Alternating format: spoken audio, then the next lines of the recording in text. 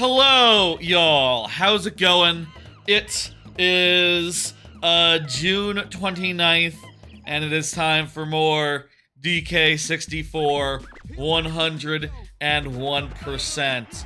Been playing this for the last the previous two Mondays, and we have made incredible progress over those previous two Mondays, over those previous two streams. I've gotten over half of the golden bananas in the game. I have fully completed the first, second, third, and fourth worlds, which just leaves Fungi Forest, Crystal Caves, and Creepy Castle. Just 3 full worlds left, plus some island stuff, I suppose. Or, yeah, there's some island stuff as well that's left. Yes. Point is, we're making tremendous progress, and things are all coming along nicely to the point where, you know, at first I was kind of worried that this would take many streams. You know, it would take, longer streams, more streams, and right now it looks like we could, if we wanted to, finish this in 4. I think, though, what I would rather do is be a little more relaxed about it. Be a little more relaxed, a little more chill, and to that end, also, low-key, Crystal Caves and Creepy Castle, those two just go together in my head, and I think they should be their own stream. I mean, they go together in my head. They go together in the video game as well. You unlock them both at once, so it only makes sense to do them as a separate stream from tonight's stream, which will be Fungi Forest for the most part. That's for once this week, we're just gonna do one level. We're just going to get 25 gold bananas for the most part. What do I mean by for the most part? Well, I mean that's a lie. When I say for the most part, I mean, well, yeah, we're gonna get those, but also we're gonna get some more. Specifically, there's 2 things I have in mind. One, we gotta do Jetpac. I don't know how long that's going to take. I'll say Jetpac was not like DK Arcade. I was able to do it as a kid. It wasn't too bad, but it has been like 20 years since 25, probably like 25 years, jeez, since I did it. So, last time, so, you know, let's put some time aside at the end of tonight's Fungi Forest towards that, and yeah, we will do that 100%. Second, I want to get done with Beetle 2 in Crystal Caves. I want to go to Crystal Caves at the very end, but we will not be getting everything. We will not be doing the full level, but we will be taking care of the hardest thing that level has to offer, that being the Beetle. The first Beetle earlier in the game in Angry Aztec took us like maybe a half hour to an hour, and I remember this one being harder.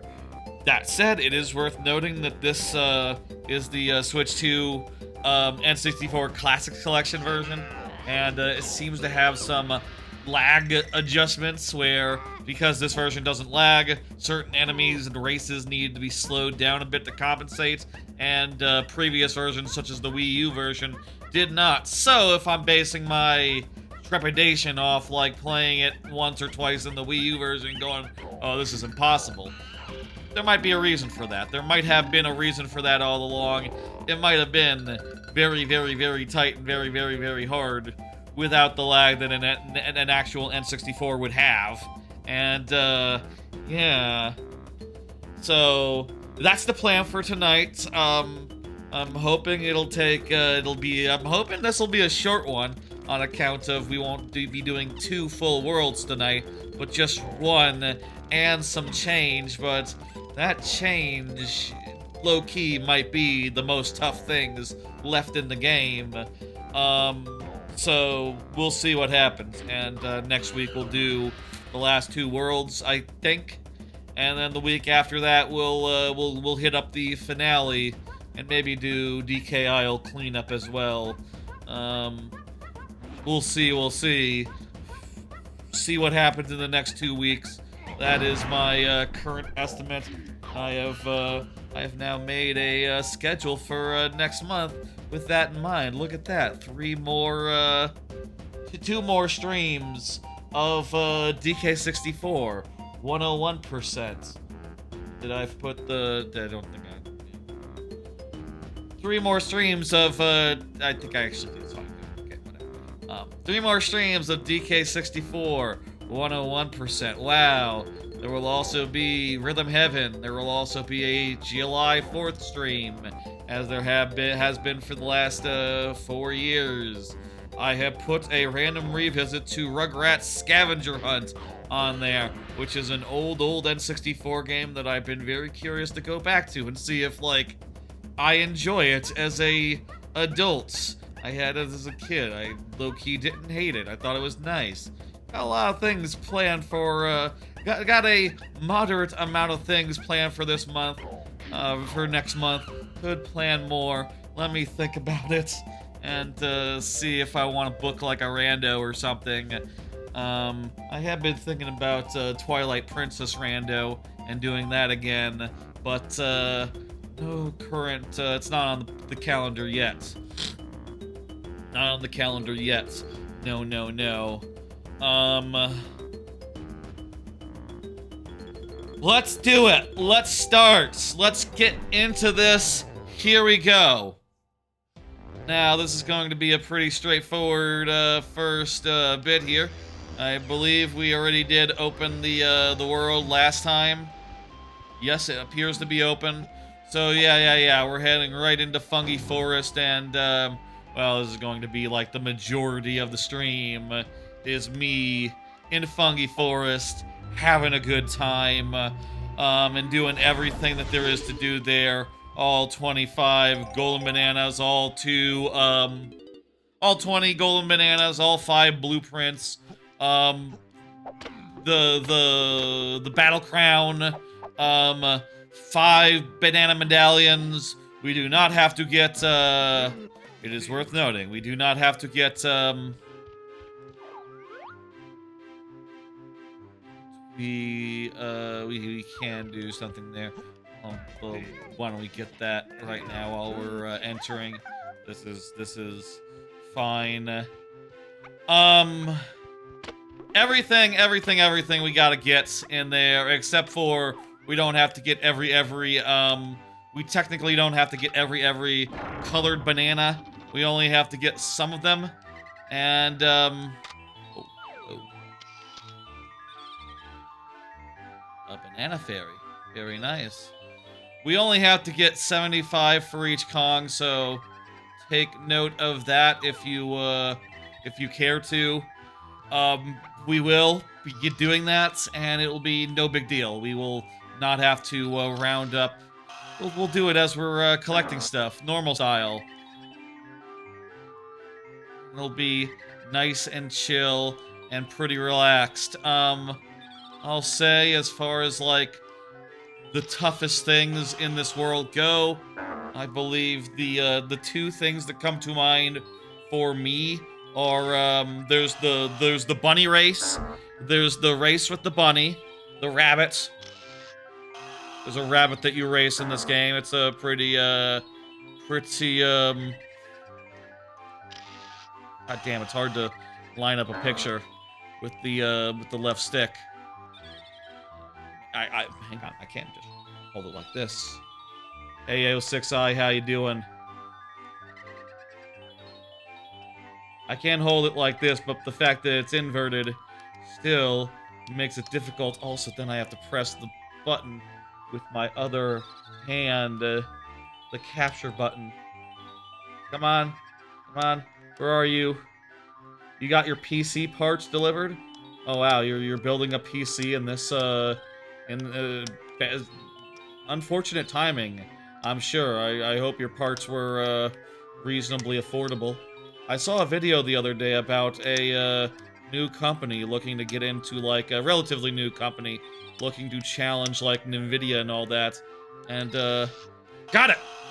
And, kind of, interesting as a thing that could start happening, you know, other companies getting in on this hot trend, and also spotting the obvious fact of how Nvidia has, you know, sort of abandoned the gamer demographic. So, I think there's some hope for a better world. Better now than later. Yeah, well, that's true. I feel really lucky in that I did it 2 years ago. That was the right time to. Let's go, let's go.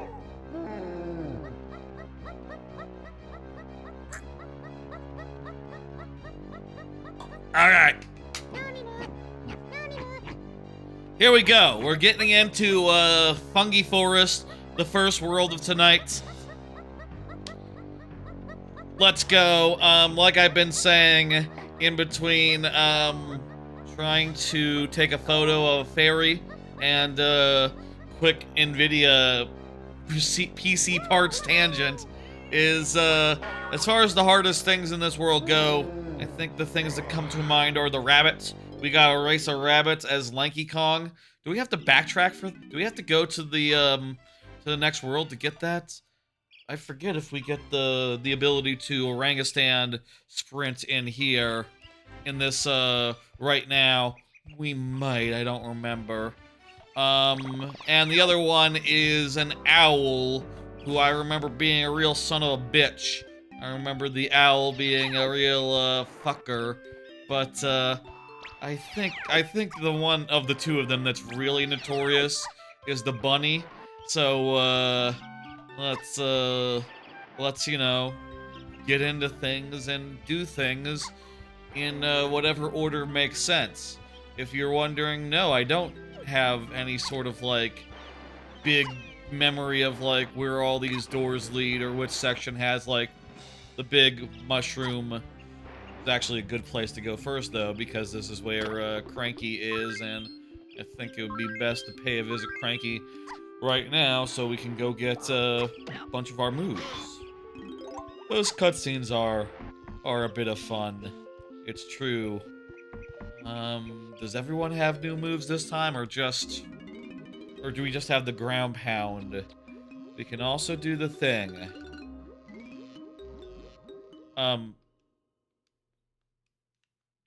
No, we're doing this later. We're doing Jetpac at the end, not right now. I thought we got the ground pound at this point. The second order of ground pound. Kind of confused about that. There we go. We just have to decline Jetpac, and then we can do the thing. Hey, Rock Party, how you doing? There we go. Now we got it. That's poorly aimed. 1 second. There we go. Now it's better aimed. That's all we got for Tiny. I think you need the go fast barrel in order to beat the bunny. This might be one more case actually where backtracking is required. If so, we will you know, we'll do what we can here, and then we'll go forward. We'll get all the moves, and then we'll backtrack, and then we'll backtrack to. I'm not sure what the order of operations should be. I hope that we can just get the sprint move now, and that would be most convenient for us.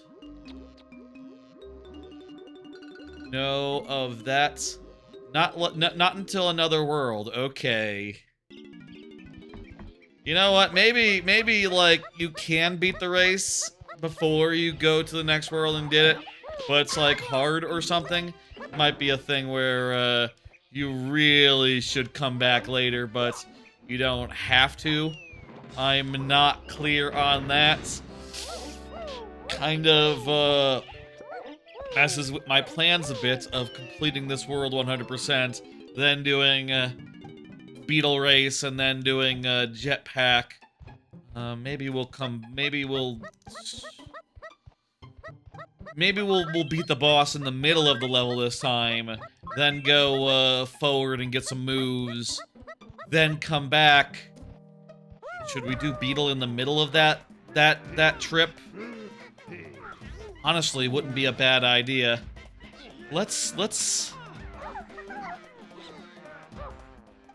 trying to think the logistics of this whole of this out. My gut says yes, we should. I need to hit a no, I don't. I don't need to hit a switch at all. Oh, this might be a thing where you probably want to have the vision thing, so you can see things that are far away. And then you can shoot these things more easily. Because right now, we literally can't see them from where you're supposed to shoot. But also, then again, I'm seeing this right now, I can see them from the fucking floor. I can see them from the barrel. Why, as a kid, did I always run around to that little elevated stand? Well, okay, difficult to hit from below, but not impossible. Why did I always go to that elevated stand to shoot these when you can just drop out of the barrel immediately and just bam, ba-bam, there you go? This is way easier. Maybe this is what you're actually supposed to do, what most people did do, rather than going to that pedestal that it does look like you should shoot from. Shoot something from. Oh, well, that's where the barrel appears. Okay. So yeah, probably shoot those from the ground, actually. Let's see now. That's a blue balloon, so perfect for us. Yeah, let's aim to take a trip to Crystal Caves sooner rather than later on account of, you know, once we're able to do this, once we're able to get there, we might as well because, yeah. Internet might be unpredictable tonight. H-Shard, how's it going? Good to see ya. Now you've been having some internet problems you've been saying recently. This sequence kind of reminds me a little bit of remind everyone a little bit of the Ticker's Tower. Does everyone know what I mean when I say Ticker's Tower? It's pretty Ticker's Tower coded, isn't it? With the grates in between levels and other parts that are pretty Ticker's Towery. This is like a bigger Ticker's Tower. Of course, everyone knows what I mean when I say Ticker's Tower. That is a very memorable thing. This is the mushroom area. This is inside the mushroom in DK64 by the same studio, of course. They had Ticker's Tower to look at, and surely they said, "Ooh, I like that. Well, we'll do Mushroom Tower like that." Same idea. Except in this one, you can get up as the regular characters rather than needing a special character. And there's minigames in this one. Cool ones, too. Good minigames.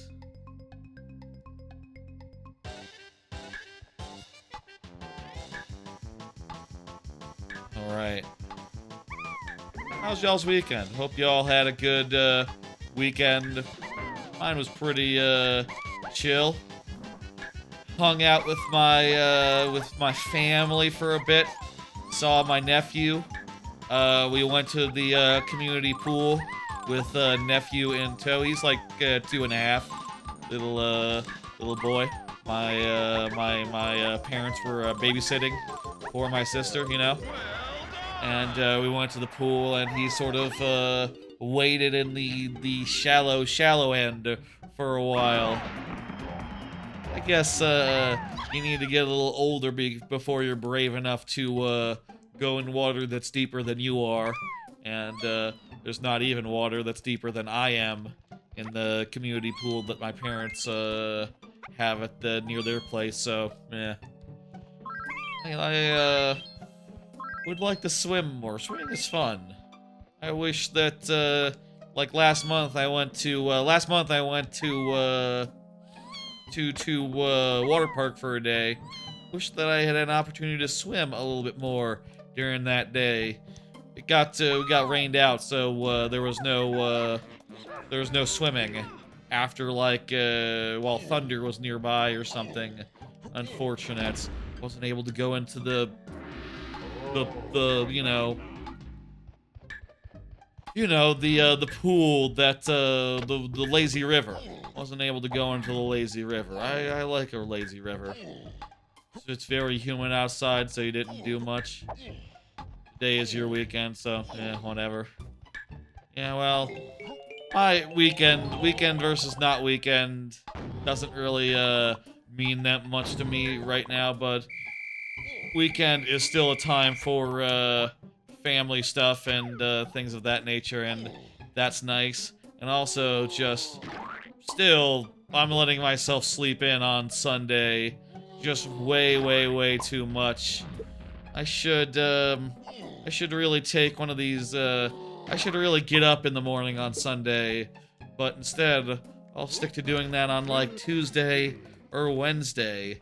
Though if I have a stream, in the evening, I am a little bit hesitant to, like, make myself real damn tired by only getting a few hours sleep. Because I stayed up stupid late for no reason. Part of that is that you get used to it, and then you can't, just go to sleep like you'd like to, maybe. I'll get up tomorrow at a good time, and, next day as well, and get all productive and shit, as I want to do.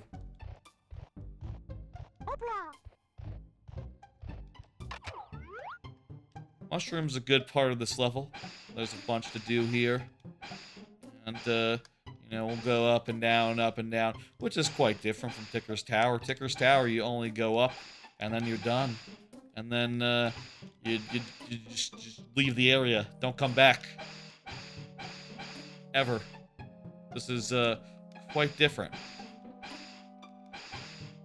Next weekend is, 4th of July weekend, and,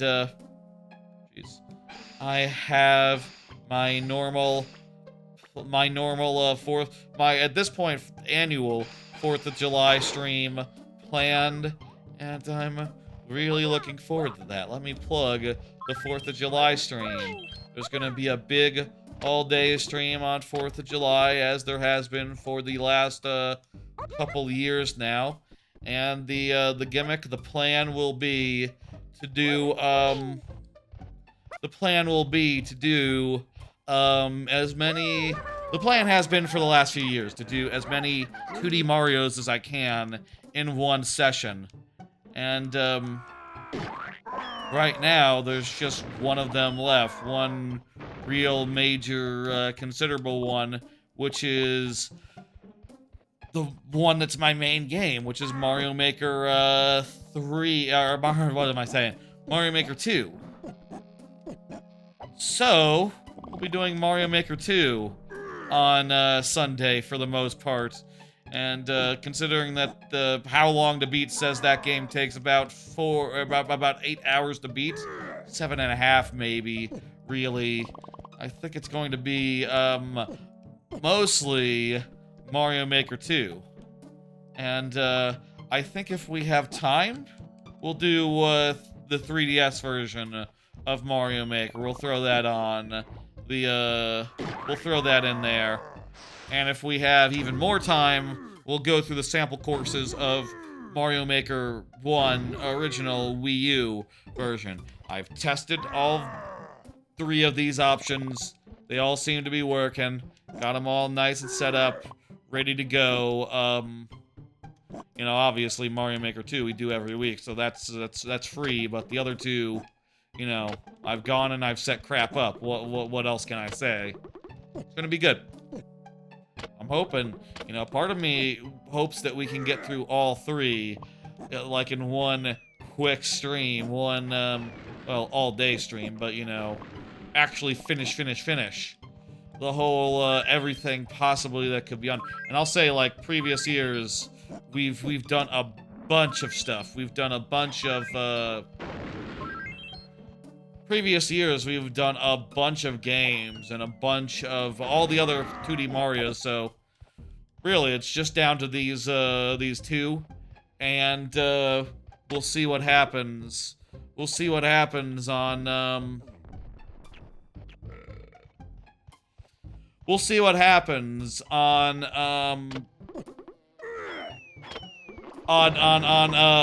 we'll see what happens on Saturday, and, see where it goes.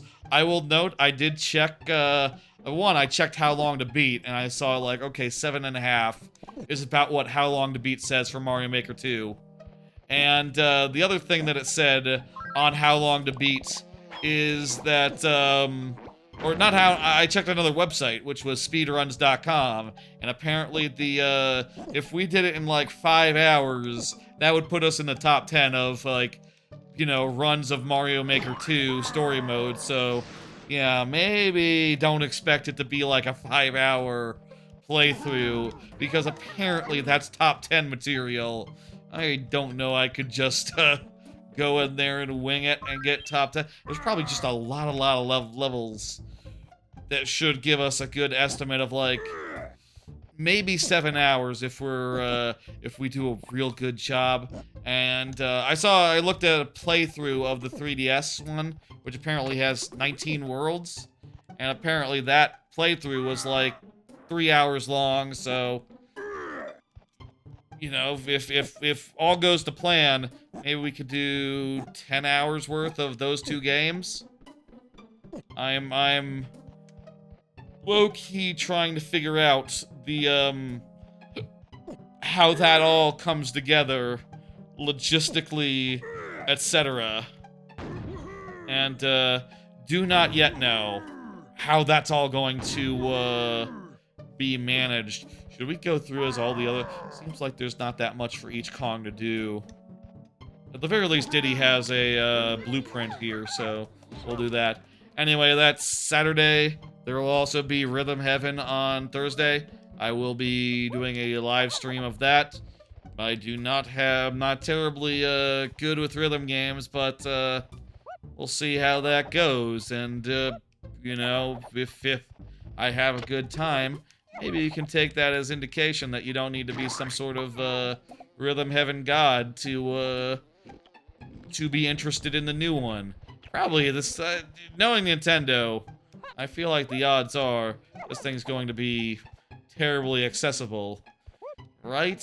Probably it's going to be the most accessible Rhythm Heaven there's been yet. If I had to, just randomly guess and say something out of left field, like, yes, I believe Rhythm Heaven will be, something that anyone can enjoy, and probably not the exclusive domain of, tryhards. Are you gonna do the RPG mode? That was in the direct, right? It's sort of a... I'll play it by ear. We'll see what's fun. I'll play whatever. I don't really have a plan so much as it is just, let's just play the game for a couple hours on the release night and, see how I feel by the end of the night. Hopefully positive. I imagine positive. There's a DK panel. And, oh, perfect. DK, switcheroony. Barrel. Yeah, probably, maybe. I don't know. I guess. I'll say, again, I don't really have plans. I don't really, like, know what exactly to focus on, or if it's... I've played a couple of Rhythm Heavens before. I played Mega Mix, specifically on the 3DS, and got, like, most of the way through the game. Got kind of hard, I feel like, towards, like, the middle of the, mid-late game. But, I remember it being fun. And cool. And, just oozing with charm. Those games, they ooze charm. Just ridiculous amounts of flavor and personality and, so forth. Let's go here, I guess. I get the feeling we backtracked. I get the feeling that wasn't the way. Okay, that's next one. That's what we need to go into. But yeah. Okay. We got next time. So yeah, excited about that. Excited to have some games to play. Honestly, since I finished Mina and 007 the week before, there's not much to play right now. I've been kind of a little bit bored, and most recently I've been playing some random Banjo-Kazooie mods. I've been playing Banjo-Kazooie the Corrupted Jiggies on my AYN Thor the last couple days, and that's pretty fun.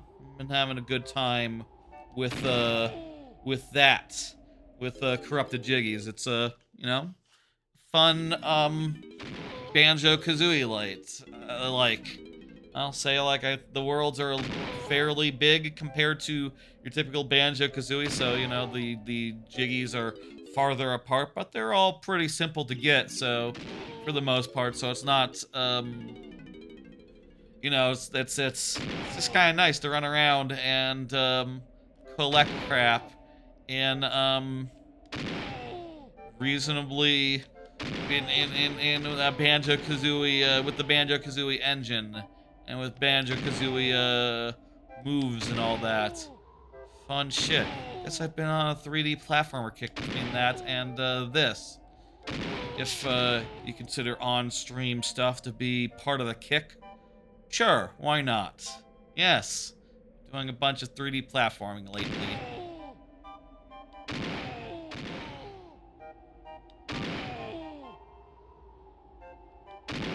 That looked good. I think that's good. Yes. There we go. Welcome to and it's a pretty easy one.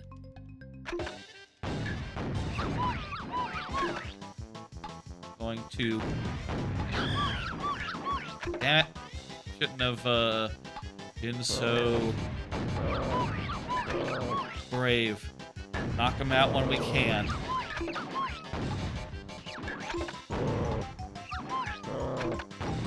These guys come up randomly.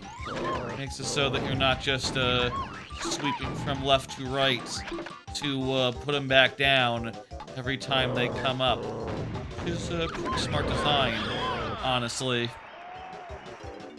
Good minigame. It's a good minigame. We have to... Okay, good. It comes down to us. I was trying to remember, like, man, does it make you go back up there to get the banana? No, it delivers it down. It's not that mean. In my head, in my memory, it is that mean, but my head lies. My memories deceive. It's not that unkind. Very good. Nice nice barrel blast.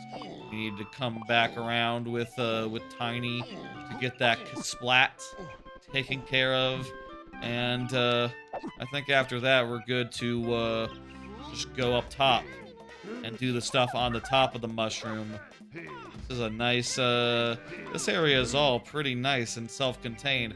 I suppose most areas in DK64, come to think of it, are pretty self-contained and chill and mellow. It's very rare that it's like, oh, you have to go somewhere else and do, hit a switch or get a move. You already got most all the moves and everything that we can do in this stage, so it's cool. It's chill. Don't worry about it. Yeah, let's head up to the top now, and we can just take the indoor route. Though we could fly up as Diddy Kong as well. Let's just take the barrels, the cannons inside. I'll say, I've been talking about for the last for the last week or so, Been working on a Godot project, working on like a 3D platformer type thing in Godot. I'm in very, very early stages of that, so you know it's still just starting to come together basically. And it's, you know, playing some part of why I want to play some 3D platformers, is just like, you know, getting a good remembering like how that all should feel, and like what sort of physics just feel right, what amount of floatiness is good for a banjo or for a Mario or for whatever the fuck. It's good to have as a point of comparison, and you know, go from there, work out this or that, and then you know, see where it goes. I won't talk too much about that. I've talked too much about it the last few weeks, and on streams. It happens to be relatively relevant to this insofar as like, well, I could start thinking about this game and how it does stuff and apply lessons therein, and you know, that is one thing that I'm thinking about in the back of my head as far as like how to make that sort of thing, how to make this sort of thing work better, what works here, what doesn't, but also it's just, you know, y'all don't have to worry about that. And I don't know, it behooves to just constantly be bringing up something that you know, ideally, should it go well, I'd probably be working on for years and years, or whatever the fuck, we'll see. I don't know.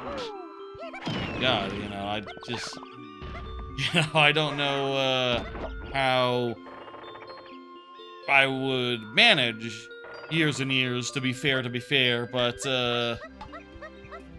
you know, financially things are always anyway.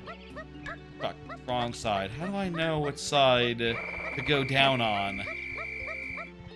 Probably top side and bottom side based on the direction of the panel. That's my guess. Let's see if I'm right. Downside. Nope. Wrong. Hey, Daffy's Duck, how you doing? What's up? Nothing much, just more DK64. Okay, here's one of the correct sides. And it is sort of in the direction that Lanky is looking. Sort of in the direction the Lanky is looking. The Lanky picture. Okay. Sure. Why not? A very limited window to make it here, so you need to actually know and shit. Handstand walking reminds me of Banjo-Kazooie. Yeah, it's very Talon Trot coded, isn't it? Very, very much a Talon Trot Ipsy. It even, you know, lets you walk on,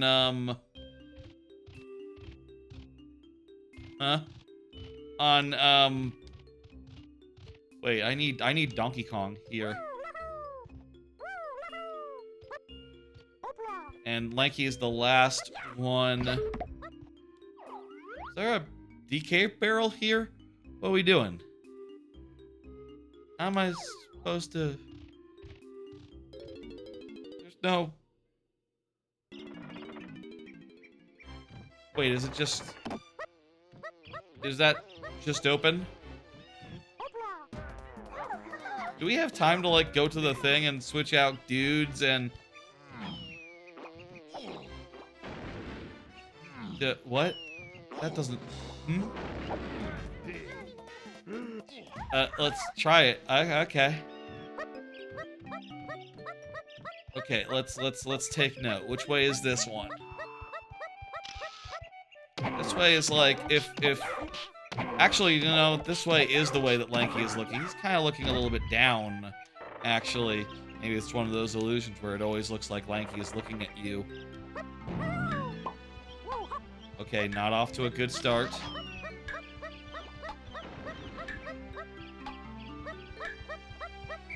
Try this again, try this again.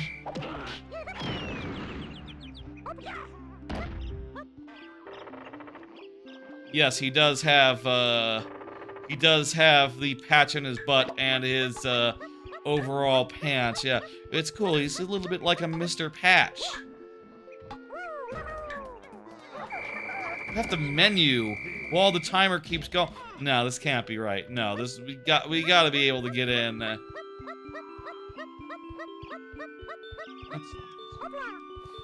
Oh, wait a minute. I'm dumb. This isn't a you have to do the mushrooms as the correct Kong. No, it's just you need to hit the mushrooms that match the color of the Kong in the order of the Kongs. You don't need to like switch Kongs or nothing. Don't be ridiculous. This is just yellow, red,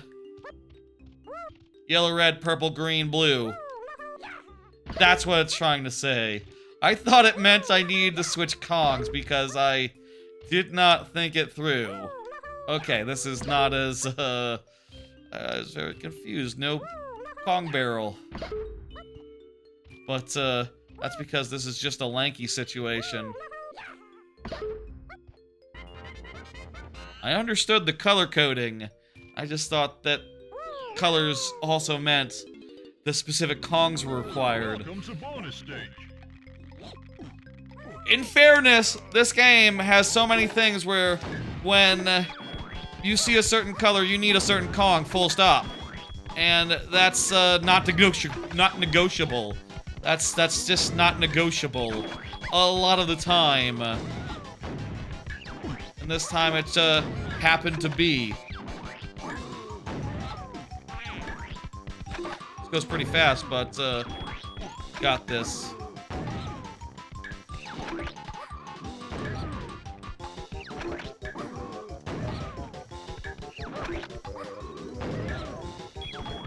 There we go. Apparently this was one of the mini games that was really, really impossible in the Wii U version, where that was faster because no lag, and now they've slowed it down a little bit, but it's still pretty difficult, I think. Yeah, I really thought that we had to leave out and switch characters, and that just doesn't make sense. Let's see, where's the other door? I'm guessing it's probably on the other side, right? The other Lanky Kong door. Here it is, and where it is exactly is, the way that Lanky isn't looking. Perfect, perfect.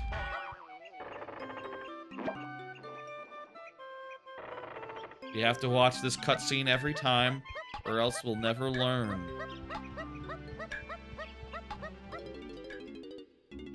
Alright, what do we got here? This is nice and simple. It's just free golden banana. That's one of the easier golden bananas we've seen. I mean, we did have to figure out where a door was. We did have to go get the door. And there are these zingers dropping grenades on us. But quick and fast. More like that! I like that one. And we had to get up here and we had to switch to Lanky Kong, and we had to run up and do a 10-second little mini race thing. It's not exactly trivial, but it's pretty much about as trivial as we get here. Anyway, let's see what Chunky got. Think this will be a equally quick one? Really, that one could have used the mini game, and the one with the color matching could have used the You could have switched the minigame into the one with the color matching. From the one with the color matching to the one with, yeah.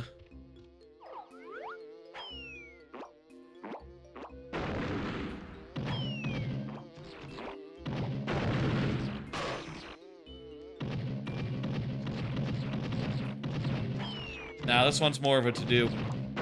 I mean, first off, definitely need to deal with that zinger for a starter, else it's going to get in the way. And second, we need to do minigame. This is It's a shuffle. It's not like a timing thing, but yeah, we're looking for the chunk. It's in like set order. Yes.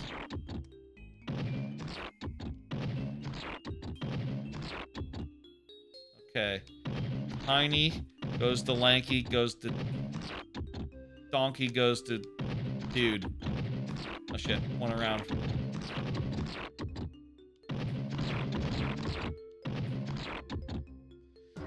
Nice and quick, and this one's not a minigame either. Yeah, let's go. I think we're pretty much done with the mushroom now. We've finished up all of our mushroom. That's not true. There's also one thing in the middle of the night, I think. But also we can get there with Diddy Kong and by flying, I reckon. So why don't we just do that? Why not? Also, like, is there something we do with Diddy Kong flying here? I think there might be. I think that sounds right.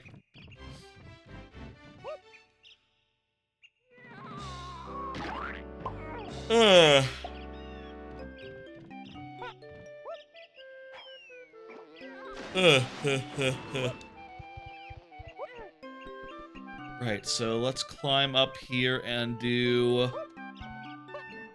Wrong climb. There's the Diddy barrel, the Diddy Jetpac barrel nearby. There it is. And let's fly around for a bit.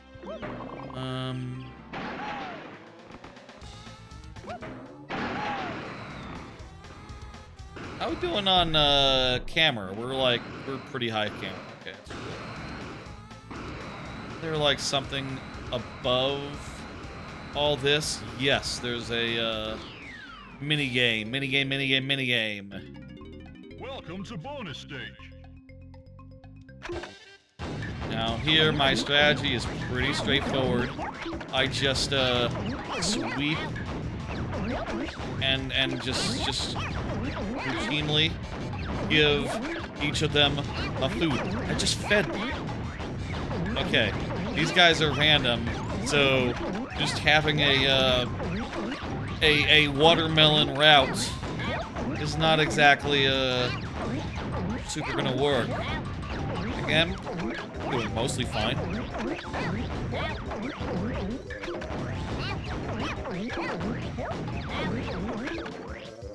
That guy wanted multiple in a row. Good, good. You had enough. You had another idea for a thwomp level, but the tech doesn't work the way you imagined it would. Rough break.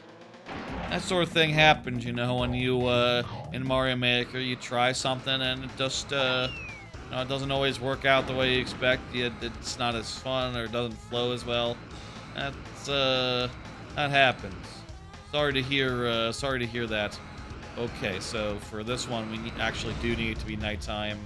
And we need Chunky Kong to do it, because it is a chunky blueprint. All right. You want to switch to night now or switch to night later? Switch to night now, switch to night later. There's also some gates that we can open. There is some, I think there is some good, we could have this first go round. I'm not sure how many cases in this world are cases where you need to go back and forth between day and night. I'm not sure if there are that many of those. Actually, I have the player's guides in the other room. I did not retrieve them again. I could go grab them if we wanted to have something to consult. You know, I do think consulting a paper guide is more fun than consulting a thing. I did see, you know, it's funny. I think I talked about last week how like players' guides were cool at the time and shit. I did see on the internet the other day, I think actually earlier today. Apparently there is a player's guide. There is maybe like a new niche of player's guides But it's not good news because I'm pretty sure the niche is that they AI generate some player's guide slop and they sell it on Amazon for money. And that's just a new, you know, it's a niche enough market where there's very little competition, so they can just put out, there's a Mina the Hollower player's guide, and you look at the art on the front, and it's like, the AI didn't understand what Mina the Hollower is. This just looks like a Castlevania cover art. You know Mina's a mouse, right? AI? No, you don't know that. Mina's a mouse AI, so you done fucked up on your cover art. Shaking my head, shaking my head. I don't like that. I'd rather there be no player's guides than slop player's guides, if that fucking makes sense. Let's, thinking, I'm looking at our options here. So, I believe this is the owl. Should we do owl towards the end of daytime stuff? Or should we... I forget, actually. You know what? If the plan is to go to get some moves from the next world so we can do, you know, the foot race with the rabbits. Is that a daytime thing? No, good, it's a nighttime thing. Motherfucker sleeping. Does this wake up? Does this wake you up? Does this wake you up, rabbits?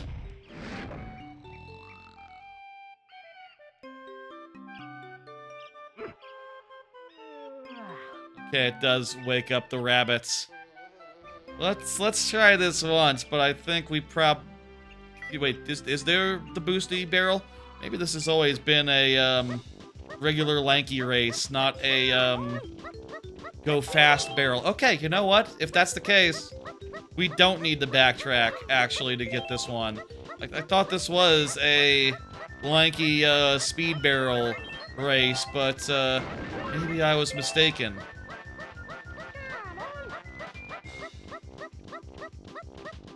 Also, maybe low-key, we're going to... Oh wait, did I get sidetracked there? I was going there, and I was like, "Where's the guy?" Thought it was ahead. Now I'm more behind than I started. I think... Okay, what I think is that there's no, unless there's a barrel behind the starting point that I didn't see. What? Okay. Where? What? Which way? What the hell? Arrow, where are you pointing me? Oh. Crap.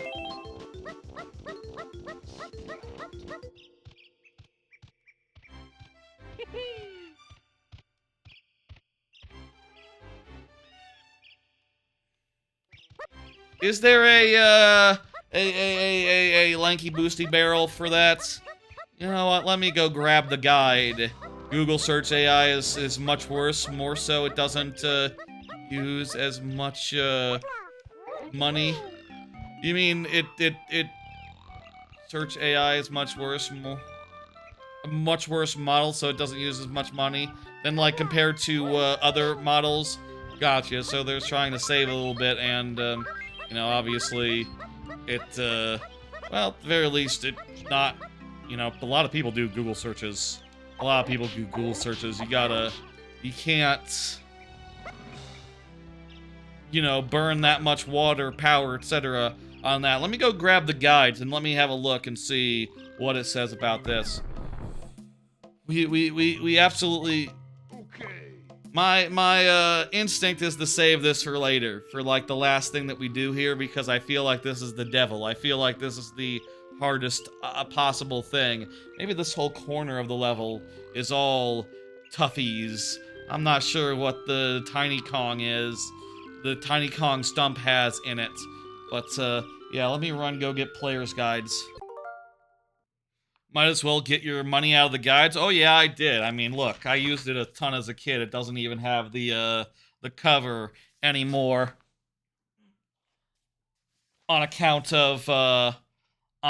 of just being worn into the goddamn ground. The last page is Creepy Castle, at least for the the Nintendo Power one, so we should be able to cover all the worlds and stuff. Let's see what Nintendo Power says about this race here. I'm turning to the right page. Fungi Forest. This would be the follow the right rabbit. Beat the white rabbit to the finish line. Wake up the slumbering rabbits. All you get is a few coins for the first time. The second tougher race has a golden trophy, but you'll need the Oranga sprint to win. Okay, so there will be backtracking required for this. Okay. So yeah, this is definitely a backtracking situation, and we will need the move to do this. Pause music still should be the same for the you know, the in between. Okay, so that's good to know. What else we got? So there's the fucking rings again. We have to do Hooters Hoops games, and then I'll be followed by a mini game. Great. Can you do the owl in the morning? In the daytime? That seems weird to do the owl in the daytime, but apparently that's what you do. Let's let me check and see what the versus book says about that mission. Let's see what it says about I'm late. And it says it's very hard, and you should make sure you have at least 15 crystal coconuts.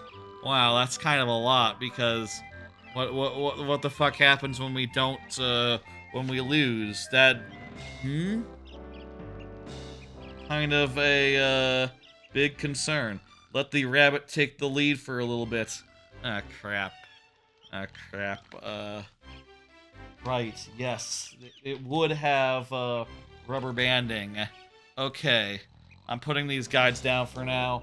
Let's just continue finding things naturally, and this guy we're gonna worry about at the end after some backtracking, because it doesn't make sense to do his race right now when we can't even we can't do the next step. I'm curious what's in the I'm curious about Tiny Kongs over yonder. Let's go get that. And then let's get Diddy's. At what point should we do some backtracking? Should we go forward, get the moves, and then come back after? I'm in no rush. I don't know, we probably do need a lot more bananas to be able to fight the boss. Regular, colored bananas and all that. We can just take our time and take it easy and relax, and yeah. Let's see. Let's go. I got these.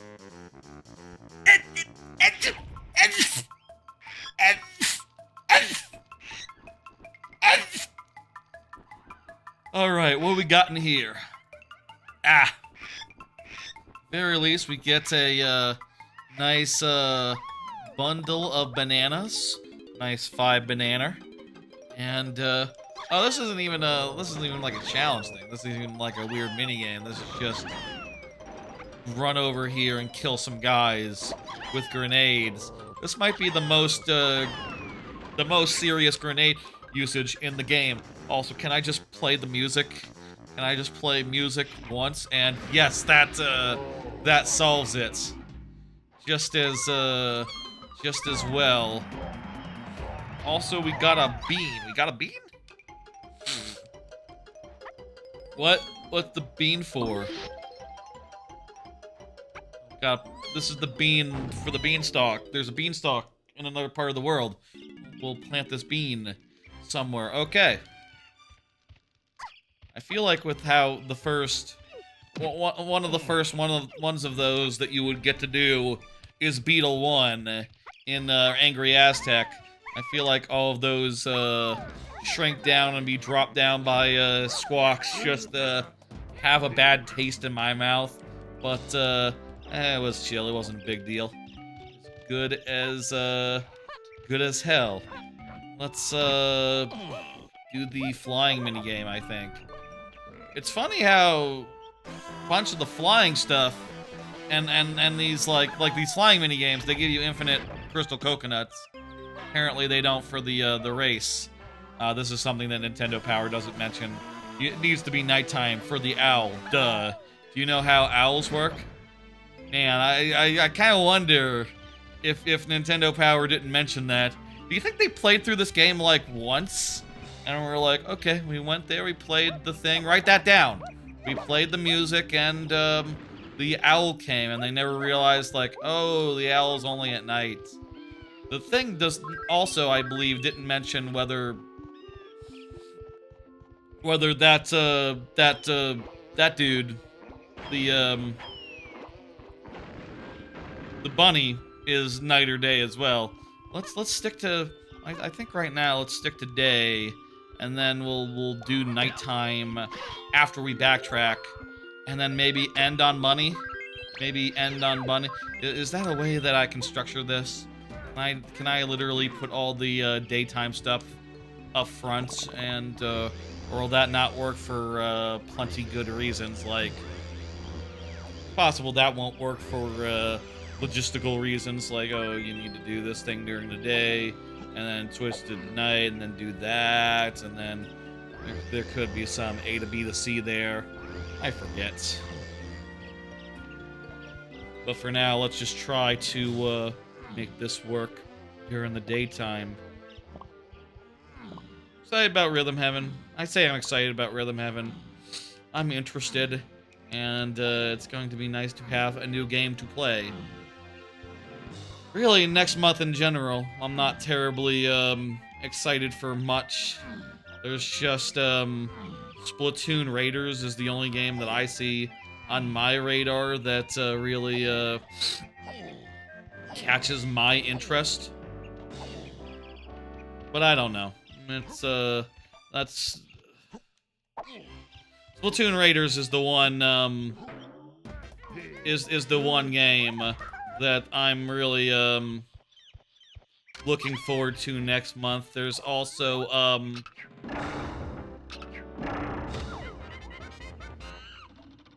also the pause music is always the same.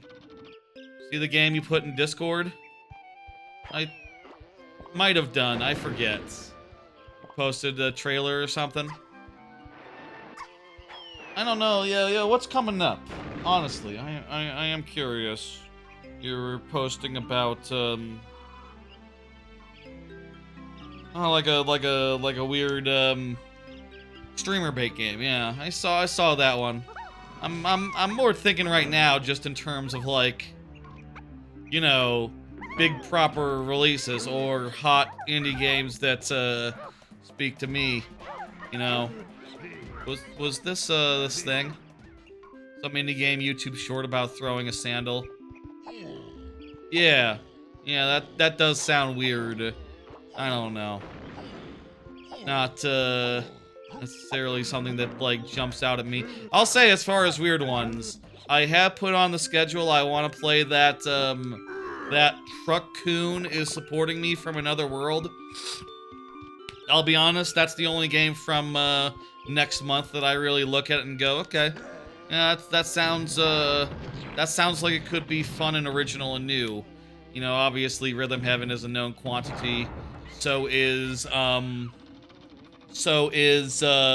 Splatoon to a certain extent.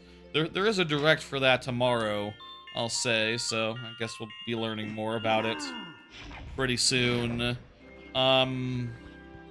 I guess at this point I still don't 100% know like what the hell Splatoon Raiders is going to be, but I've enjoyed all the other Splatoon games. I'll almost definitely I'll be buying it and I'll be streaming it on launch day, and I think that'll be a bit of fun. Can't say I'm terribly excited about it though. All I can say is like, yeah, no, it'll be good. I look forward to playing some of that. And, you know, shooting the dudes and going through levels, and if it's open world, doing that. If it's a roguelite, doing that. If it's like a co-op, if it's like a Left 4 Dead, sure, I could see doing some, like, co-op survival. I really don't know what Raiders is going to be. And last month's, like, treehouse thing did not help. And, no, I do not. I'll say, by the way, I don't plan on doing, like, a stream to watch the direct or whatever. It's not a real direct. It's just a trailer for the game in, like,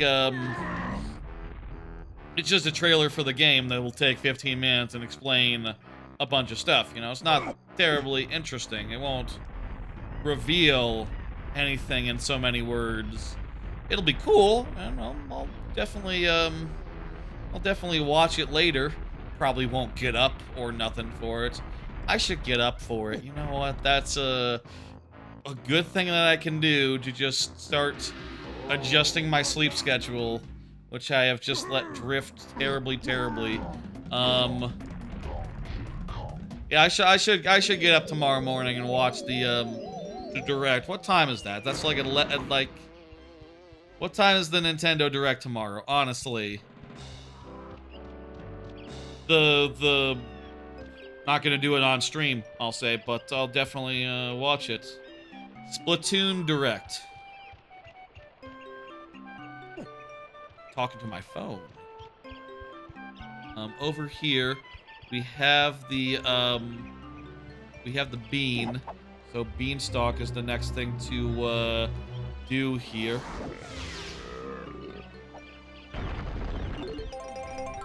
Big coin. We have oodles and oodles of money. We won't need any more money. The website for the thing doesn't actually say what time it is. What about Polygon.com's article? I've noticed that ads aren't being displayed. What? I'm just using Vivaldi. Does Vivaldi have automatic ad blocking built in? I don't know. Maybe it does. Or maybe you're just a bad website. Have you considered that?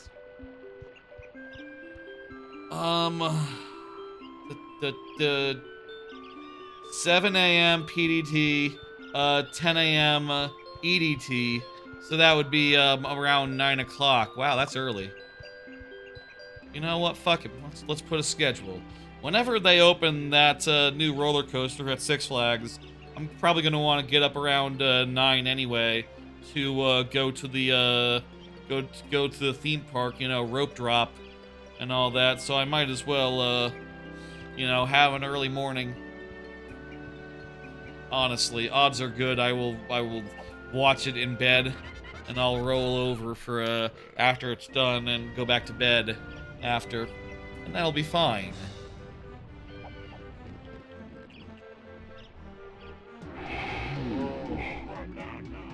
It's a very easy golden banana. We just found a bean elsewhere in the course of doing the regular crap. Played a song. We didn't even have to platform for it.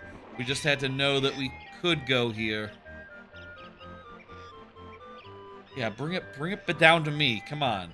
Come on, Squawks. Don't bring me up to it. Just go grab it. And yeah.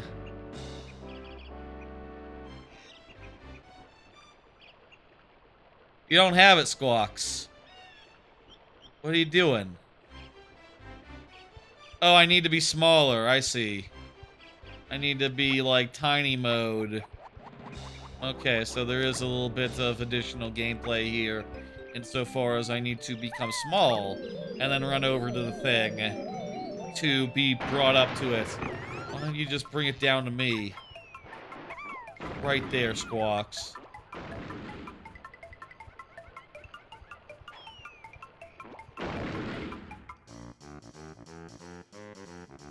That'll be cool. I don't know. I'll be interested to see like some proper fucking clarification of what that game is, and you know, I'll know what to look forward to shortly thereafter. Other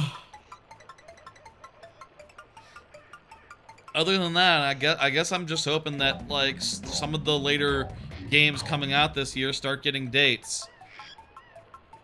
I don't know, like, there's a lot of games that are scheduled for this year where they don't have dates yet, and some of those games are the ones that I'm actually looking forward to. 64 coins, very nice. Number of the console that this is on. Like, for example, there's a new Bloodstained game. When is that? There's, what are all the unannounced games that haven't gotten release dates yet? Well, there's Ocarina. That'll be November, maybe December.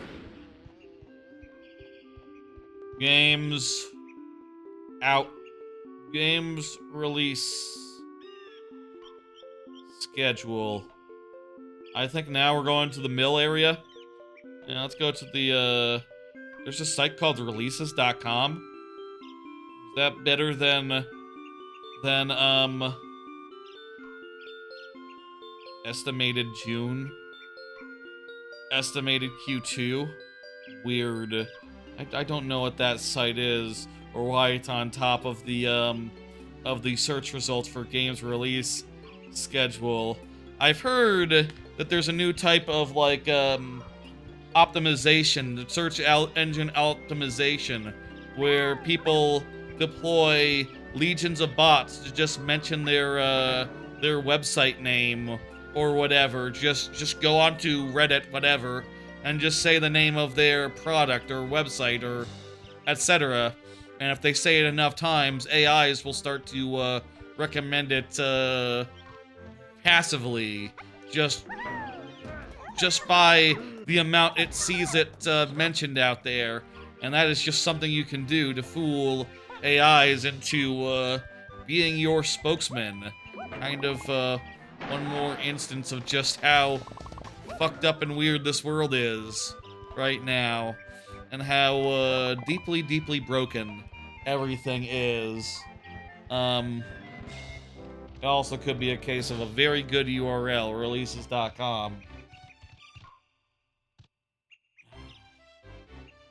I'm honestly not really sure, like, what the best website is for this right now, considering that, you know, I've never been a big IGN head, and GameSpot, I feel like I've always had sort of a distrust of them, even while they were sister site to GiantBomb.com, and now that Giant Bomb is independent and they're not, and they're still under the previous corporate ownership, it's like, well, now I extra don't want to support them because that's fandom.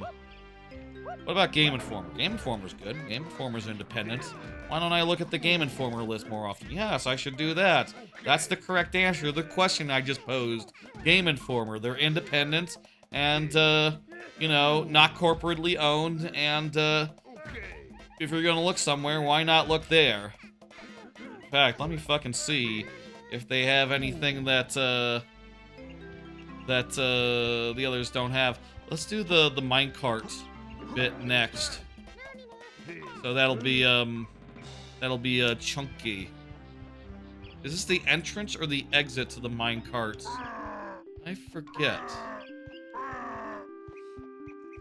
I think this is the entrance.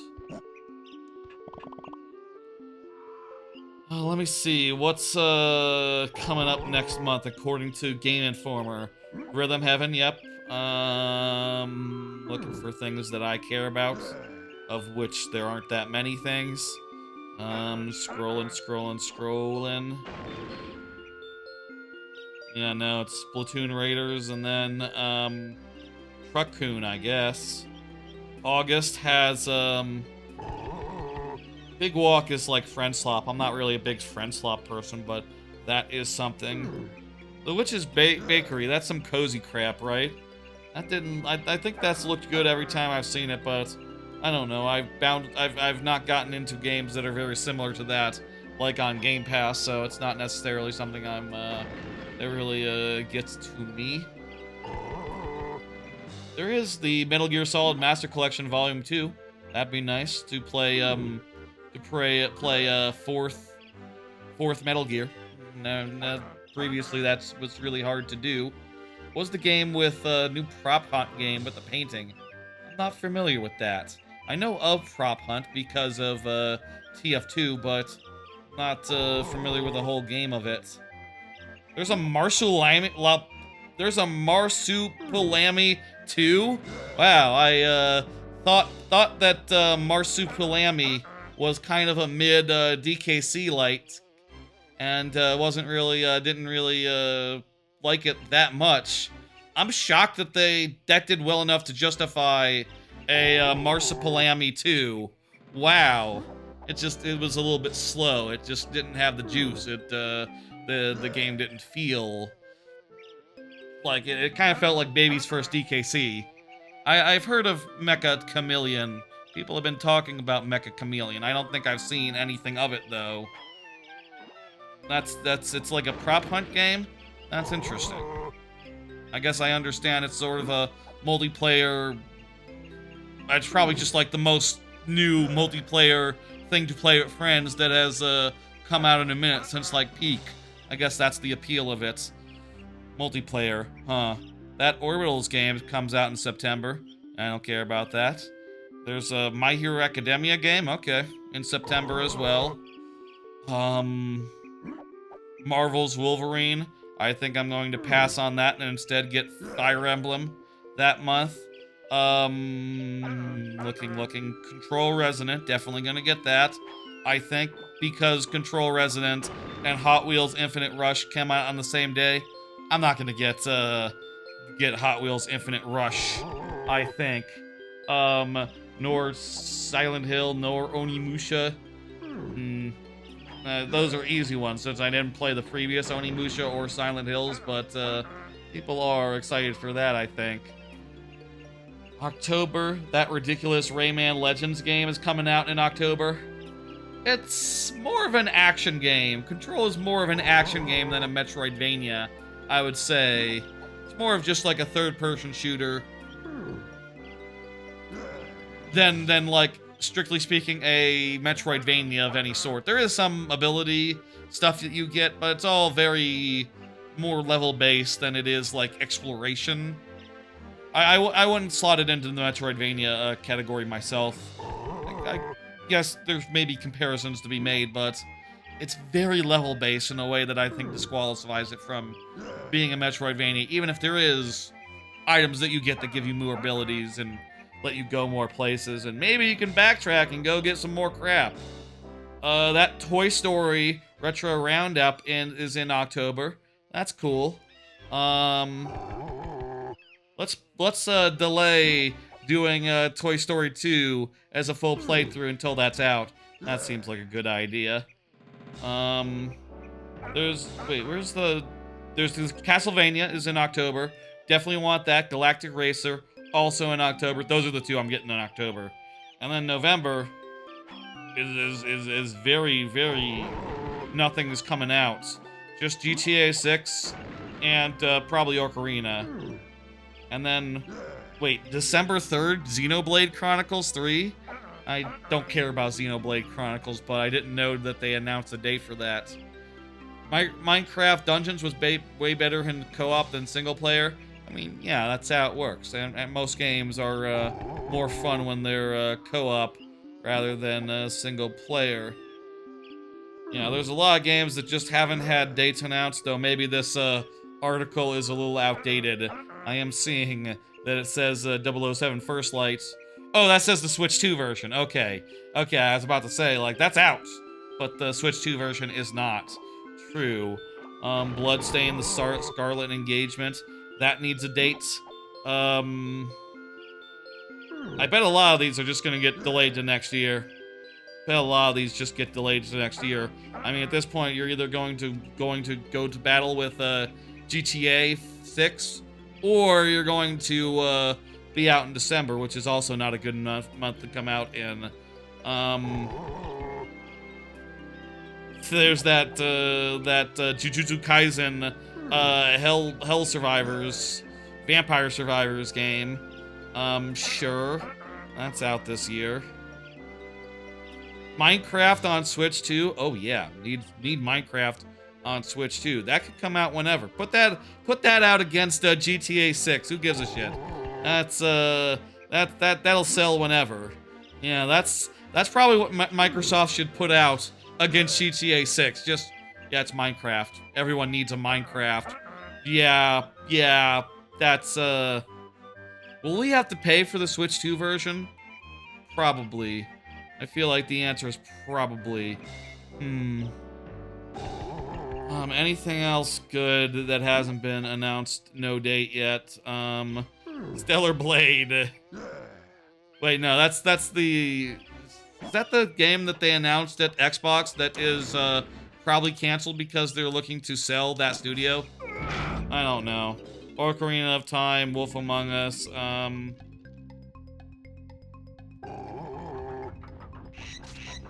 Bunch of games. Not seeing anything really in the no dates announced that really speak to me other than Bloodstain's like the main one, actually. And Ocarina to a certain extent. I'll definitely get Ocarina, let me say. Just like... Honestly, part of me, I just like playing the newest, hottest. And, you know, even if I'm not like super duper looking forward to something, I'll still consider it, and you know, I'll say like I said last time, and I'll say again, never been the biggest GTA person. Only got into the last game. I'm sure actually that's the case for a lot of people. But considering that game sold gangbusters, and a lot of people maybe weren't able to do the previous ones. I mean, for me, that was literally the case when I was, you know, GTA was not on Nintendo GameCube when I was in the market, I guess. You know, my open world crime game was Simpsons Hit and Run, maybe Spider-Man. But moreover, Simpsons Hit and Run, which was damn good. Don't get me wrong. You've been in GTA since 3 and Vice City and all that. Yeah, well, I mean, that's when it really got popular. It had those 2D games, but I don't think those really were that good. The only one they became 3D and more open-ended and more technically impressive. Did like anyone really get into them? I think we need 40. 50. Ah, shit.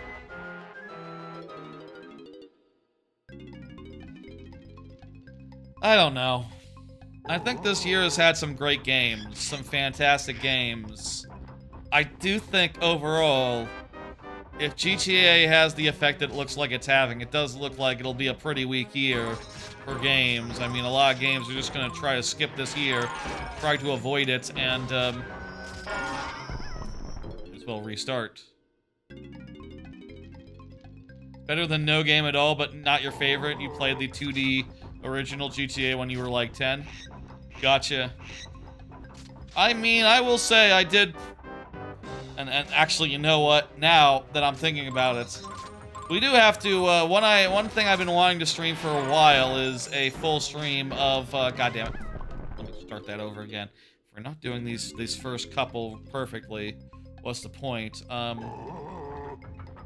One thing that I've been planning on doing for a while is Space Station Silicon Valley. We did like a stream of that where I played like an hour or two, but I'd like to do a stream where I, you know, actually don't just play a little bit, but play a lot of bits. You know, just keep going and do as much as I can, completion-wise. And that game was made by Rockstar before they were Rockstar, so come to think of it, it'd be a really good game to do right before GTA right before GTA 6.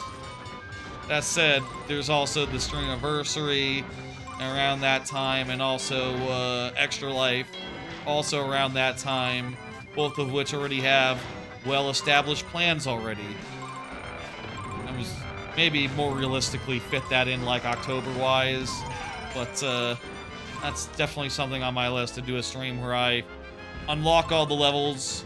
So, you know, if I can't clear one, we don't get we can still keep going. But the idea will be just to spend the time and try to beat as many of them as possible. There's many levels in that in Space Station Silicon Valley where the difficulty is just fucked, and suffice to say, I've never been able to beat it.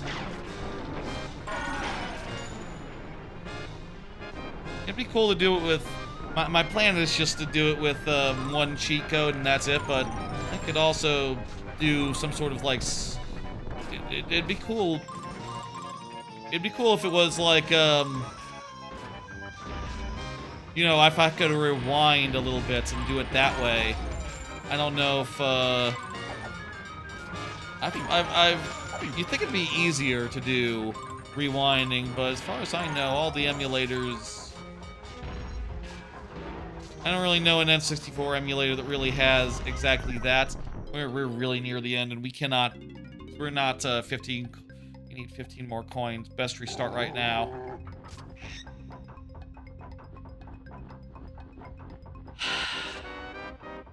Can I say, by the way, never been a big fan of this style of 3D minecarts. Obviously, the only time 3D minecarts has worked has the only time 3D minecarts has worked has been Tropical Freeze, which had a little bit of like rail dropping, jumping from parallel rails, while also intermixing it. Mixing in some 2D minecart crap. That was good shit. That was smart. And they should have done that rather than this for this one. But they couldn't have known that this is crap. They could have known. They could have figured it out. I believe that they could have done, but they didn't.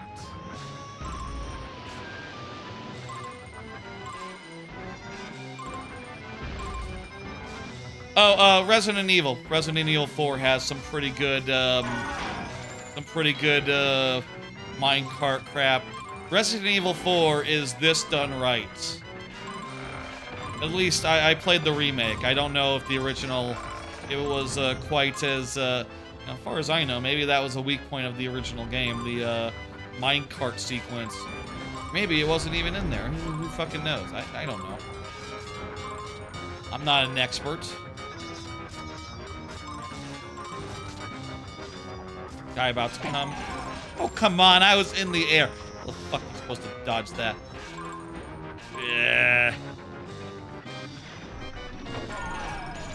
Okay.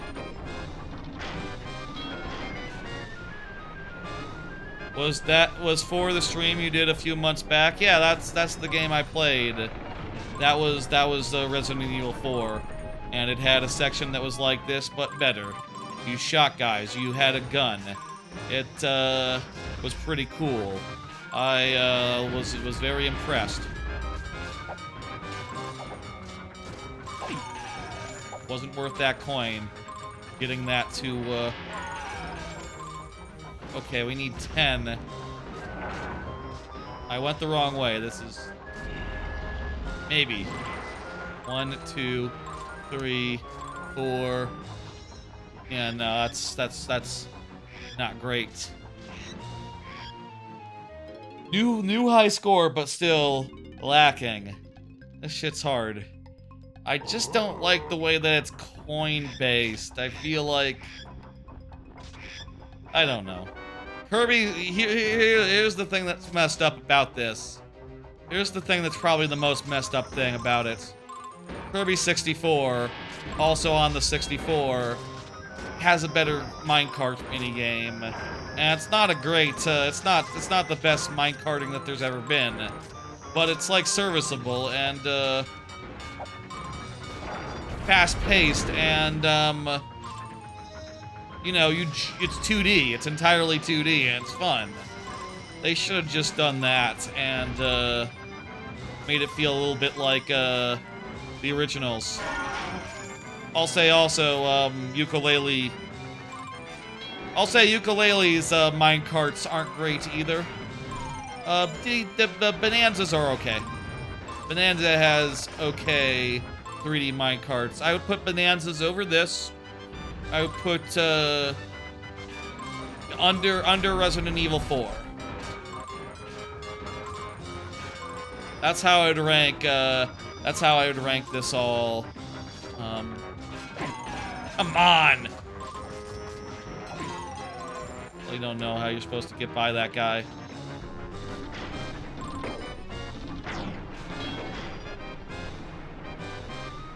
You're playing Crash Bandicoot? That's nice. I really should play more of those.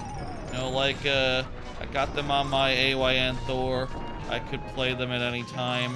And I should do, because they're, good games. I did play a bit of, Revenge of Cortex once. But, I think I lost, I know I lost that save when I switched, from my, from AYN Thor to, from Retroid Pocket Flip, to, we might have this. We might have this. Wait, what about these fucking rocks? Yeah! The rocks were not enough to rob us of, whatever. Maybe we need to, like, lean away from the rocks or something? I don't know. It's not important. We did it. That was one of the harder. That was one of the harder ones. But, really, it's not bad compared to Beetle and, other things that we are having to deal with. Guess some of these, I don't need these coins. What am I doing? Go, no. Leave the coins. Don't matter. Doesn't care. Doesn't, right, yes.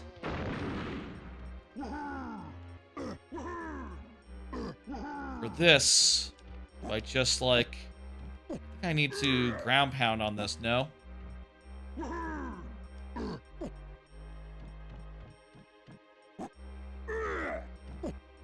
We'll say part of right now, in addition to not having that many games to play at the moment, I also do think it's kind of boring as far as, like, I've kind of run out of things to watch. Oh, it's a punch situation. It's a punch. And I'm not really sure what next to watch. Right now, my gut says put on some House MD and start watching that again. I stopped midway through Season 5, and I think I'd like to get back to that. Season 4 was just really fantastic, and I really loved the whole, like, reality show gimmick of that whole season. I feel like anything further, it's going to be hard to top that. But, you know, there's some stuff going on, I think, with, like, what's her name? Cuddy's baby or something. Adopted baby. I think that's about where I left off. I don't remember. I'll admit, I don't remember too well. And that's fine. I'll just get back into it and I'll just let it ride, you know? I will say I did rewatch, I did put on, after Toy Story 5, kinda was in the mood for more Toy Story, so I put in, I haven't committed or started doing, like, a whole, you know, every, Pixar movie or nothing, but I did rewatch, Toy Story 4, which was, it's not bad. I'll say it's not bad at all. I remember it being kind of, you know, it's no Toy Story 3 and 2 or 1, and you know, yes, that can be true. It is no Toy Story 2, Toy Story 3, or Toy Story 1, but it's fun enough. There's a good little story there with the antique shop and the Forky, and the only really problem with it is it seems like it's kind of just, I kind of feel like it's a bunch of disconnected ideas. Do you know what I mean? Just like it doesn't really come together quite how you would like. It's just like, oh yeah, well we're you know, I'm trying to get Forky back, and then you know, trying to get Forky back, and then oh, you know, oh, it's a thing with Bo Peep is there. Oh, let me find Bo Peep. Oh, let me now do something else entirely, and I don't think it really hits the same level that 5 or any of the other ones do, but it's a fun movie, and I didn't mind putting it on again. It's cool every time in those movies where they pull up a new setting that makes sense for, like, what would toys in this setting be like?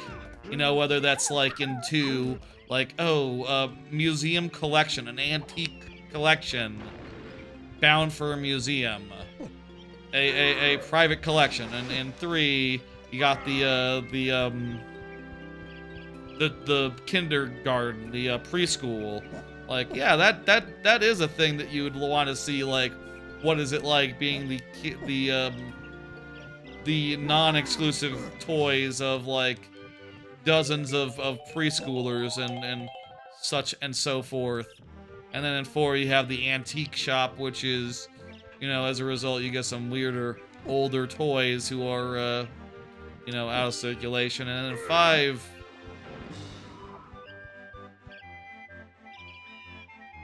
it's not really, so much about that, I guess. Also, in 4, you got the playground, which is a little bit like the preschool, except you get the impression that these toys put themselves at the preschool, or bring themselves to the thing, to the place where kids might find them. Kind of an odd notion, but whatever. Where'd that fucking golden banana go? That I thought that Chunky got a golden banana to come out and go somewhere. I don't remember where it went though. I'm not seeing it. Who's taller? Donkey Kong, I thought, of the 5. I think Chunky is the tallest of them. I think Chunky is the tallest. He stands the most erect, so that makes sense.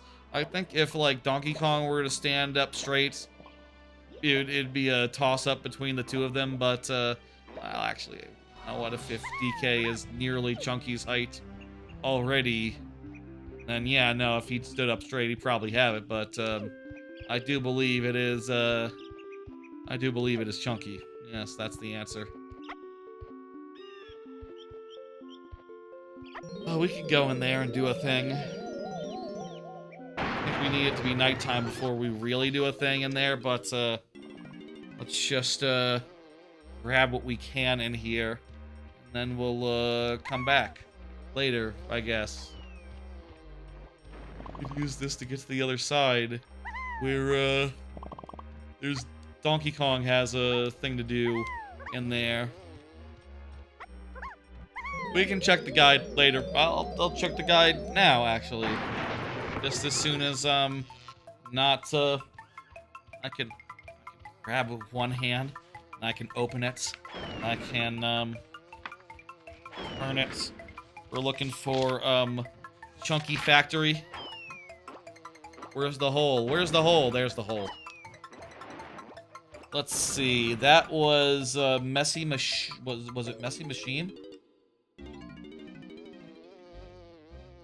Enter the mill. Using your primate on the door, slam both things inside, and turn on the crushing machine by playing a tune on the thing. Throw things into the conveyor from the other side once the machine is moving. Okay, so that just started the machine then. Not necessarily, yeah. Very handy having a player's guide. I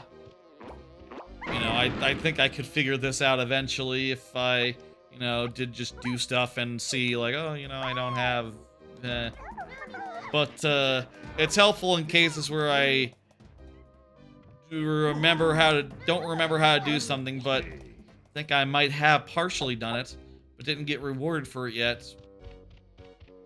It's good to, Yeah. The dude named Grant is the voice of Donkey Kong in this game. That's right, the Grant Kirkhope. The also did the music for this game, for the Banjo-Kazooies as well. Probably the voice of the Banjo and Kazooie. Well, maybe not Kazooie since Kazooie's a lady, but you know, definitely probably for sure contributed. I need to look at that wall. 21123, is that right?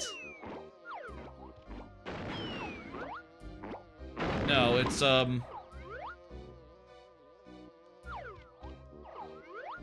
damn fence.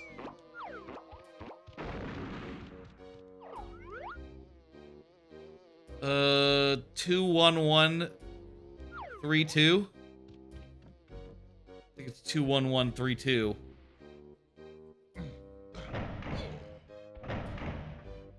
Let's do this. 21132. And this will be another golden banana.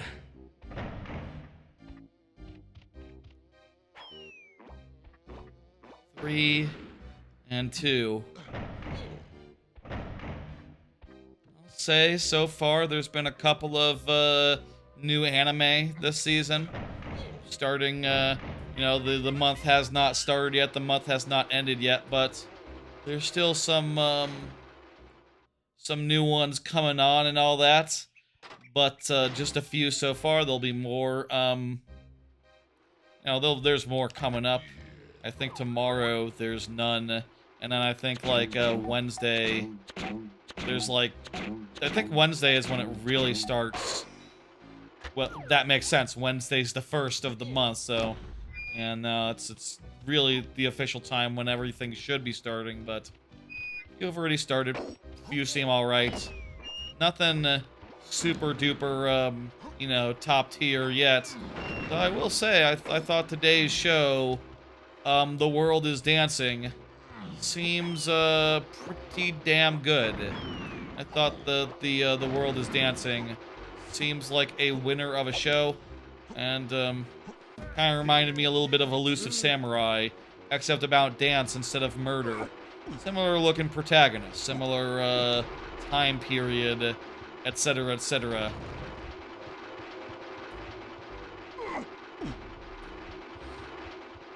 Looking forward to all that crap really starting. You know, looking forward to seeing what we do here. Just pressure does not appear to be moving. I played my song, did I not? I think I played my song. It's just not on. The conveyor is on. And they are exploding, but maybe they're not getting crushed. I can check. We can also just check and see if I played the song. Let's see. What does Versus Guide say about this messy machine? I think this is the guide we consulted last time. Turn on the crushing machine by playing a tune. After the machine is running, go back and start throwing things at the conveyor that Donkey Kong started. Oh, well. So the crusher and the conveyor are two different things, and both have to be started before you can really do business with it.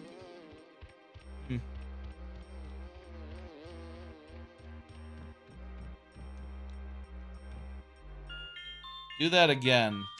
Yeah, let me see. Turned on. It's. We got this cutscene last time, right? With the with the mill turning. I swear I remember this. Is it like a limited time thing? What the hell? Why didn't it stick? I don't know why it didn't stick. Let's Maybe we can take this barrel. Maybe we can take this barrel to where the crusher is and use it to crush the thing. I don't know.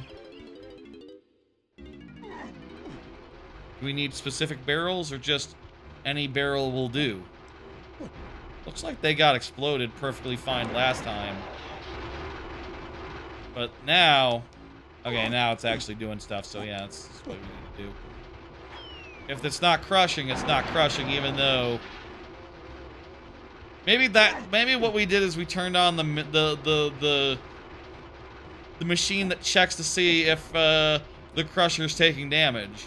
Before, it was still exploding on the crusher, but it wasn't actually noticed because there was no monitoring system online. That's silly. Why would it work that way? It doesn't matter.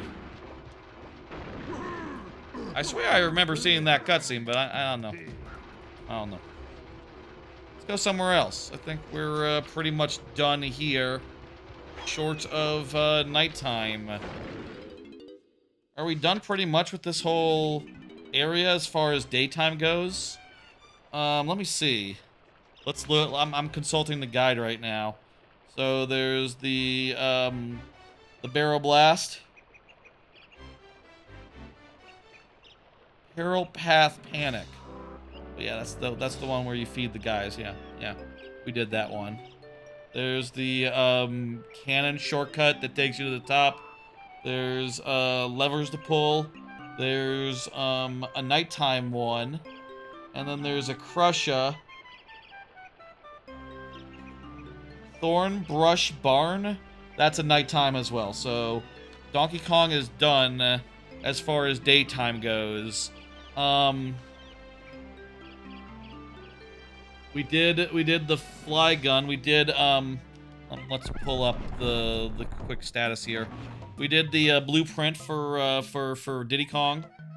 The barn, the sawmill barn is is nighttime. Headbutt Hero. Sawmill at night, and then the bird battle is also at night. The bird thing, and a thing to note is that the Versus guide mentions that you have to be there at night and not during the day, which Nintendo Power did not. So maybe Versus has a leg up in some cases. We did the shroom race for Tiny. We got her. Wait, what? This is. I wonder. Okay, so with Tiny, we got the shroom race, we got the crusher, we got stumped again, and we got the wait, these are in weird order. I guess we only got the bean from the stump, and then we went and planted. No, we got a golden banana from there. I'm confused by what this is telling me because I'm pretty sure I got a golden banana from the large plant.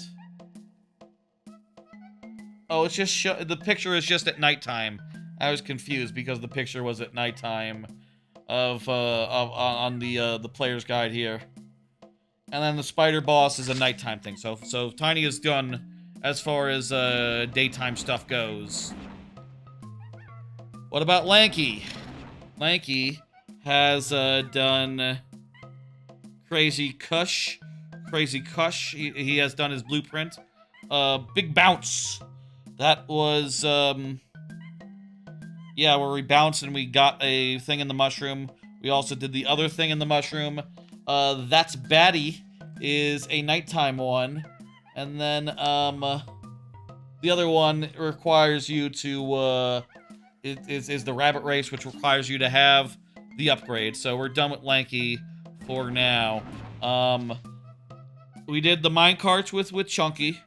We, did the face thing. We've done, actually, everything except for the, blueprint with him. And we already know that one requires you to go there at night, which means, yeah, we're done with the daytime here. We're done with daytime, Fungi Forest. Also, a thing that I'm noticing is that the pages in the guide go Donkey, Diddy, Tiny, Lanky, whereas that's not the order these go in the game. Lanky comes before Tiny. I wonder if the Nintendo Player's Guide, which order it has them in. The Nintendo Player's Guide does Diddy, Lanky, Tiny, Chunky. Yeah, I would say that the official order of Kongs is better, like, represented by the official guide. Though I will note that you definitely can, and usually will, rescue Tiny first, because she is in an earlier building than Lanky is, so it's kind of odd that she's number 4. She should actually be number 3, now that you think of it.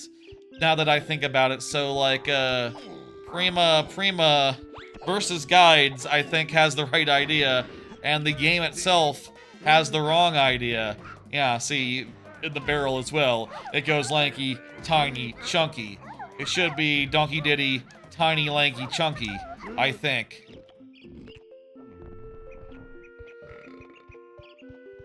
In the order of, like, K. Rool fights, is Lanky before... Is Lanky the 3rd one or the 4th one? I think this is also the order of the K. Rool fights as well. Yeah, I think Versus Guide actually has it right here, and it's the game itself that has it wrong. You get Tiny Kong first, you always do. There's no world in which you don't. Just makes sense. I want to get these and this will push me over to get the the thing. All right, beautiful. Getting the banana medallion. Worth noting, we also do have let's see now. Most of the banana medallions, though Diddy and Tiny both need to get theirs. Hopefully they just have big nighttime areas that have big nighttime caches of coins. And also Fungi Forest, we found neither of the fairies. So note that down. We're going to need to eventually find where those fairies ended up. In the meantime, I think let's it's time. It's time for where the hell is, like, I need a door. I need a door to the bosses, you know. At the very least, I know there's one near Funky Kong. They are both, yeah. Chunky Kong's more the heavyweight in this. Donkey Kong, his moves don't really tend towards heavyweights. I would say, you know, he can do invincibility, he can pull levers, and he can barrel blast. It's kind of a weird assortment of moves. Oh, Funky Kong's door requires it to be nighttime.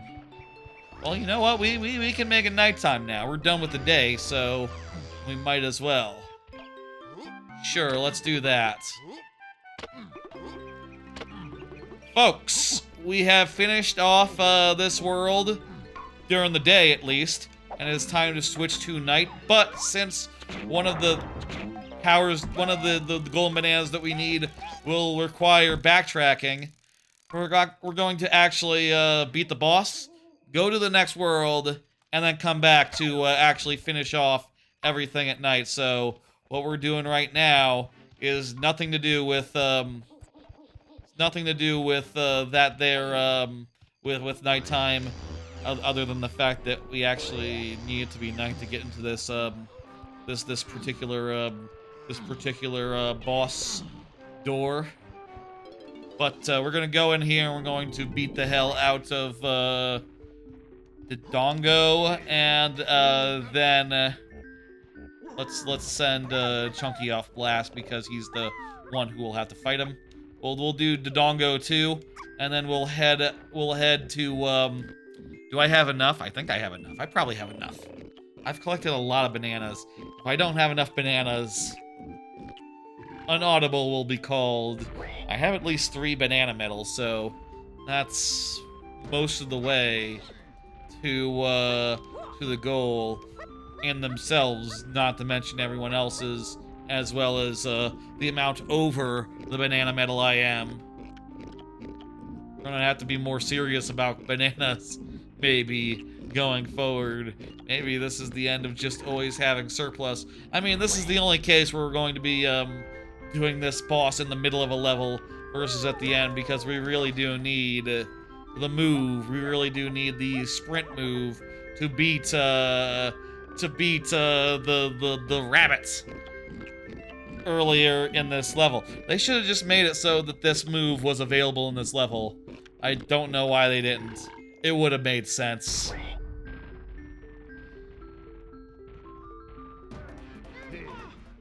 So, while we're in Crystal Coconuts in a minute, after we do this boss, and by the way, yes, it is looking like we have plenty. We have plenty for this, to do the boss. Yes, yes, we're good, we're good, we're good. After this, we're gonna go to Crystal Caves. Should we do,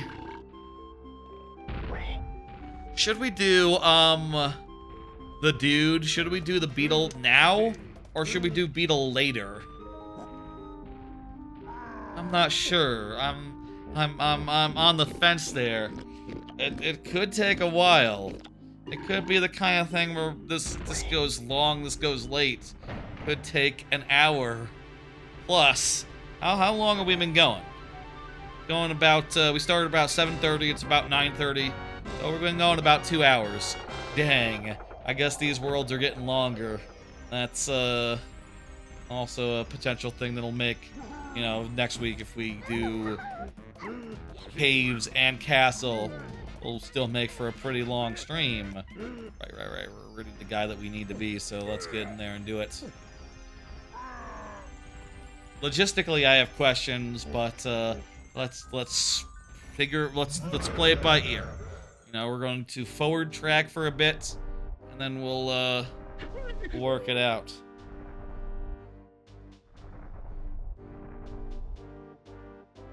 Here's, what is this guy's name? The Dongun?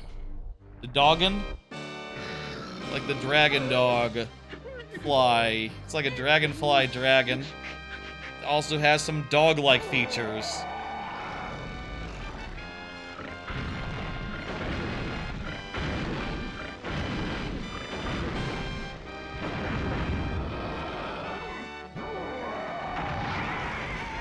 Alright. The first couple phases are just gonna be what we've done before. We dodge, and then we throw barrel, and it's pretty much no big deal.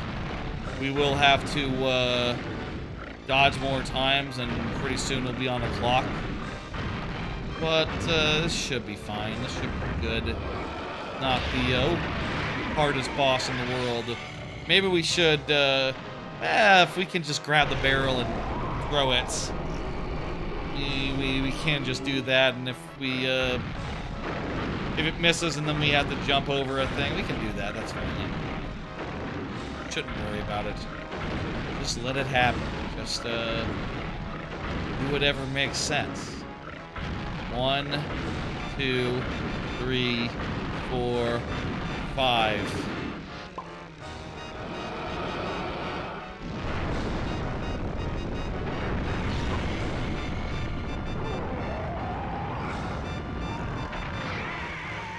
Okay, so in that case, there was no avoiding that.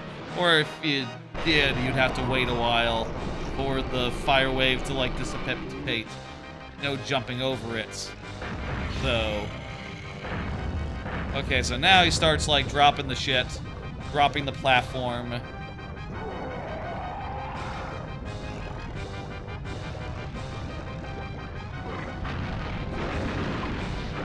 Do not run fast while you're holding a barrel, so you can't grab it ahead of time or something.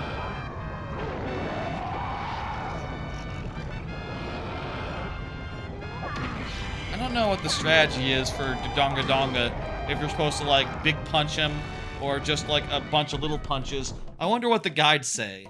Let's check the guides. Let's see. Probably I'd be surprised if they actually know. Here's what Nintendo Power says. It says to turn hunky chunky and then enforce the law of the jungle with your primate punches. Okay. So it says just to use the primate punches. It doesn't say if it's like more powerful or less powerful, or if the other punches will do the trick in time. Probably that's just the most natural thing to do. Let's see what Versus Guide says conversely. What? Wait, the Versus Guide goes directly from Chunky page, Chunky Fungi Forest. Goes directly from Fungi Forest for Chunky to next page, Crystal Caves. So I guess it doesn't mention the doesn't give you. Does it really not say anything about the boss fights? I mean, it's not that hard of a boss fight, but that seems a little silly. There's a page that is like all Fungi Forest stuff. That one also does not have anything about the thing. Yeah, no. Is there like a thing in the back? Islands, hideout helm, bosses. Oh, there's a whole breakout section about bosses here. Fire Dragon 2, and I have written in pen there, the doggone. Look at that. I knew the name of this fucker. It's Dogadon. Did Nintendo Power know the name of this fucker? Of course, it's Dogadon. It says right there, Dogadon. It says Dragon Boss Do in the Versus books. Jake in the Box, Fire Dragon, Armadillo. Yeah, these are not their names. Armadillo 2. They're just Army. It's just... What does it say on the Nintendo Power? They did not know the names. I don't think. For Versus books. Gloomy Galleon. Gloomy Galleon has a Puff Toss is the name of the pufferfish. And of course there's the Jack in the Box boss, whose name is Mad Jack. Yeah, Mad Jack. Fucking Jake in the Box? Come on. That's not his name.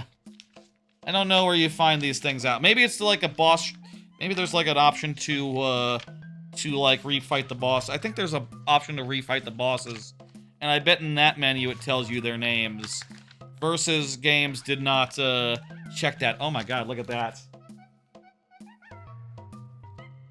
Look at that, it's a map of the islands. Maybe I'm the only one who's just happy to see a hand-drawn map of a 3D game. That's rad. That's so cool. And you unfold it and it shows you all the locations of everything in the DK Isles area. I love a hand-drawn map of a Nintendo 64 world. That's the coolest shit. In my that's some of the coolest shit. Let me see. Armadillo. Oh, it is Armadillo. Is the name of that of the first boss. And it says Cardboard K. Rool. Even I know that's King Cutout. That's his name, King Cutout. Cardboard K. Rool. What the hell? That ain't it. Let's see. Primate punch as fast as possible. Yeah, that's what it says. It says the primate punch as fast as possible. It says to hang off the ledge, by the way, for the one that was hard to avoid. So, we can't avoid that then, is, what it's saying.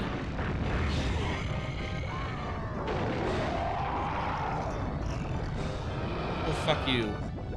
Gotta step back for it to appear. I don't have movie posters, no, just in general. No, I don't have any movie posters. It's never something I've been, you know, never something I've gone for myself, actually. I have a few, like, promotional things, like, you know, big full-page prints that were included with, games. Like, I have a Hat in Time. I think that was because I backed it on Patreon, or not Patreon, on Kickstarter. So I got like some sort of little fun little print. We are really low. There's not much time left. Ooh, this might not be the run. Gonna be tight. Come on. Come on, come on. No! The lava just barely covered up the crap. Okay, so you gotta be pretty fast. That's a long boss fight to have to redo.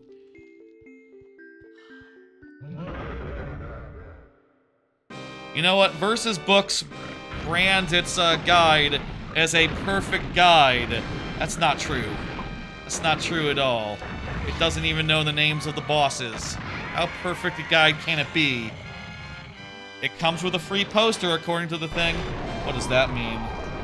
What poster? I'm sure it just means there's a couple pages that have a really big piece of artwork on it. That's probably what it means. That's right, the Chunky Kong died in the lava. That is what happened.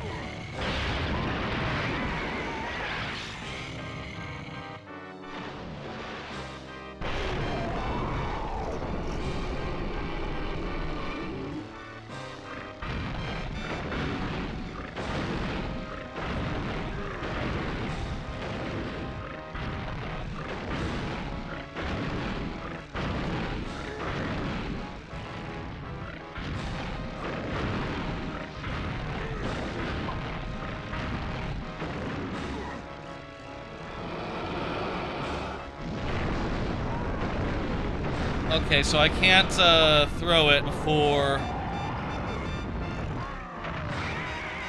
Okay, now it's time to do the lava bit again. And from here we just... You can't avoid that attack. It's faster just to take a hit.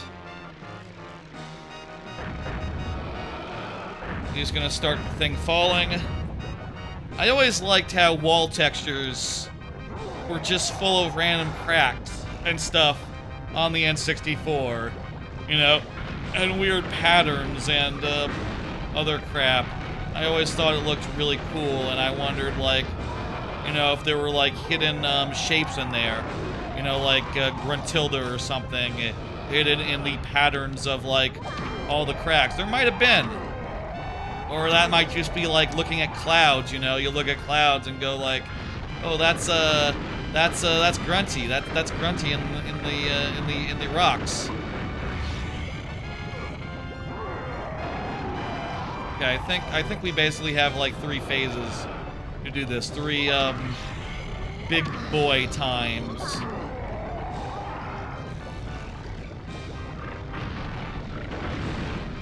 We are really low, so we need to be very good.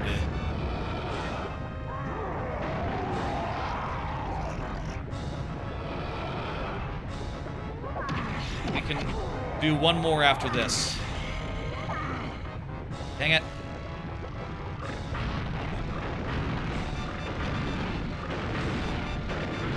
Maybe 1.5.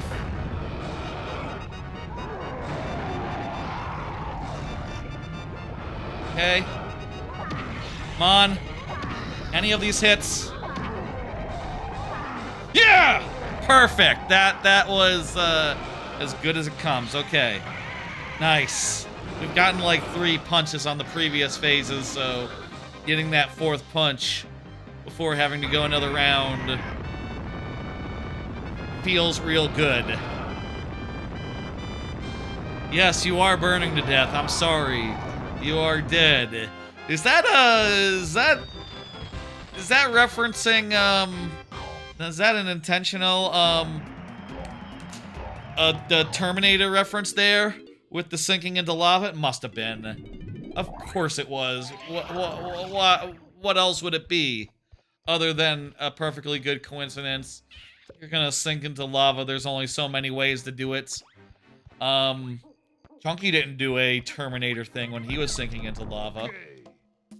Makes you think. Okay, that was the boss. We need to now In order to prevent some backtracking later, we will have to go unlock the next level now and unlock the move that we get there. The moves that we get there. Should we also do should we do Beetle 2 while we're there? Is it time for Beetle 2? After we retrieve the moves and do like a little bit of Crystal Caves? Maybe. Maybe. Let's think about this. It'd be best to end on it. It would be best to end on it. That, I think, would be the best policy. Let's, make sure that we have Fungi Forest in the books before we run off and, start doing a bunch of stuff in, Crystal Caves. I say a bunch of stuff. We'll probably just do the one thing there. But still, that one thing will take a while. You know, while we're in the neighborhood, we might pick up, like, another golden banana or two. We might pick up one or two that's on the way. Just there.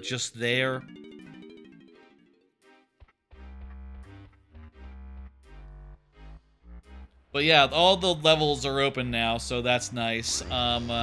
And what's more, as soon as we go in to...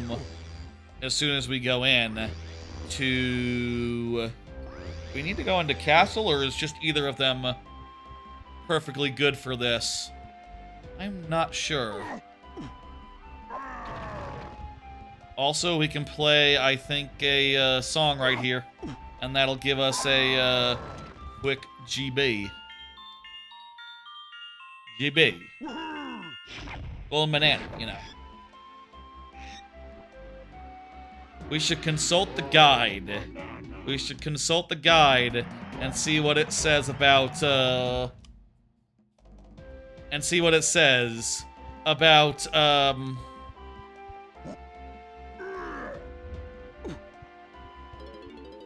about these races.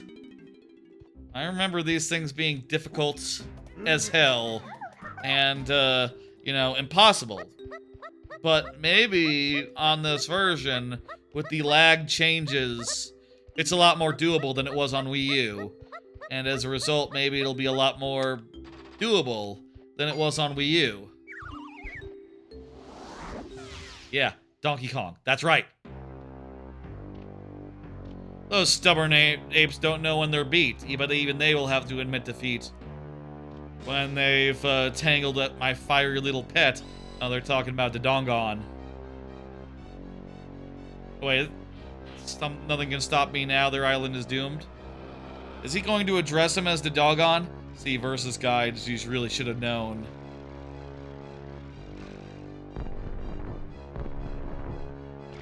Yeah, it says the Dogon right there. It said the Dogon on the top. Versus guides, versus guides. Did you miss that? That caption name identifier that appeared for literally less than a second? How did you do that? Anyway, like I said, folks, we're not doing a lot here. We're just here in Crystal Caves for a second. We're just here to grab, like, first off, we're here because we need the moves. We need to unlock the new moves that are here. But second off, and more critically, more importantly, there is also the Beetle.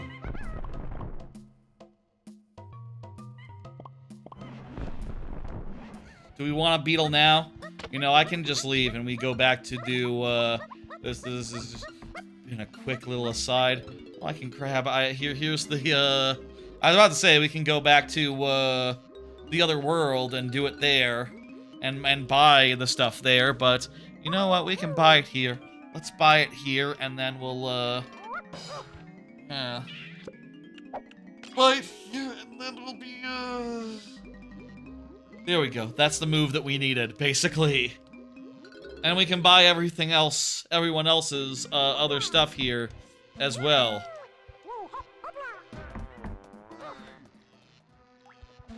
Now, my priority here is not to do anything, not to do everything, but instead to, god damn it, holding A to... Did you do the arcade Donkey Kong game already in the game? Yep, I already did that. That's was during the first stream. I guess Diddy Kong's already is already done. I guess Donkey Kong as well then. Yeah, it's just the later Kongs that need one more item then. So Chunky and Tiny then. Hit B, hit no, and then wait, so we have to go in. I think we have to go into the last world to get the last ground pound. Okay, so you do have to. Maybe we should have gone to castle just to unlock like the ground pound. That said, it's not like there's ground pound things outside of castle, so yeah, who cares? It doesn't make a difference. Actually. We can also if we need to like unlock. Yeah, no, we can't get the teleport. We can't get the teleport here as well, and that's nice and good. Monkey port. Okay.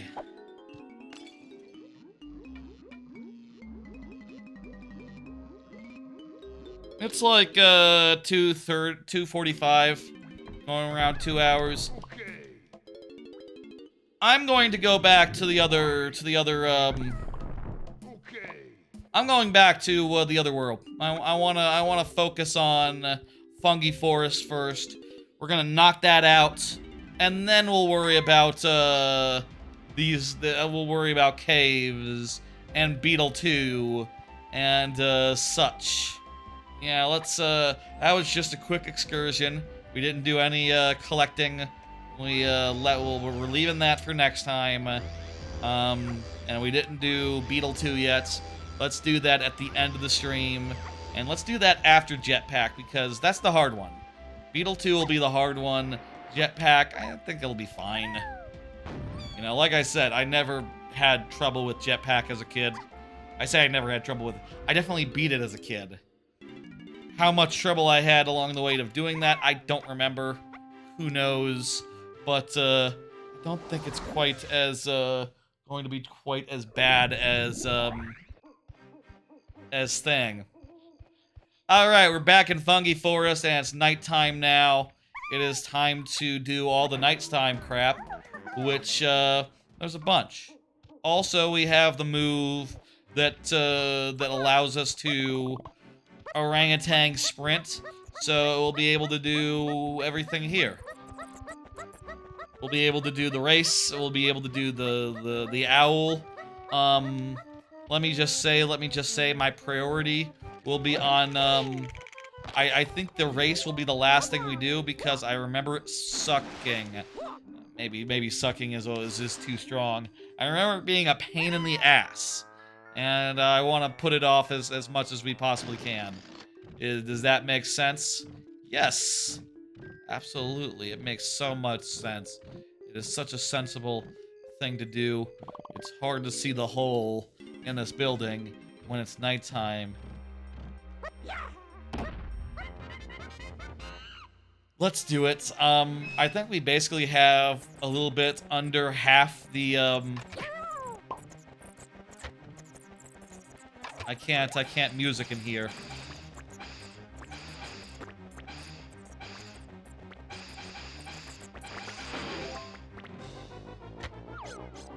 There we go. They're all dead now. That should be it. We basically have under half the golden bananas left here in this level. It is worth remembering, though, we do have a lot of blueprints, and we haven't turned those in yet for this level, so, you know, we do have a little bit more than it seems. Also, there were a couple where we did the thing, and it put it in a place where we couldn't get it until after. But also, we need to remember, where are we with the various Kongs and their medals? Diddy Kong still needs it, and Tiny, Diddy and Tiny both need additional crap.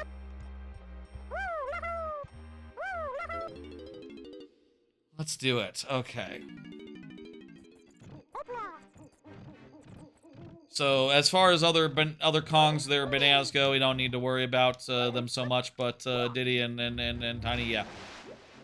Also need to do things like Chunky Kong needs to grab his banana that was deposited in the near the punchy door. In a was that Donkey Kong or was it? It might have been Donkey Kong. We'll find out when this is not gettable. Yeah, it's Donkey Kong's.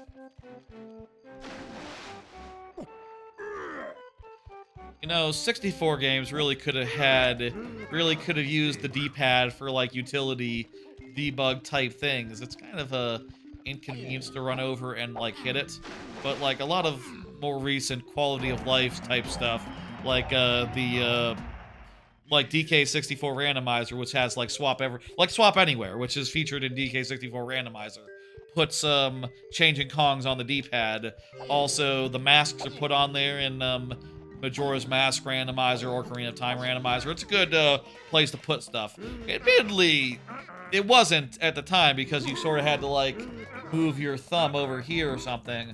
But still, it's not a bad place for like a quick macro thing. You can like do like this a little bit. Maybe if you had little kid fingers, it wouldn't really work like that. But instead, Nintendo 64 games did often put stuff on L, whether that was like debug stuff or cheat stuff, or like Game Shark would often put stuff on L. L was used in that way, and I think the D-pad could have as well. Let's do Tiny. Okay, I'll take your word for it.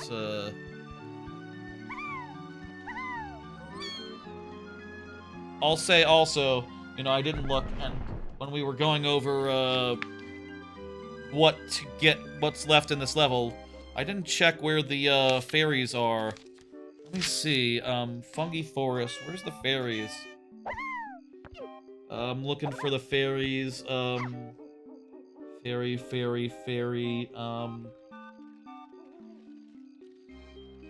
One fairy is in the I think that's the dark shed that Diddy goes into or something, or Donkey goes into. That's a night thing. That's a night thing.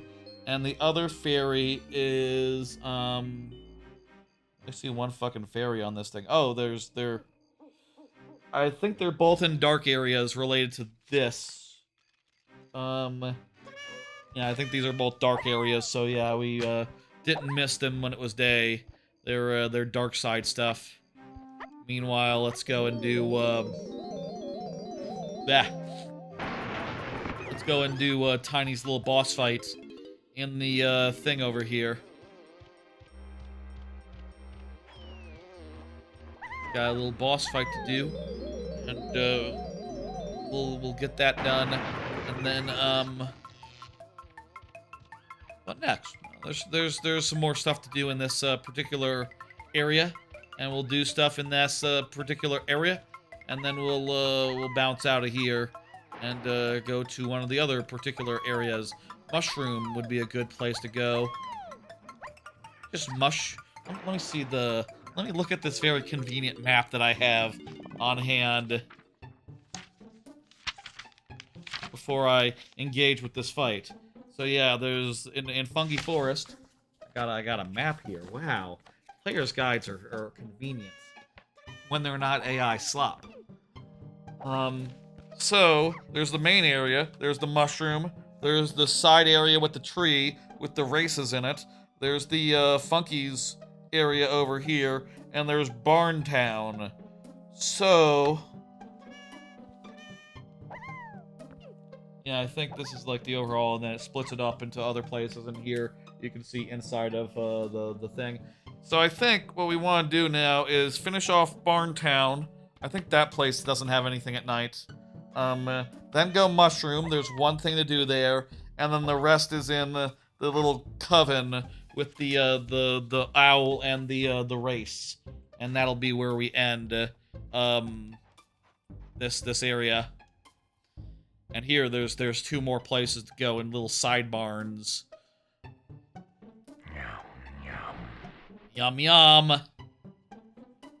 I feel like I always do the Diddy Kong sidebar when I'm doing DK64 randomizer. So, I've like memory of it. It's not that hard. We already fight the Dongo, or Dogadon. So this guy can't be as tough, can he? Yeah, we just shoot him in the I have 1 ammo left. Fortunately, there's plenty where that came from. Grab these. Also, wait, we have full ammo now? Somehow we went from having none at all to full real damn fast. Oh, that's homing arrow. That's homing arrow. That's homing ammo. You're afraid of the spider? It's a scary fucking spider. Look how big that thing is. No, I'm scared of that spider now. I think it's perfectly fair to be scared of the spider. Look at it.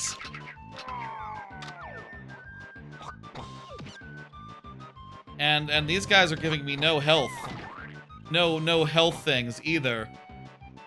So, like, I've got to deal with it with what I got. Next time I get a hit, I'm dead. It's about to open his eyes. They dead? No, nearly dead. Fuck! Little spiders, also scary. They're big. Oh, I don't need to shrink myself in to go into the spider hole. This is just a massive spider. I'm not even shrunk right now. I'm not even small style right now. This is just a Goma-sized spider. You know, like from Ocarina. If this spider was in Zelda, it would not be too out of place, other than the fact that it has, like, a sun drawn on its butt for some reason.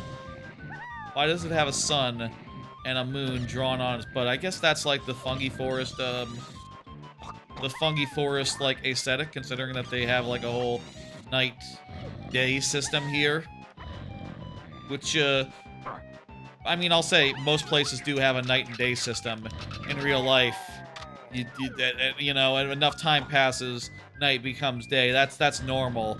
But here they have a bespoke way of knowing that time has passed, and also making time magically pass where it otherwise would not. Normally, motherfucker big. I think this dude is just scary as fuck. Now, fighting this dude again, I do realize that he is not, he, she, they, it's not coming down to fight us, actually.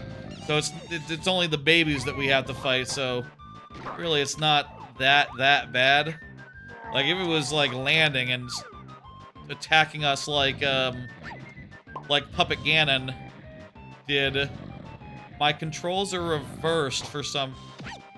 They were reversed for like a minute there. I don't know why. Is that what that gunk shot did? Might be what that gunk shot did. Reverse control.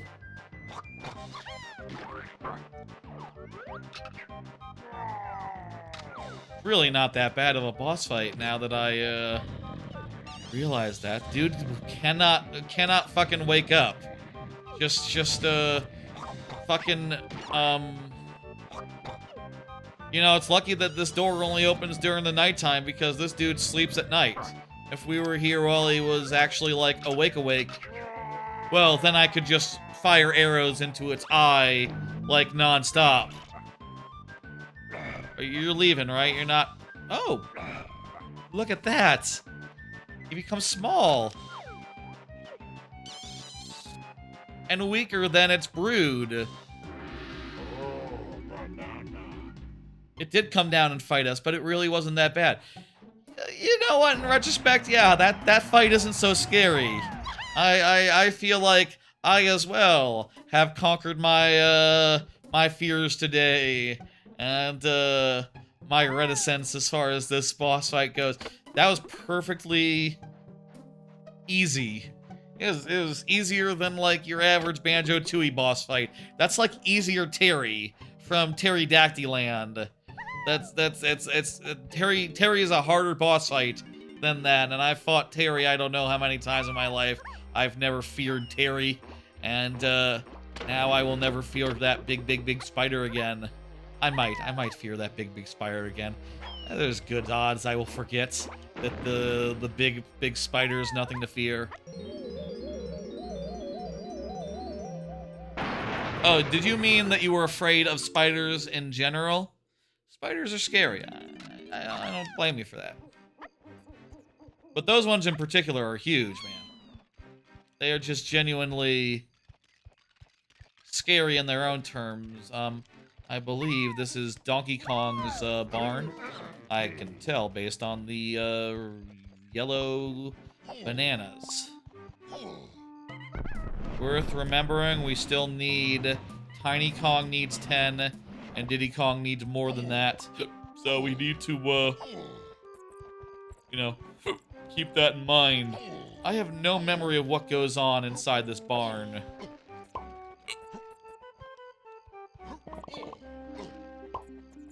Can I get this without becoming invincible?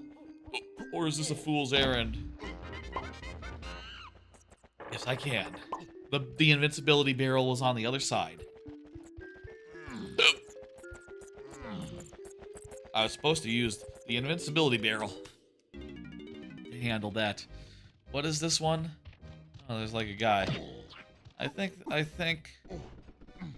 Why am I getting the feeling?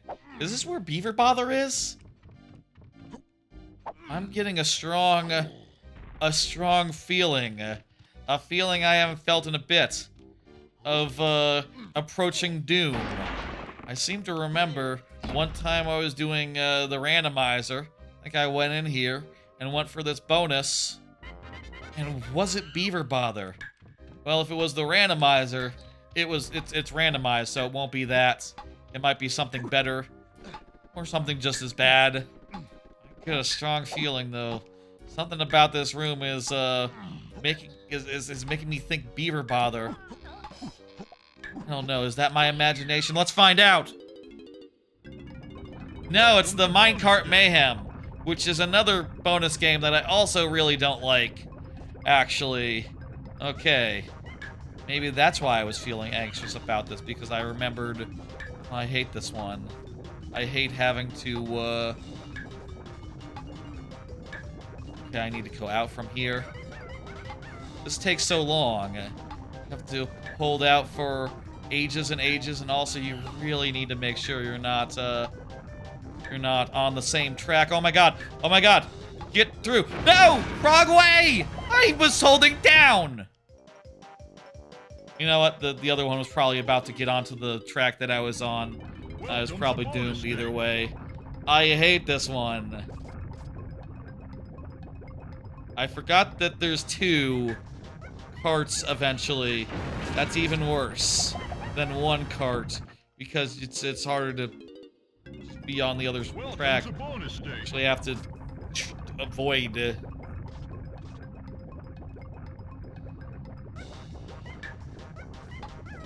That is correct about DK64. Yes, you are right. That is the amount of playable characters in it. I'm gonna head to the outside now, and looks like they're on the inside, so I can just you know what? Let me go to the inside now. No! Fuck! I think here's my one. Here's a note I have on Minecart fucking Mayhem, which, by the way, is the name of a classic level in DKC, and has now been given to this crappy minigame. It should be that the faster you go, the faster it gets completed. It should be that this timer speeds up as you go faster. I think that would make it more fun and more pleasurable. Instead, you just have to, like, tensely be driving around hoping that patterns line up and fearing a collision. We're pretty much doomed now. We're all fucked. We're all fucked! And then a collision will happen because, of course it will. Welcome to bonus stage. You know, for like a whole rotation or two when you're fucked. Do not like this one at all. Not in the least. You know, Beaver Bother gets a lot of hate. I hate this one more, honestly. It's just so long and tedious and... Fuck you! I was...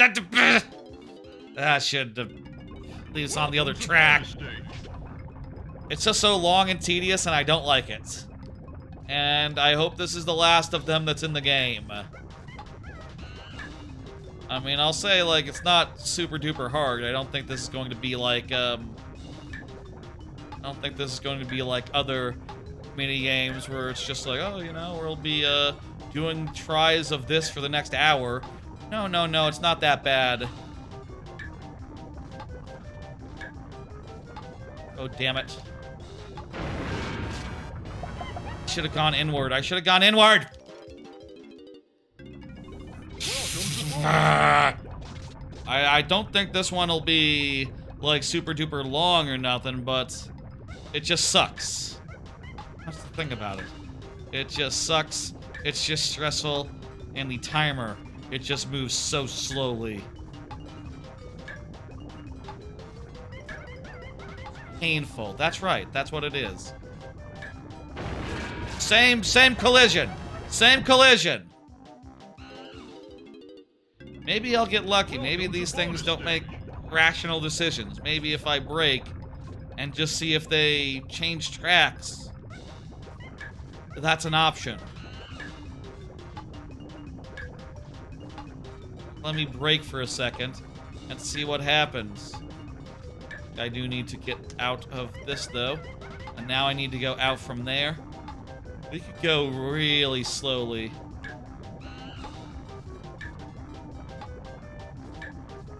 Okay, well, this isn't good. I need to get to the inside now. To get way inside.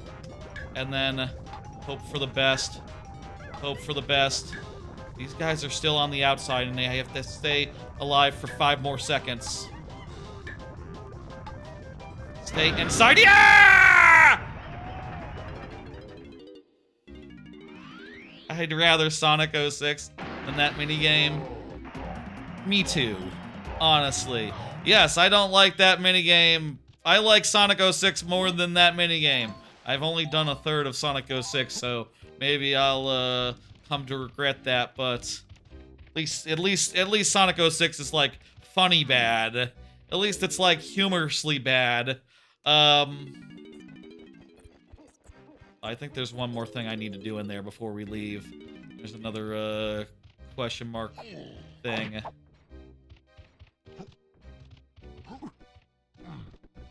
It's not that bad. It's not that bad. It's just annoying. The thing is about it that I hate is that, you know, you can't speed it up. That's a thing that makes most games better. Most a thing that makes stuff better is being able to speed it up, right? Like when you're playing a game and you can, you know, on your second attempt, just go like, okay, yeah, I know what I'm doing, so I know where this is going, so I'm just gonna take more chances and speed it up. In this game, in that minigame, you can't do that, and it just goes on and just, you know, you can find yourself up a creek without a paddle so quickly.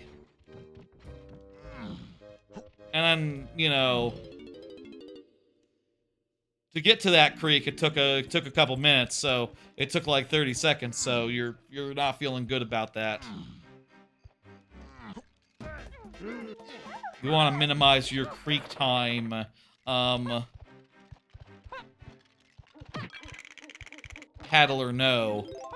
The other thing to do here in Barn Town is over here, which is the other nighttime barn. The other nighttime barn here. It's pretty straightforward.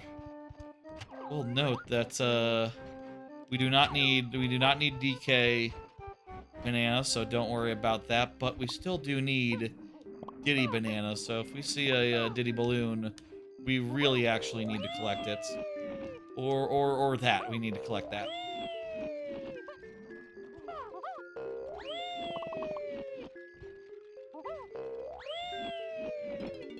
Yeah, I think that's probably my least favorite of the mini games. That and the barrel slot machine one. Beaver Bother. We did really good on Beaver Bother last time. I don't know what happened there. We got pretty damn good luck last time for come on, Squawks, come on. Last time, for those who don't remember or otherwise, you know, don't remember. Last time, we did Beaver Bother in one try. Wow, first Beaver Bother. Just the first Beaver Bother, though, so there's probably tougher Beaver Bother to come. My suspicion is maybe they fixed it. Maybe they fixed it in this version. Are people saying that? It's possible people have already said that. If it were to be, you know, true.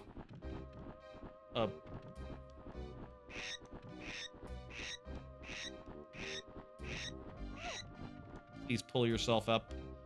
Thank you. Come on, Squawks. Help me out here.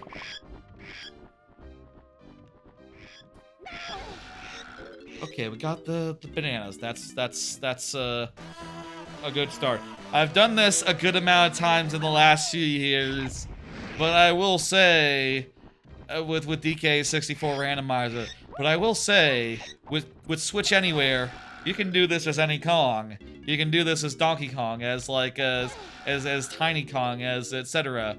And I find the best way to do it is like if you do a rolling kick, you do the Donkey Kong's big kick, then you jump out of that, and then you do his big move to get a little extra distance, and that works great. And you can't do that as Diddy Kong; it's not an option.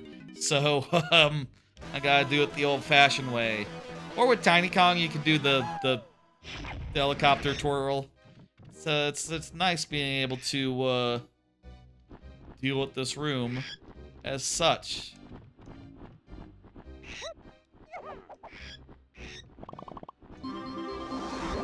Diddy Kong is done as far as bananas go.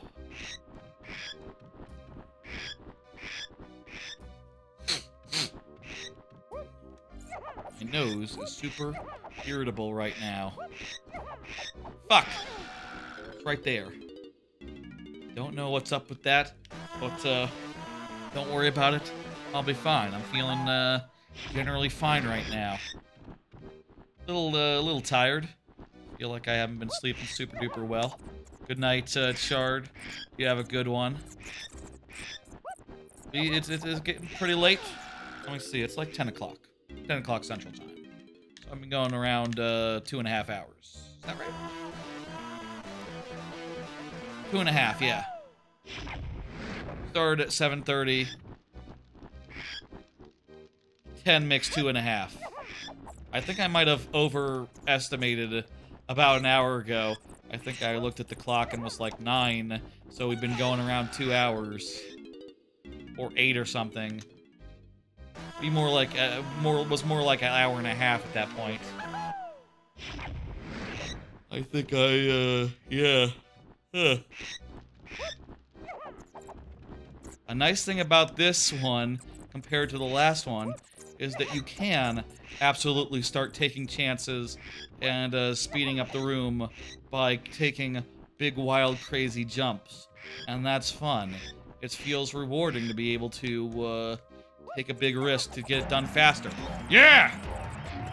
Compare that to the minigame, where you can't do that. And it kind of pales in comparison. Let's get that that banana fairy.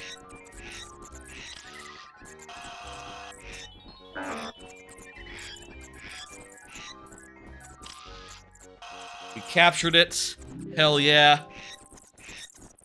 Alright, banana fairies are done. How we doing? Where are we at right now? Diddy Kong still has 2 more things. Let me see if I can think. There's the owl and,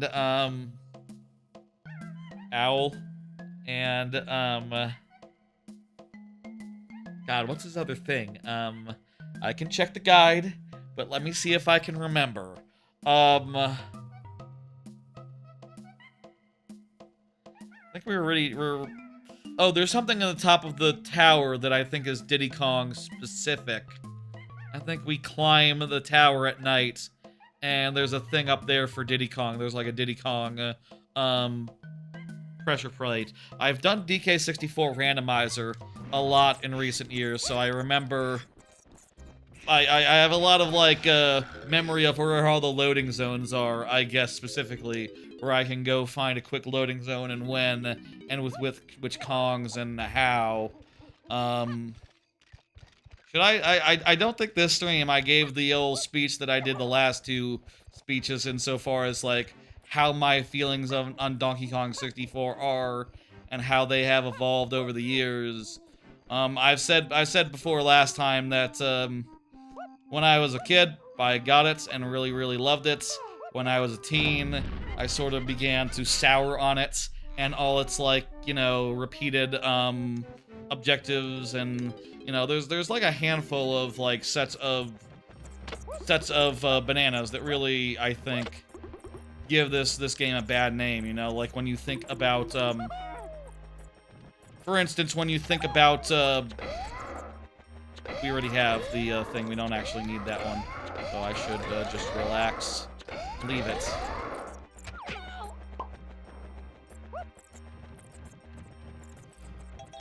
I feel like as a teen, I definitely started to sour on DK64 a lot.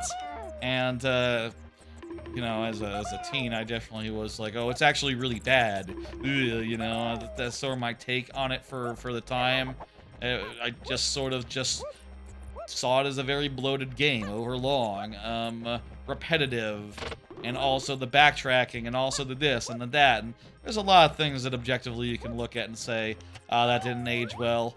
You know, that didn't age well. This is awkward. But when DK64 randomizer happened, and when DK64 randomizer came out, I did really start to come around on it, and I did, like, you know, find a way to enjoy it again in short spurts, not doing everything, but instead just sort of using all the knowledge I gained as a kid to, like, navigate around the worlds, find my way to items, and pick up around 40 bananas in a playthrough, and that's enough for me to be happy. And like, I think DK64 Randomizer has been really big insofar as, like, getting me back on the side of DK64. You know, now that I've done DK64 Randomizer a bunch, I'm actually like more fond of DK64 than I have been in years, and playing it again in full last couple streams, it's been fun. You know, it's been somewhat, you know, it is a very long game, and admittedly there is a lot of, like, this game could be trimmed a lot. I'll say that much. It's fairly obvious and true, but also that's just not how they made games back then. They wanted them to be long. And second, at the time, people wanted this to be a long game, and it fit the fucking bill. That's also why Tui is longer than Kazooie, because people were more interested in the value of it than, like, something short and compact and, you know, doable in a session. Not that everyone can do Banjo-Kazooie in a session, but, you know, I can. You know, I know it well enough. Honestly, I can do Tui in a session as well, but like a 12-hour session, you know, not so, it's a longer session. It's a little longer than a session traditionally, typically would be, I would say. Worth noting, we still need 10 more the colored bananas with her, with Tiny. So keep an eye out for perps. Here we need to do Chunky's business, which is a midway up. There's a door to the outside that's just for Chunky. We'll do that in a hot second. So suffice to say, I you know, for a while DK64 really fell in my estimation, but now it has risen again, and you know, I do think that it's lacks a little something of the precision and the I think a cleaner design of like Banjo-Kazooie, even Tooie, where like at the very least, you know, you have a similar amount of dudes to run around and do stuff as, but they're a lot more like separated in their duties and what they can and can't do, and it always makes sense what they can and can't do versus, and here it's like, okay, well, it's not like, mostly it's just you see a thing that has Lanky Kong's face or instrument or ammo type on it, and you say, oh, to get through the grape door, I need the grape guy. Yeah, okay, brilliant. That's, how am I gonna figure this one out? Whereas, like, in Banjo-Kazooie, you can do some, Banjo too, you can do some weird stuff sometimes, and do, like, something you're supposed to do as solo Kazooie, as, like, a regular Kazooie, and, that's cool. Or, you know, obviously, in cases where it is necessary, it's like, oh, egg, I need to hatch an egg. The hatch egg move is on Kazooie, and it makes sense that it would be. You know, it's not like Banjo could hatch an egg, or Transformation, or Mumbo. None of those guys can hatch egg, so, you know, it's not unreasonable. It's not weird. I'd probably say this game's a solid 4 out of 5 right now, but, you know, I will say I fucking loved it as a kid, so take that for what it is. Isn't there a, I thought there was a, where's that, the crown? Let me see real fast. What does, so the crown is on one of the little platforms in Mushroom Land here. Is it just on the higher level? I thought it was like on one of these, I thought you flew to get it, but it's not saying anything about that in the Versus guide. Maybe the other guide has information about that, but, whatever. Let's go, at this point, if we do it, we'll do it as Diddy, and he can fly. Maybe it's on the perimeter of the outside part. Maybe we missed that in all of our running around the perimeter. The battle pad. Oh, Diddy Kong goes wee. That's nice. I don't think a lot of these other characters went wee.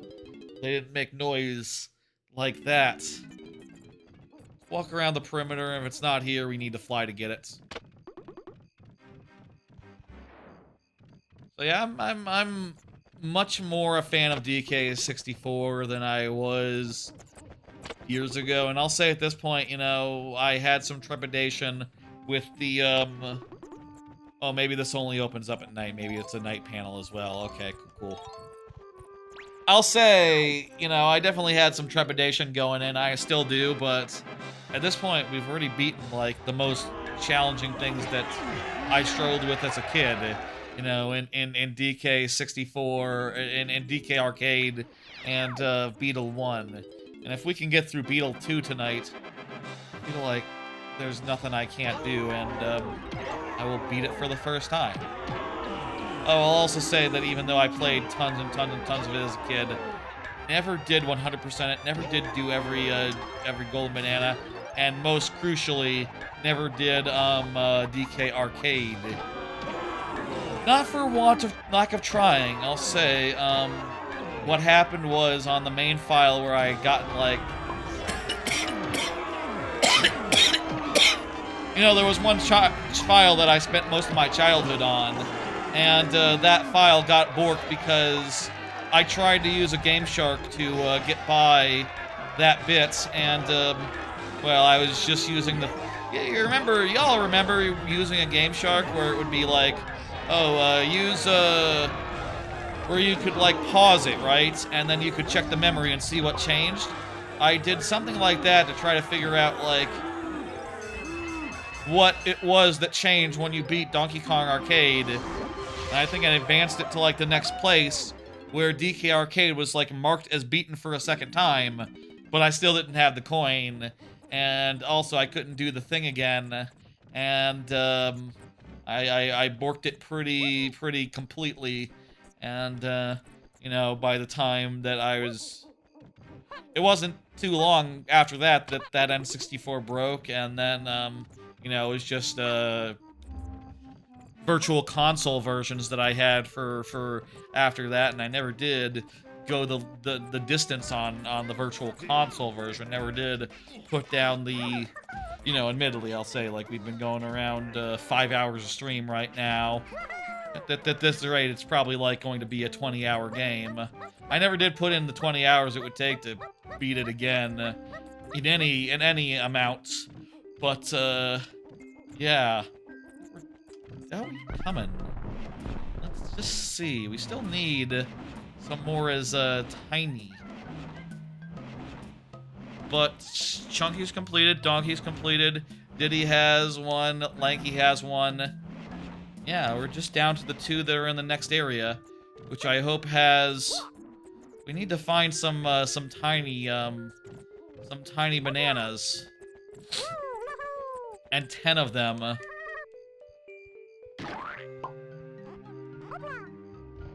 But, yeah, it's about to be, the time for the 2 hardies here, the hard ones. Can I get the Tiny Kong taken care of first? I'd like to get Tiny Kong taken care of first, honestly. Before we do the race, before we do the owl. Wasn't there one on a transportation pad over here? I think there's been a bundle of bananas on one of these,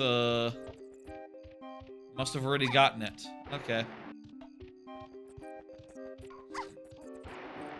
I'm not sure which one leads to, 4 is the one that leads to the place we need to go.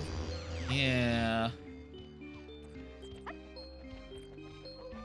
Let's find 10 more bananas as, tiny, and then we'll, start doing these hard ones. We'll start doing the hard 2. Oh, it looks like also the guy is asleep during nighttime. Okay, so we will have to turn it back to day to do him, but that's still fine. We'll do that. That's the last thing we do. So it will all work out.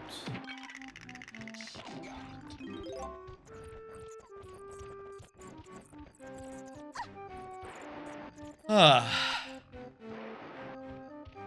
think the day has gone well. It's been a solid progress, solid world. I do worry going forward. Like for the last 2 worlds, my plan right now is I want to do them both next time.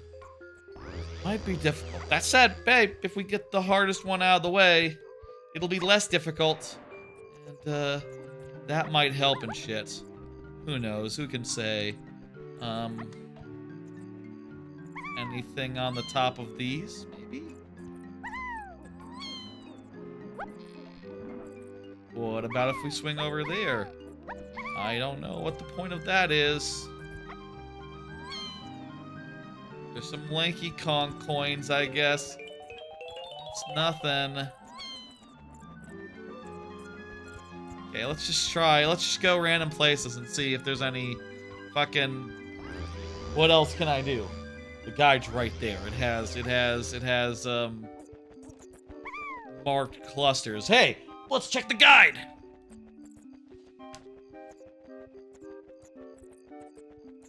Not without my guide. Okay, So, the, perfect guide does not mention individual bananas. So, no help there. What about the other guide? This one does. Okay, the Nintendo Power Guide has individual bunches of bananas marked. I think that makes it a better guide than the perfect guide, but you know what? They've both been bit lacking in different departments, different ways. I don't know which of these two guides I would recommend. Honestly, you can just look up a walkthrough online now, and you don't have to pay money. I think both guides, the Nintendo Power and the Versus books, they both have their own pluses and minuses. And certainly my Nintendo Power is in worse condition, so maybe take that as a sign that I use this one a lot more heavily, and that one, I put it aside pretty quickly. Let me see now. There's, where can I find a balloon? That's what I'm really looking for, would be a balloon. There is one balloon, and there is 5 bananas near the blueprints. No, banana coins. I got the blueprint for her, so probably I already got that.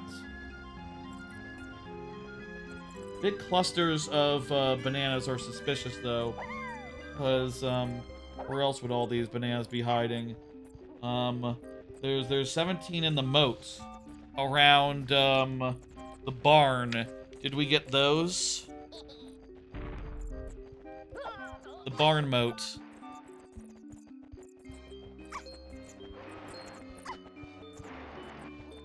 It's hard to remember. I'll say I think all of these games need some sort of, like I said, I've been playing a Banjo-Kazooie mod, and playing a Banjo-Kazooie mod for the first time where you don't know where any of the notes are. It'd be really handy if there was some sort of, like, yeah, when you just get down to a few notes, it'd just be really nice to have some sort of radar to be like, hey, notes over that way. Is there anything in this area? This little zone? On top, there's banana bundles on top of these mushrooms. This is it. This is what we need. I almost definitely did not climb these motherfuckers. Yes! You can't even see the other motherfucker from the first motherfucker. Maybe that's because it's night. But, these two are really hard to find without a player's guide. Yes! Alright. Thank you, Nintendo Power. Good guide. Lacking in some ways, but, very convenient to have individual banana information. Really, they should put something in game. I think the whole modern games with that sort of, like, expectation that you collect every single individual little bitty banana should also just make it so, like, okay, yeah, we'll just tell you where they are, or give you a clue of just, like, you've done this area, you've finished over here. That way, not over here. You know, at the very least, you need to narrow it down a little bit. Bonanza, of course, has a bunch of stuff where you buy the things in the shop. There's also the Donkey Kong amiibo, or Bowser amiibo in Odyssey that does the same thing. Tells you where the purple coins are. Very handy, very handy. Okay. Owl time. Owl time. I've never liked this owl. This owl has been one of them. I remember this owl being annoying as hell. And part of that is that this is one of those cases where it uses the really small fuck-off rings that aren't real rings, but are instead are bulletin boards that, when you get closer to them, rotate a little bit because they have to face the camera. They're not actual ring-sized rings. They're just little pitty little pinpricks in space that you have to, like, fly through exactly. I can fly. There's a thing right over here. I'm on it. I remember this race, this thing sucking, but maybe that's just maybe maybe it's not that bad. Let's see if we can do it in one try. Hoops. Hoops. So, like I said, these things are not actually in the world, so we have to fly through them pretty damn precisely. And if we're too far to the left or the right, they'll start spinning on us as we get close. So we really gotta, like, aim and aim good. Motherfucker.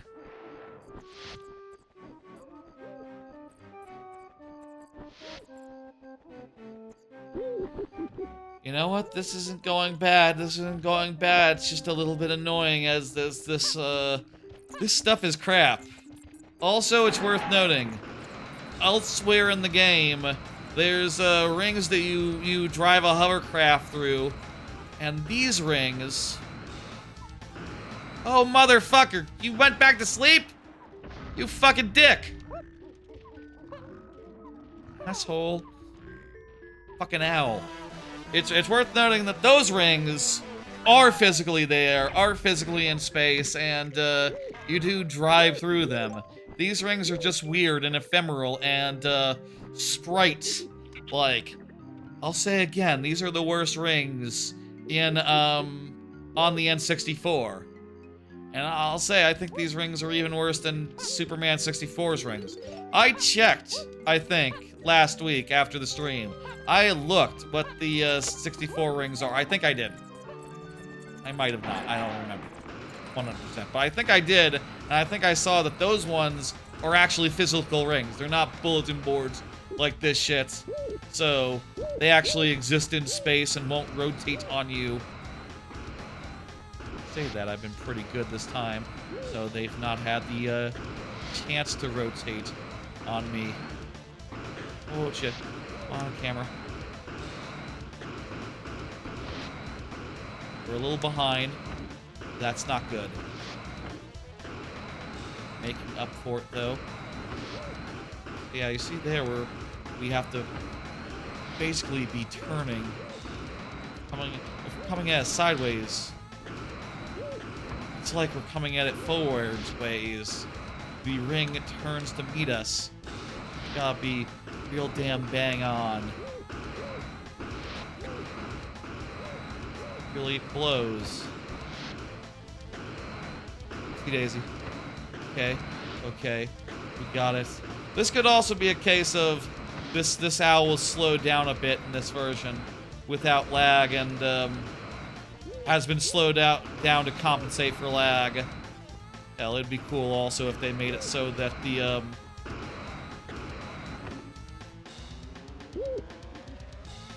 Okay, you know what? That wasn't so bad. That wasn't so bad. We did it.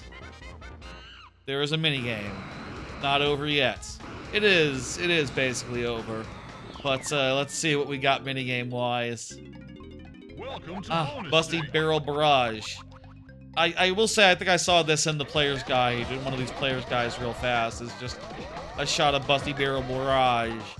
So I had some idea to expect that soonish, but no, I didn't know just right now would be the time. This is like a better version of the you know, this minigame is like a better version of Crispy Bacon's bullshit in Banjo-Tooie. I'll say some of these minigames, they're not bad. They're fine. They're kind of fun. Would I prefer them if you could always like run around and it was like played out like normal gameplay? Probably. Probably prefer just, you know, hey, it's infinite shooting, but you're running around like normal. That'd be better. I don't know. This is fine too. All right. All right. Owl wasn't bad. Owl wasn't bad.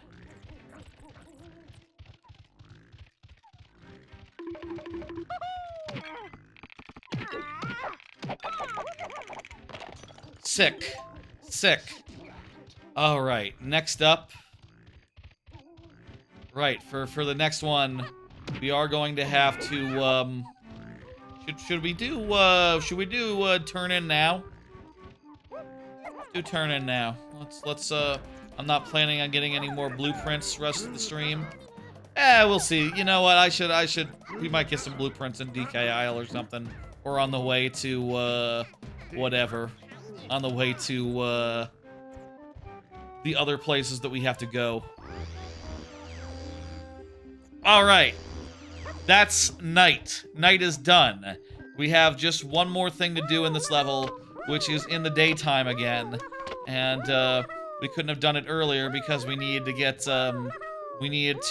the move from, Crystal Caves first. The Oranga Sprint. We'll be doing that in a minute once I do some very rudimentary platforming. Wait, no, I can just do this, right? Yeah.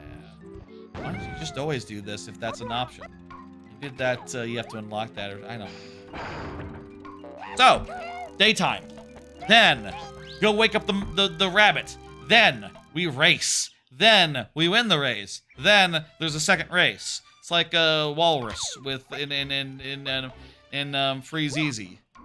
This is a Freeze Easy coded thing, but unlike walrus, which unlike the boggy race. Unlike Boggy Race, that's what I meant to say, which you race as a walrus, but only the second time. Unlike Walrus, this is gonna be hard as hell. Or at the very least, it would have been on the Wii U version, and maybe in the original version as well. I am not sure about so much this time, because in this time, they've adjusted it so the movement of dudes like this are adjusted for lag. So, we might be able to do this pretty easy. Let's find out. Let's go. 2 of these races, and, the hardest part.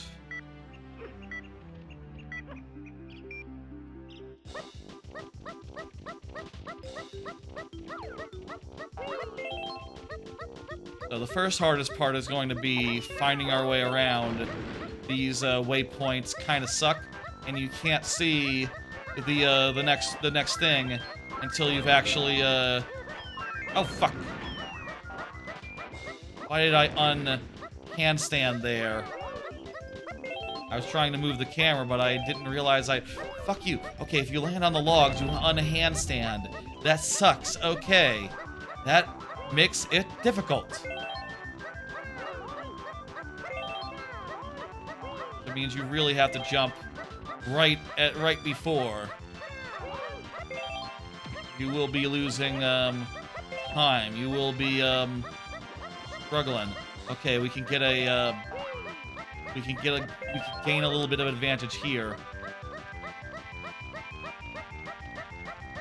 Okay, you know what? I think we might got it. We might got it. This time we found our way better. As a result, we're beating them. We're beating them. Okay. First try in the books.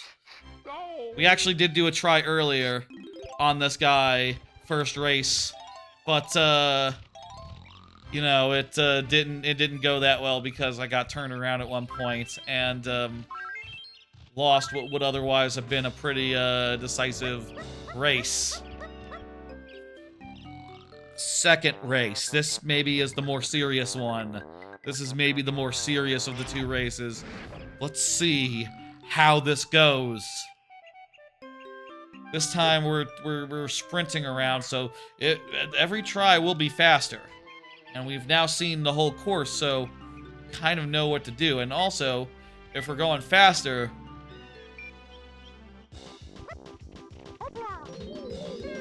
okay, slow start there, but whatever. If we're going faster, then we can get in more tries. That said, I'm a little worried insofar as, we do have to deal with this dude.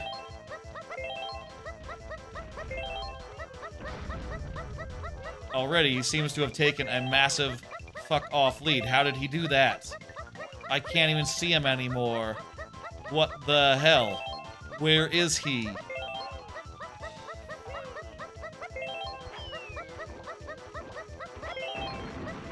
Okay, I think this is not the one. We are not even close. We are more than a log behind.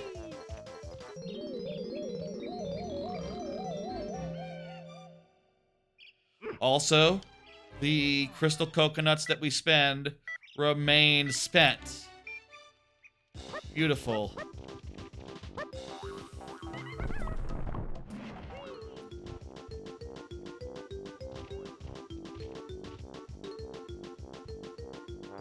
Can we start over, man? Can we start over, man? If we're not getting a perfect first barrel, I don't know what the point is. The hitbox on barrel kind of sucks.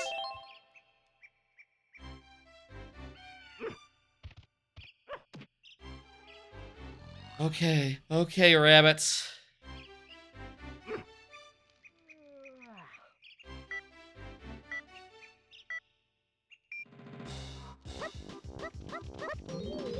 Okay, that was perfect. That's about as perfect as we can ask for. Let's make this up. As far as I'm aware, the only time where we really have, like, a good time to, like, make up time would be later, when there's a bunch of... when he takes, like, a really wide turn. On, like... I'll say when it is. It's coming up. Right here. Right there. He takes, like, a really wide turn to get into this one.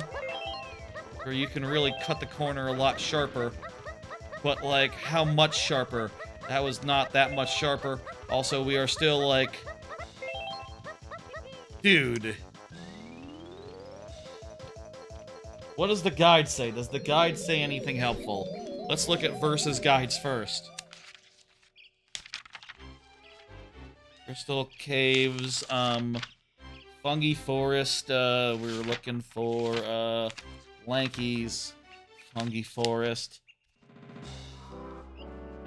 Fast Rabbit will present more of a challenge. Luckily, a Lanky barrel will be placed at the starting line, but even with your improved speed, the bunny is still difficult. Don't rest and let the rabbit take lead for a bit, then work on overtaking him once you go around the giant stump for the win. A good tip, have 15 coconuts ready to go. Let him lead for a bit and then overtake him.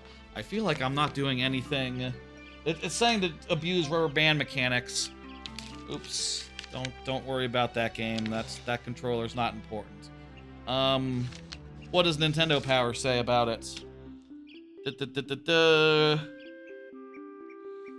Okay, so Nintendo Power just says the second tougher race has a gold trophy you'll like, but you'll need orangutan sprint to win it. That's all it says. It doesn't say anything about strategies or how hard it is. It does say the slow-moving ape may have greater difficulty with the more animated forest life, like bats and bunnies, so it does recognize that the rabbit race is hard, but it doesn't give any sort of advice for it, actually. Sometimes the versus guide is a lot more substantial. Other times, Nintendo Power that has the edge. But, yeah.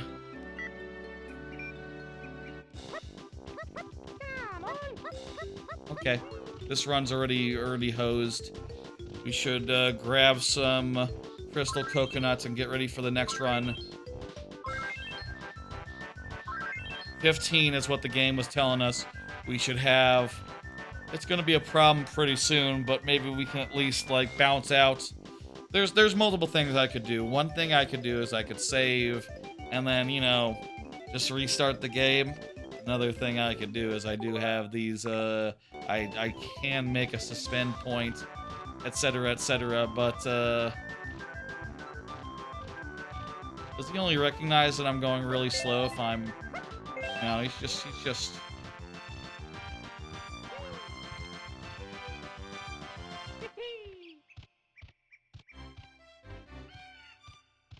Okay.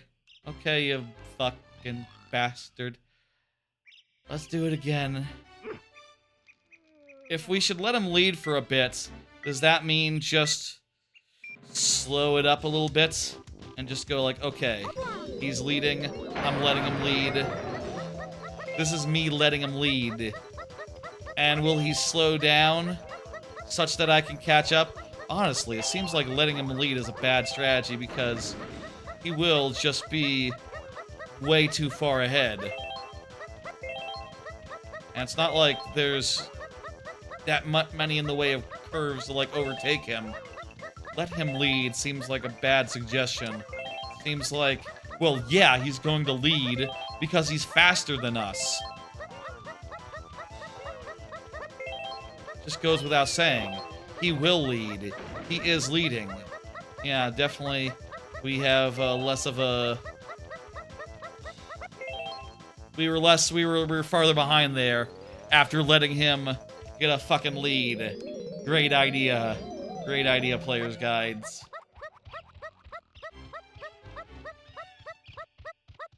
Can I go get some more crystals?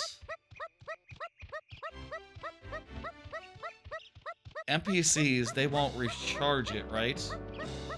I could, there's nothing over here. I could get a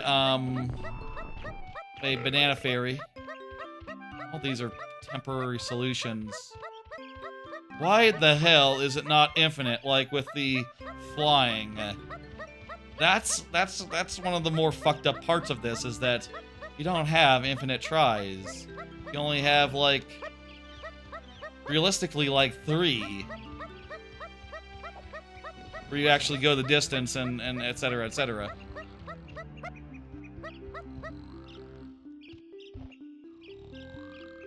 I don't think I have enough, but I don't see any alternative, and you know what? I don't think it's been draining that many each time. It's been more like 8. So I think 9 might be enough. If we get all, if we go the distance and we're just at the very end and we run out like inches before the finish line, I'll be very, very sore and very, very upset.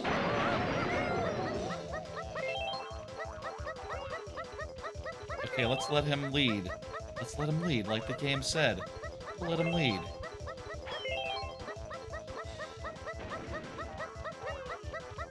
Look at that, I'm letting him lead. Oh, the Kasplat! The Kasplat! Wait, we have 3 crystal coconuts left. We are not going the distance. We have 2 left. We are in trouble. We have 1 left. Fuck, this would have been it! Ah! And we weren't even close to the finish line, but we would have fucking won if we hadn't had the... Fuck you. The owl gives me infinite crystal coconuts. Why don't you? I can't try again. I'm done. I'm cooked. It's over. There's no more crystal coconuts here. I can't do anything more until I exit and come back. Okay. Player's guide was right. 15 is what we need. We need to exit level and come back with crystal coconuts. There are a bunch there that we can get, but is there a quick way we can like refresh our crystal coconuts? Is there like a stash of crystal coconuts somewhere? There's some by the island. That's a bit far, though. I guess, what other choice do I have? Let's go to that, the tiny island where you get the tiny...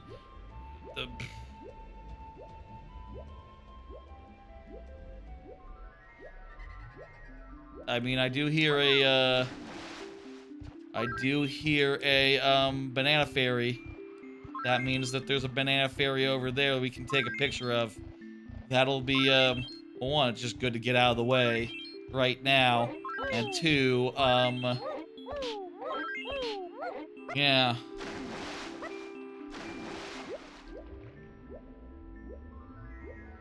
Alright, this'll refresh our, crystal coconuts. Lovely. And we'll give us an extra one. So that's just what the doctor ordered. So we have 32, so we can do it 2 times. Plus however many crystal coconuts we can get in the actual world. Cool.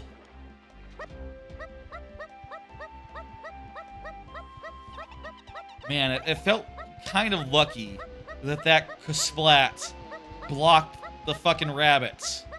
Like, I don't know we can reproduce that every time. I don't know that happens every time. We got some goddamn god luck there, and out the window. Just gone. I hope that I think when we do Beetle, I think the crystal coconuts are infinite there. For that one, it's another infinite race with our friend the Beetle. So honestly, this is bad. This ain't nothing compared to Beetle. We're going to have to beat it with a certain amount of coins. It's not good. Tell me all the crystals respawn. They did. I can save and restart, and that would be within the bounds of like what you could do playing it regular style. I don't have to use save states to do that. Just have to pause.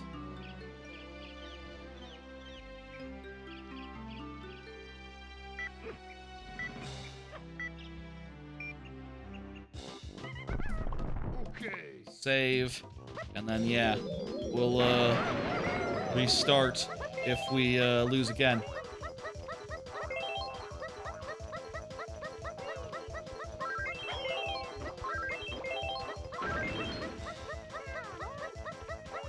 Hopefully save ourselves the trouble. Oh, Kasplat! Kasplat! Thank you, Kasplat! Kasplat did it again! Kasplat did it again! Alright, alright. Well, now we're gonna learn, like, if rubber banding is really bad. It might actually be really bad, the rubber banding.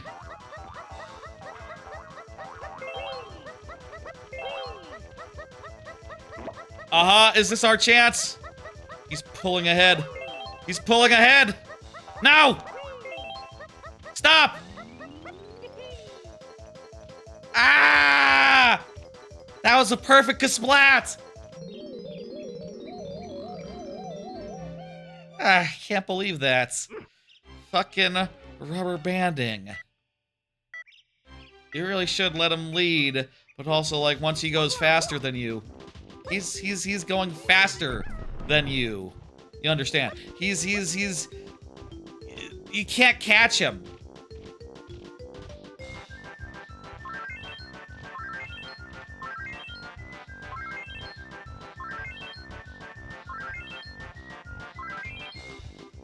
Can't catch him. What the fuck? Also can't restart the race. I'll take a drink of my water.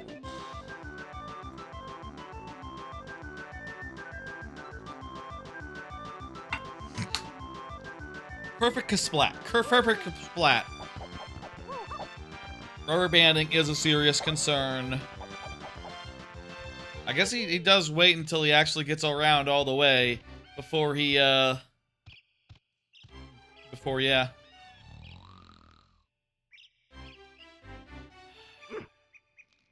Here we go again.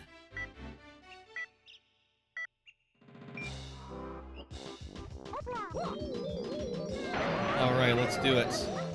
Rubber banding, yes, but let's hope for a good Kasplat. And, you know, in the meantime, let him lead. I hate how the camera moves during this part. Kasplat's not blocking! Kasplat, you worthless pile of shit! We got bad Kasplat luck. Unless he's really actually very much slower when you don't, when you're behind this much. We are gaining a little bit.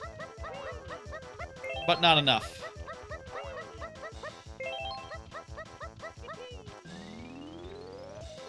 We need a good Kasplat. We need a good Kasplat. The first time we got Kasplat, that was a perfect Kasplat. It was enough to get to close the distance, but not enough to trigger rubber banding. That's what we're looking for. It's total bullshit, and it sucks ass.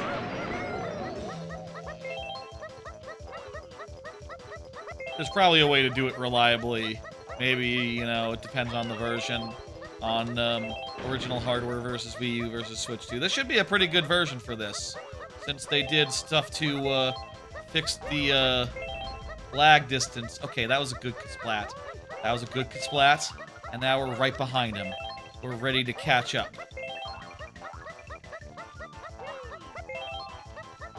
And this is the time to catch up, too, when he goes really stupidly wide.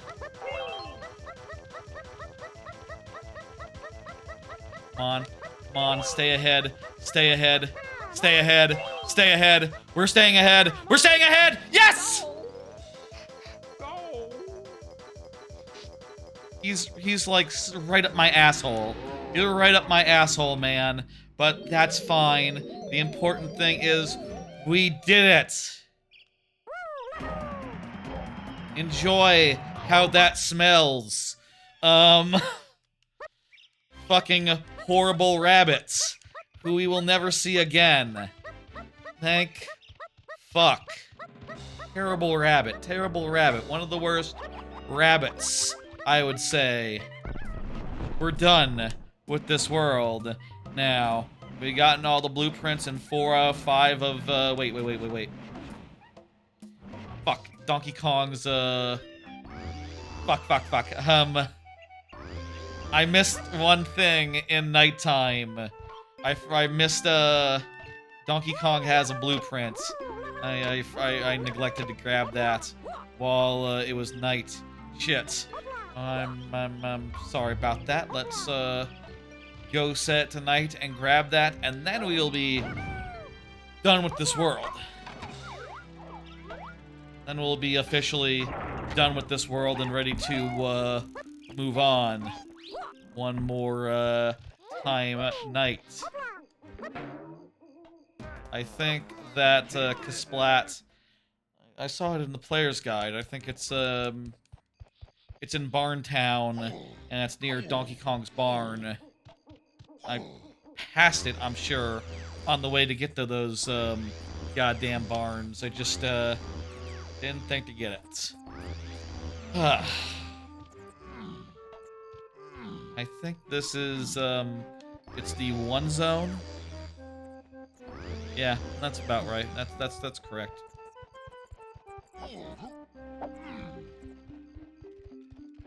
Let's see now. Here's Diddy Kong's little, area. I think he's in, Donkey Kong's area, by the entrance of it.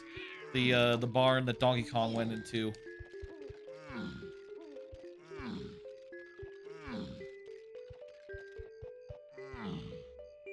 He's over here. Or like around back or something. I can check the map. I can check the player's guide. Or we can find it on our own. There it is. Yeah, no, it's just this area that you otherwise have no reason to ever go to. Sort of unintuitively wedged behind an area that you do have to go to. Oh, and there's a balloon, so if we had gone for this balloon, we would have gotten this at the same time. Lesson learned. Go for balloons. Balloons are good. Would have been a convenient place to do it. Okay. Now we have everything. So, I think what I would like to do, first off, let's grab there's a Diddy Kong thing right across the way here. Let's grab that so we don't have to grab it later. Let's do that right here, right now. Nope, not like that, not like that. Wrong thing. Just go ahead and shoot that shit, and go ahead and grab that banana. Then we'll, Perfect. I think there might be a jetpack or something. Wasn't there one, like, right behind the shack? Or right in front of the shack? Literally inches away from where I was? There might be. I just think we can't see it right now. Let's see, let me go over. It doesn't matter. There might be one right there. Who remembers? Whose is that? That's Chunky's. We could also run get that. What I'm driving at here is we're going to do Jetpac. That's the next thing. But you know what? While we're in the neighborhood, while these are right in front of us, I'm just gonna grab a couple quick GBs. I think with these aisle ones, I'm happy saving like a lot of them for the last stream. But the ones we can get like right here, right fast, that are low hanging, I will happily grab, and you know, we'll get it done.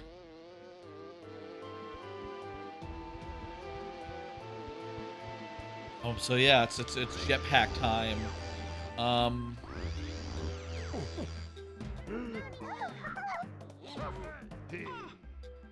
Quick bathroom, real fast, and then we'll do jetpack. All right, let's go. Let's do it. Let's continue. Okay.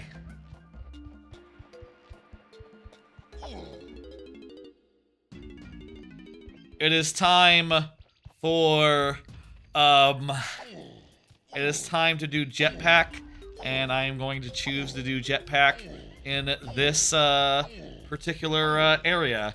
It's 11 p.m., so we've been going around let's see, around 3.5 hours. Not sure how long jetpack's going to take, but I'll say again, I didn't have trouble that much trouble with jetpack as a kid, so I think it should be pretty doable. I think it should be pretty nice. I did also have jetpack reloaded as an adult, or like as a teenager or whatever, so like I played the more involved version of this game, but well, so far it's not off to a good start. That was a bad run. Let's do it. Let's do jetpack. I'm not sure how long this will take. I don't think this is the hardest thing in the world, and I'll say again, as a kid, I definitely did manage this at some point, versus DK Arcade, where I essentially gave up, tried to hack it with a ROM hack, and then fucked it all up terribly. I mean, at this point, we've already gotten like 10% of the way there. Just no trouble at all. The question is, like, will we... And also, the other part of that is that we do start off with 3 lives, or, 3 tries, so... It's really not that bad compared to the last one, where you really just... Compared to DK Arcade, where you have no... Yeah, we got like halfway there, and it took no time at all. This will be fast. We just have to do it cleanly and have some decent luck. 5,000 really isn't that much. I think that would be like if the goal for DK Arcade wasn't beating it, but instead was to just, get past the first 2 levels or something, or get a certain amount of points doing that. If it was a high score based thing. Like, we got high scores before we beat it in the DK Arcade. So yeah, oh, shit. This time it's crazy. We're doing crazy well. Also, we're shooting stuff, and that's giving us points, and all these gems and stuff are giving us loads of points. Oh, we're halfway there. We're 2/3. We're 3/5 of the way there, and we haven't taken a death. This is the run. Also, by the way, this is one of those games where you can go around the whole thing, and also, once you have fully fueled it up, you get into it, and that gives you a bunch of points. That might be it.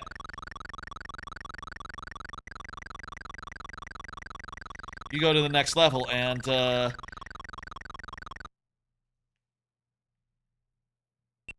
we didn't get any points from that? Hello? That's not points? Well, at the very least, it seems like this level, the points go up faster. So, you know, it does help us get to 5,000. And ho, hey, wouldn't you know it, there we are. And there's the rare coin. Easy. Easy. Okay, Jetpac is easy. That's why it didn't trouble me much as a kid. Because, yeah, you can just do it, like, after less than 5 minutes, really. You could do it in, like, 2 minutes, even not having played Jetpac in forever. It's a really easy game. I'll say, I think I do like Jetpac more than DK Arcade, though I'll admit that it is a lot less substantial of a game. It's a bit of fun, though, and, plain and simple. Jetpac Refueled is also pretty fucking plain and simple, for what it's worth. We doubled the required score. How much more than the required score will we get by the end of this run? Let's play it out. Let's fucking keep going. And see, like, all these funny balls, and, yes, we collected the rare coin. Oh, we're done. Are we done? Did we run out of lives there? I guess. Okay. Thank you. We're good.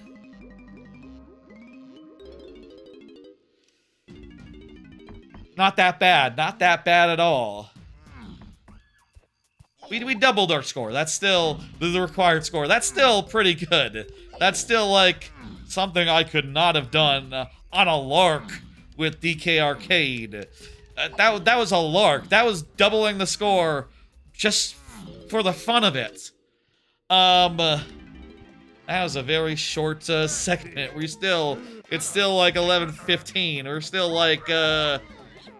like what, 3.5 hours in? Folks, this is still a not that long stream. That said, I do want to do the thing I was talking about earlier, and the thing I had planned for the end. Folks, could I get that? Before I forget, let me get that. You know what, one more, no, beeline. Let's finish this. Let's do this, let's finish this stream strong. And there's one more golden banana I want to get tonight. There's one more golden banana I want to get tonight, and it is perhaps one of the hardest golden bananas in the game. It is perhaps one of the hardest golden bananas in the game. Like I said earlier, we're not going to do a bunch of Crystal Caves tonight. We're going to save that for next time, because I think Crystal Caves and Creepy Castle make are just very naturally a part one, you know, they go together, and I don't want to necessarily do, like, Crystal Caves tonight and then go into the castle tomorrow, or next week, next Monday. I'd rather space it out and, you know, do 2 at once next time. Oh, by the way, yes, there is a horrible man on the ceiling who is raining death and destruction on us. We'll worry about him next time. I always do make sure one of the first thing I usually do when stepping into this world is kill that guy. But tonight we'll be doing something else, and that something else will be Beetle 2, which is where exactly? I don't know where Beetle 2 is, so give me a second to give me a minute, give me some time to, like, swim around and find it. Oh, you know what? I can use the map on the guide. Yes. Beetle 2 is marked on a 3 on the Nintendo Power map. Like, sort of halfway through. The opposite way as Funky's shop. I think we went the wrong way in general. I think that the icicle area is on the opposite end. We can at least get a fast travel, and then we'll head back in the correct direction. Oh, no, we won't. Okay. Exit level, re-enter level. That's the fastest way to get back. And I believe it should be to... Actually, it should be, like, basically immediately up from the entrance. So it should be, like, Oh, there it is. Thank you, Player's Guide. Not without my Player's Guide. Is a potential VOD title here. I've referenced them enough where it is sort of the through line. You know, I'll say, as far as these hardest of the hard challenges go, Player's Guide has been... The Player's Guides, both of them, have been moderately unhelpful, to say the least. At the very least, the one told us, like, hey, man, rubber banding. That was nice and helpful of it. I didn't check and see if it said anything about Jetpac and, like, strategies for that. Honestly, Jetpac is so self-explanatory. I think there is a genuine argument for, like, no, you don't need to write anything about Jetpac, come on. You just... It's about as self-explanatory as you could ask for. You just jet up and jet down, bing, bang, boom, there you go. Is this how you get here? No, this one's not it.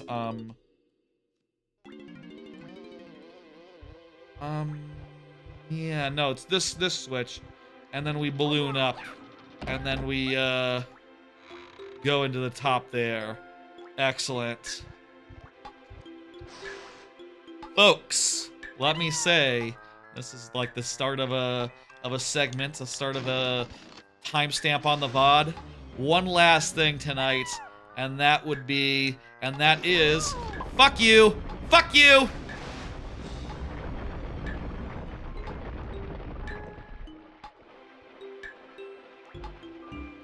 God damn it. Goddamn sky fucker. Ceiling fucker. Poundy guy. I don't know what I'm supposed to call him to express how frustrated I am at his dumbass. He's like a cudgel guy. Are those guys called cudgels? Like cudgel?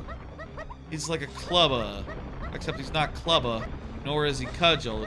He's like a new, you know, genericized version of those two named Kremlings from DKC2.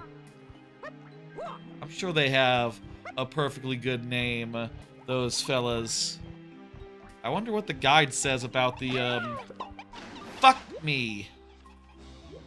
What does the guide say about, like, hey, so, Crystal Caves. Does Crystal Caves even talk about killing the guy? Like, the Nintendo Power organizes it, like, in terms of Kong first, and it's a tiny Kong thing to kill, the guy. I wonder if they just never knew about killing the thing.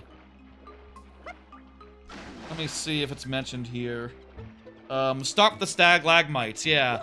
No, you might go through this whole thing and just go, like, Kong by Kong, and then get the tiny Kong on the 4th page and go, God damn it, stop the stalagmites, that's a thing you can do? That would be a bum deal. That'd be a little bit suck ass. That would be a bummer to not have realized that earlier. The timestamp, we'll do timestamp when I'm actually getting in there. We'll do timestamp when I'm not falling. That was a false timestamp. That's not where the timestamp goes. If I put the timestamp there, leave a comment if you noticed or cared or can, I won't. I'll do it right. Don't worry. I'm on it. I'm on it. This moment was funny enough where it made an impression on me. My timestamp thwarted. Here we go, folks. we're heading into one last thing tonight, and that is the second Beetle. Yes, look at us, we're dropping in there. It's second Beetle time. What exactly does this say about second Beetle? Let's before we do this guy, and by the way, it says yes, it's a race, and you have to get 50 coins. It's the same as before. Tell me we have infinite, I think we have infinite crystal coconuts for this, for what it's worth. Let me just confirm that, and then, yeah. I've actually already used it before, Squawks. Is this where it assumes this is to be the first time? I used it on the bunny race already. So this says, to stop the switch, use the Lanky pads to get into the aperture and get ready to race. The bug that bested the tiny bested an angry Aztec is back for more, and this time Lanky will have to contend with lava chasm and slippery ice patches. You will need the orangutan sprint for the flat areas. Nintendo Power doesn't even mention the fucking 50 coin requirement, let alone, like, how you might do it. Let's see what this shit says. Revenge race. I'll say that the Versus Guide one does have star ratings on how hard each thing is, and it does say that this revenge race is hard as it comes. Is hard. So, yeah, it says here, you say the first Beetle race wasn't enough? You say you want more? Well, fine, here you go. This time, the Speedy Beetle won't make it so easy for you. So it was hard the first time. Jot that down. Took like a half hour. The slippery ice and a lot of dangerous drop-offs make this a challenging race, and one that you might take a few times before beating. To get into this marathon, go over to the central castle, open the top with a faceplate on the far side, and float in. Once you're ready to begin, nab the banana Lanky barrel and pass the starting line, and pray. Collect 50 coins and win for the prize. Okay, well that doesn't give us that much actual advice, but at least it tells us, yeah, you need 50, and my god, man, you're gonna be praying. Let's do it. And I do believe this will be the last thing of tonight. We're gonna beat this, and I don't know how long it's gonna take, but point is, once we're done here, it'll be, once we're done here, we'll be done for tonight, and that'll be it for the live stream. What happened if you Lanky Kong here? Is that a problem?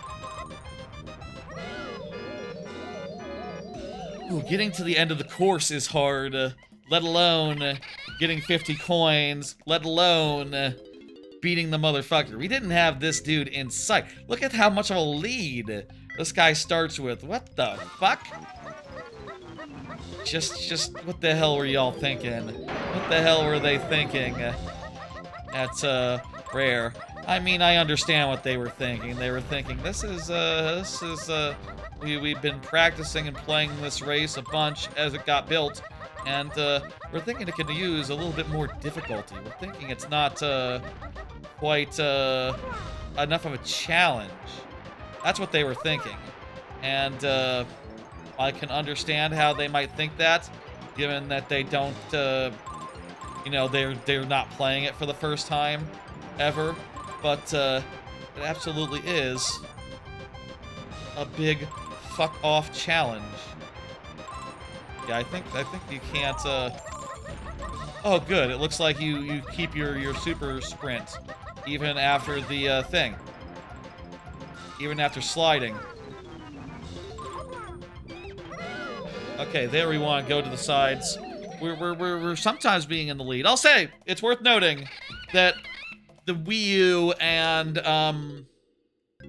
U and other emulation versions of this probably had incorrect lag.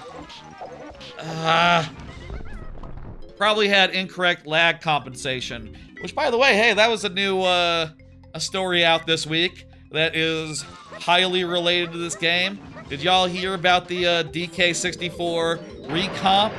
Yes, the folks that brought us DK64 Randomizer have announced they're working on a recomp to recompile and make a PC a native version of DK64 with all sorts of nice features, like you know, all the quality of life features, like you know, the randomizer has, like switching Kongs, swap anywhere, which, like I said earlier, is quite lovely in the randomizer and really makes things a lot nicer.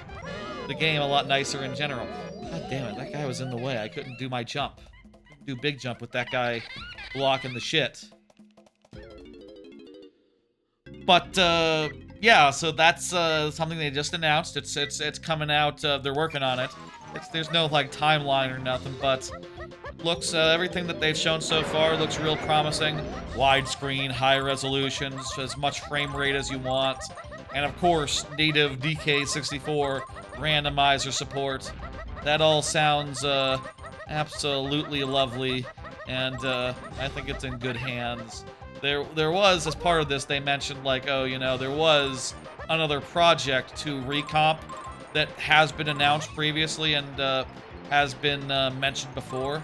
I don't know, I'm like on this channel or nothing. I mean, it's been around, it's been known about. But basically, they said of that one, like, okay, well, so the story with that is that AI's vibe code has overtook that project terribly. And yeah, no, it's just not a good time over there. It's just Slop City in the original DK64 Recomp project.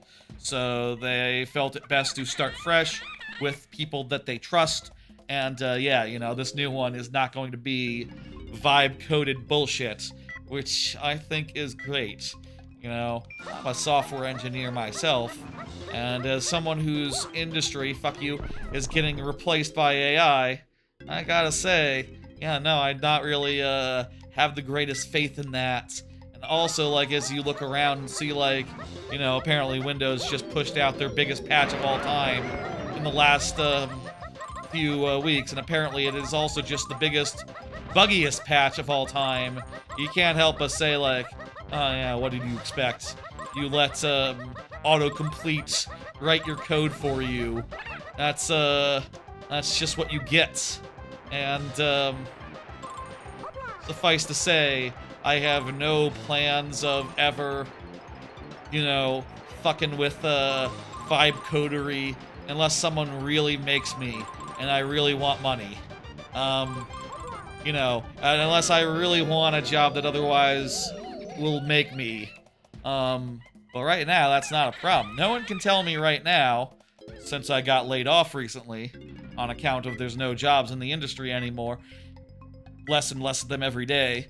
No one can tell me I gotta use AI or vibe code and all that. And, I'm gonna try not to. I hope that shit dies before, you know, my work is replaced with that.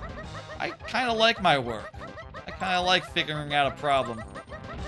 Been learning Godot the last, you know, few months. Working on a new project as of like a week ago.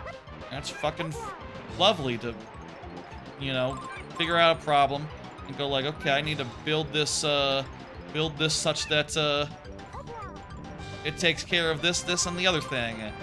And, you know, if you're just having the machine do that for you, where does that get fun? Where does that get satisfying?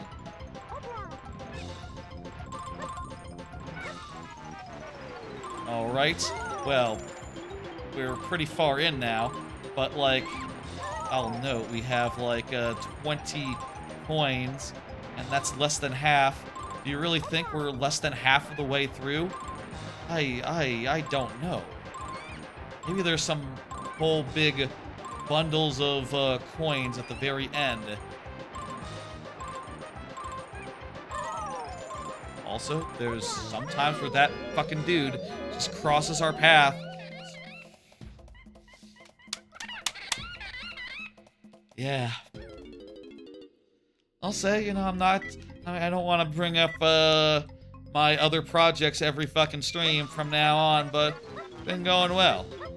I mean, I'll say, like, I spent the last few days of work on that project, just like refactoring shit and cleaning up the code that I already made so far, making it so that the airborne states all have a very nice, clean code to start with, and also reworking all the other things, so it's all that shit is like nicely commented.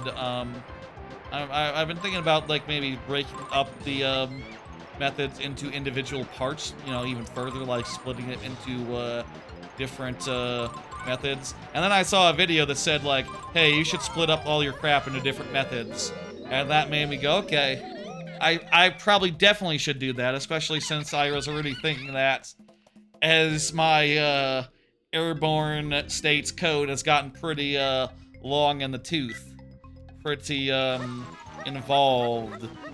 Like, definitely can stand to simplify it a fair bit and get it nice and streamlined. I wonder also if I could make it so that if any parts are repeated in between different states, they can just literally use the same exact block. That would be handy for the purposes of reducing code duplication, which is, you know, always a good thing to do. I say all this, it's also just something that as I do it, in the back of my head, I'm thinking like, okay, all this time I'm spending on just like improving the codes of parts that are already working. That's parts I'm not doing. That's time I'm not spending like implementing a dash. Implementing like a air dodge, you know, a dive, whatever you want to call it. A dodge, a air dash, something like that. Not so much a like just a run button, just more of a, yeah. Like the more time I spend there, it's less time I spend polishing or like getting it to feel good. It doesn't have to be well coded to work, you know. That is something to consider. But also, like, if I don't get things in line now, they never will be, so good to get things in line and all corrected. And fuck you, fuck off, goddamn fucking fuck. Ah! Motherfucker took all my coins,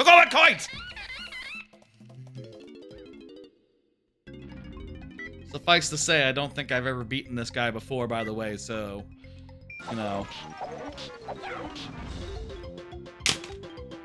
I should be careful when throwing my controller. I don't want that to hit my phone. That would be a bad thing. It did hit my mouse, which is, one second, let me, my mouse, fell apart a little bit. Let me find the other mouse button. Alright. Wanted to do that before it, I took a break and did it.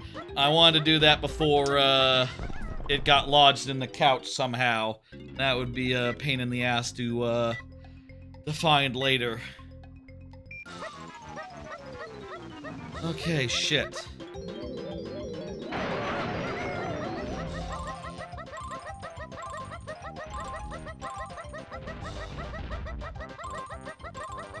So yeah, I'm really excited about that DK64 Recomp. I imagine like once that's done, I'll probably, you know, I do like playing original versions of games when I can for randomizer purposes, and also like low-key for the randomizer, during randomizers, I do like to fill up my the part that's not, you know, the game with like, you know, in this particular stream, I just have a bunch of nothing above me.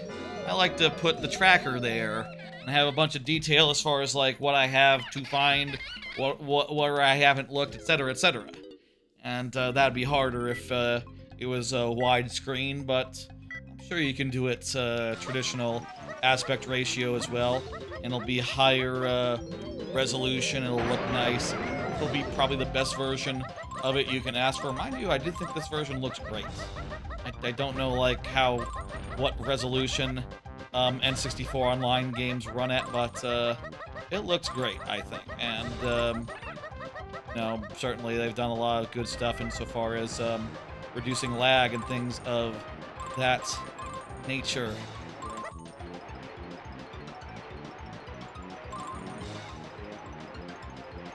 time I miss a coin, it's like... feels bad, man. And it's not like I've...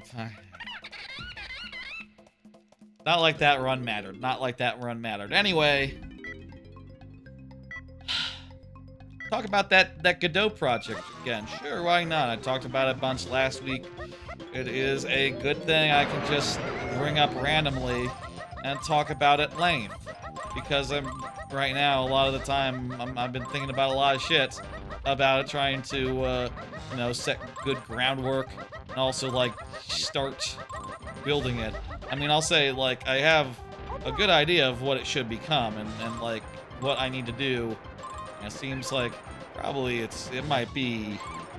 probably will be too much for me to chew all that, but I'm, you know, excited about it. I think it's a cool idea.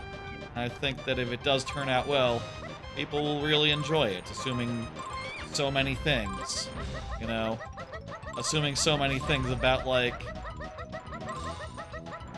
you know, best case scenario. Right now, it is the scenario where it's like, well, what else? What do I have to lose, right? Of just like, well, there's no more engineering jobs anymore, so might as well, you know, spend a year to, you know, whatever the fuck, trying and seeing what happens with that. And you know, I think that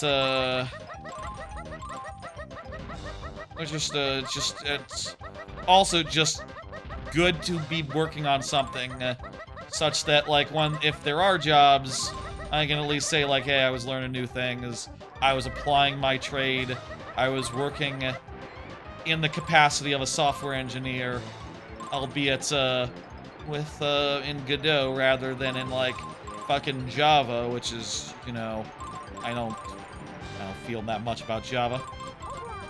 Rather than in, like, Java or an actual programming language, etc., etc. GD script is basically like a Python type script, so, you know, I'm getting some Python adjacent experience, so that is just good in any case, good in any in anyone's books, I would say.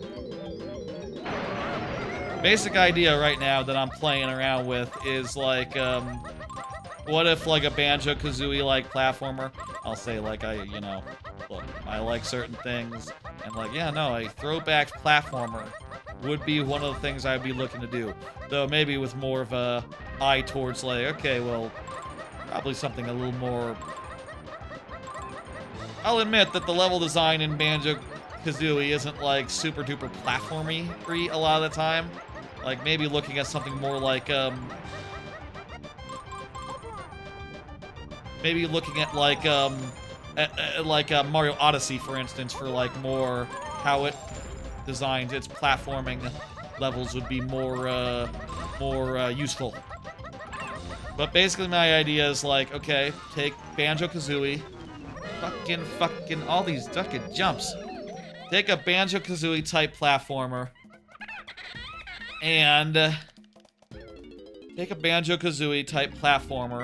and put in a Kirby 64 ability system. And that's about where you get into the point of, like, oh, that's too much already. There's probably a reason no one's done this since Kirby 64, and it's because, like, yeah, 30 dozens of abilities minimum is a lot. Even if you were to, like, reduce it to 5, which I'll say I have. I've written down ideas going up to, like, 7, like Kirby 64's got, so, you know, I'd like to go the distance and do a bunch. We'll see what happens as I start, you know, as I get further in on this, etc., etc., but... Come on, I hit the button! When do you hit the button? Sucks that, like, half the runs just get fucking washed out by a goddamn jank jump. Even if, like, you know, token-wise, I don't know if I'm doing good enough, honestly. So yeah, that's been an idea I've been working on for a bit. I've been working on basic systems, and also I currently have systems where like any of the most of the attack transitions of the base states can be overridden by your current ability. I think that's a pretty smart way to have it work. Pretty smart way to have it all wired up, basically, such that each ability controls what options you have available to you. And, you know, I just need to build out, you know, hundreds of ability states, I guess. States for each ability, in theory. It's, not the most practical idea, I'll admit. God damn you! Not terribly practical, but I think it's a fun one. And, I've been thinking recently about an idea. My latest idea, as far as that goes, is like, okay, I've been like, I got a document, right? Been writing down ideas as they come. And one idea I've had for a bit was like, okay, make it so that the plasma is like I have written down elements that are not the Kirby 64 elements, but in fact elements that are not used by Kirby 64. And one of them would be just plasma as a sort of combination electricity and as like somewhere between electricity and fire, basically. And the idea I have for that is like, make it work like Kirby. Make it work like you flick the stick around, you're charging that shit.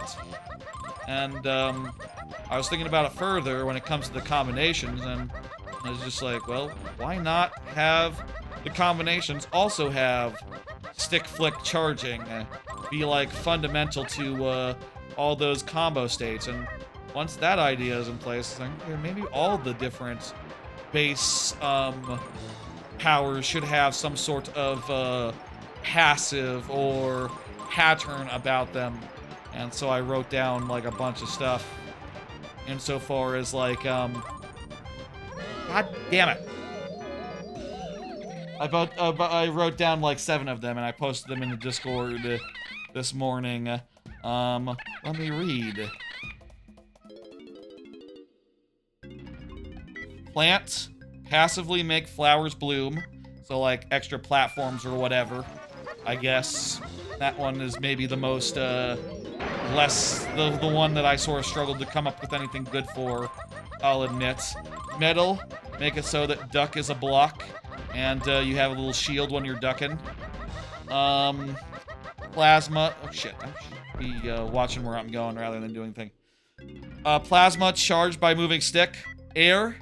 Air abilities will have overridden double jumps. Nothing else will. Just the air ones specifically. And that's also a good way of reducing how much I would have to do insofar as like, yeah, you know what? That's an exclusive thing to air. No one else has to fuck with the double jump. The double jump will be stock vanilla for everything except for air ones. So like the air one could be like, okay, air plus water, umbrella. Umbrella, double jump, pretty self-explanatory. You know, something like that, for instance. Or like if it's like the feathers from Kirby, like yeah, no, the feathers, they give you more double jumps or something like that. I guess in Kirby, you start off with as many as you want. It just changes it to be flapping rather than puffing. Water, usable underwater. Toxic, enemies take slow, stun, or a stun. Or like some sort of damage over time thing, I don't know. And I got written down for fighting, custom dash, custom pound. Ground pound, you know. So like if there are custom dashes to be had only on the fighting ones, and same with ground pounds too, everything else will be stock where that goes, and that makes it so I don't have to deal with ground pounds except for in those specific instances, and then they can for flavor. So like if fighting steel is like your encase yourself with armor and basically works like the rock from Kirby, then yeah, that can have a custom ground pound where you turn into the thing and then fall down. But otherwise, it's not, it's just normal style. I thought a bunch about the different 7. thought a bunch about the different 7 and eventually landed on those ones. The last one was the trickiest one. Eventually I got to fighting because I played some Kirby and I remembered, oh yeah, fighting the fighting dudes in that.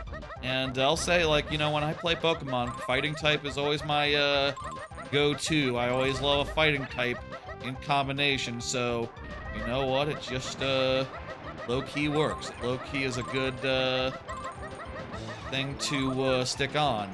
I feel like I'm going to have to be pretty... I feel like fighting combinations are going to be... You know, it's like, what does that mean? It's like, I don't know. That's a thing to work out.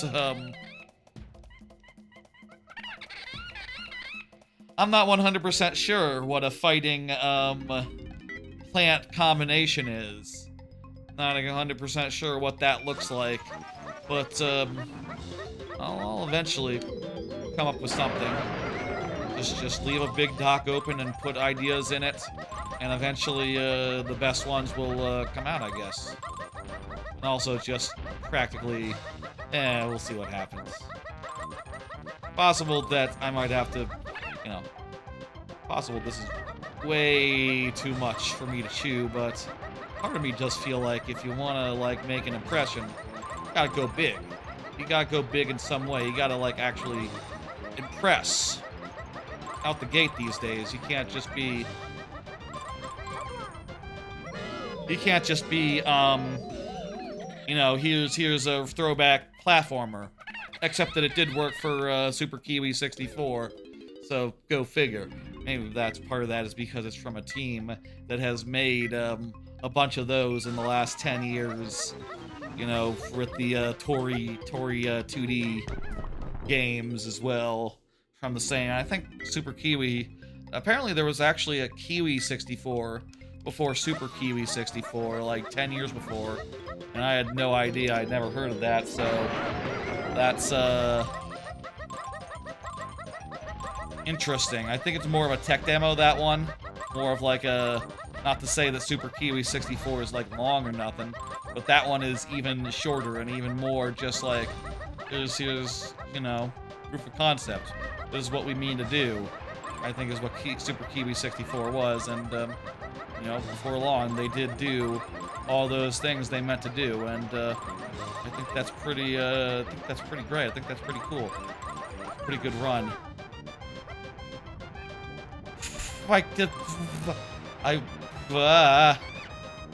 We jumped early, somehow bounced.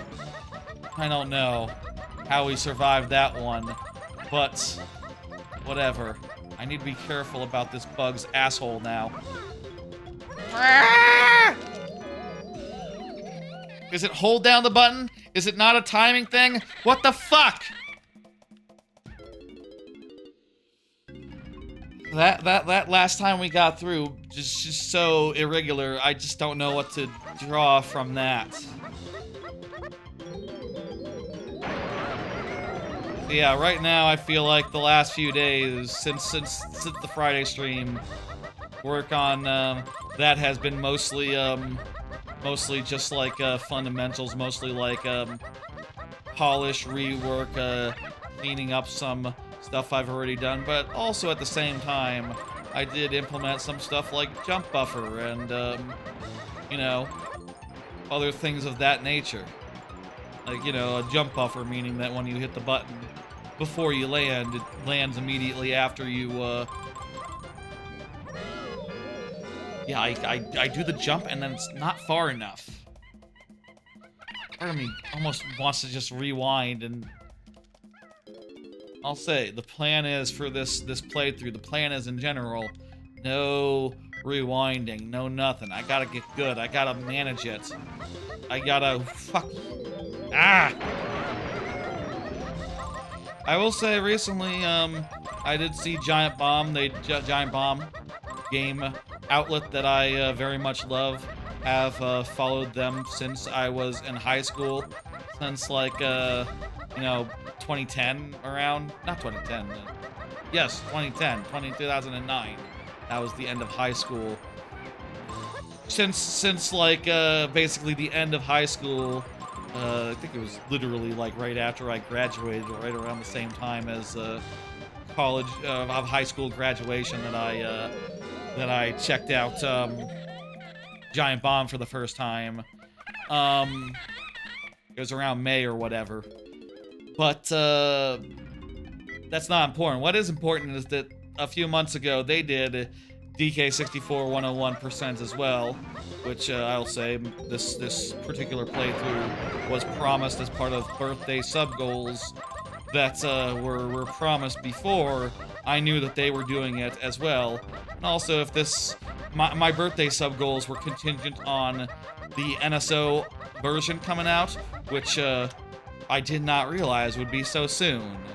And you know, it was do it when NSO comes out, no questions asked, and here we are. Anyway, I did see Mike Minotti beat this section, beat this thing, and it was only like an hour or so that it took him, never having played it before, never having played the game before. I do wonder if, like, original hardware versus this, versus lag-free emulation, he was playing it original hardware. I am curious, like, if that's... Fuck you. Makes a difference or not. But the fact is, he could do it. And he managed it, and he got down. And that gave me the guts and the courage to be like, okay, you know what? No save states, no rewinding. We're doing this. I can do it. I've never done this before, but I will do it now. And, well, part of me is wondering, is like, is Mike Minotti just really fucking good and shit?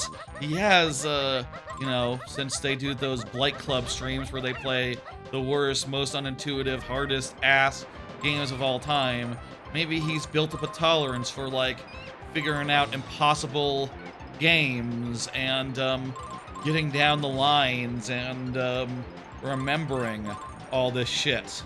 Getting it down to memory.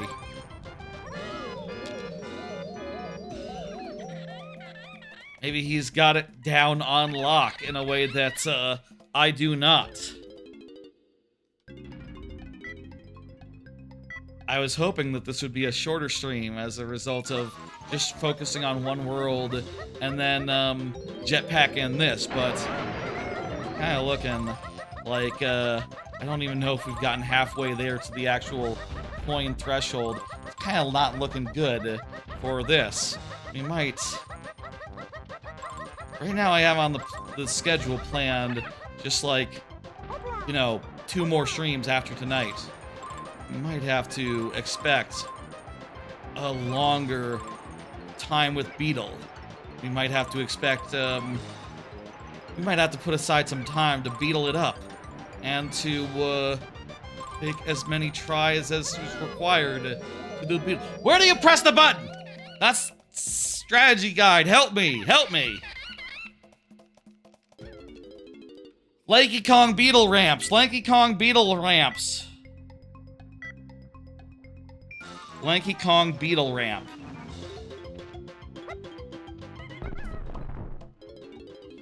Search.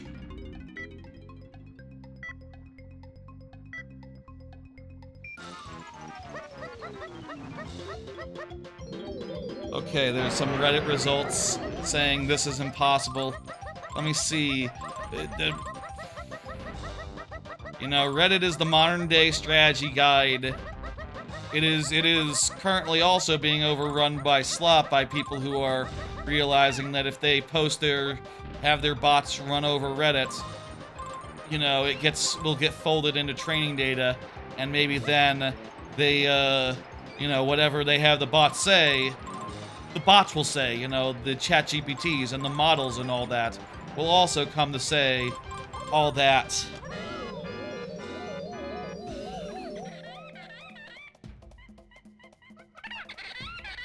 That is Beaver Bother. That thread's about Beaver Bother.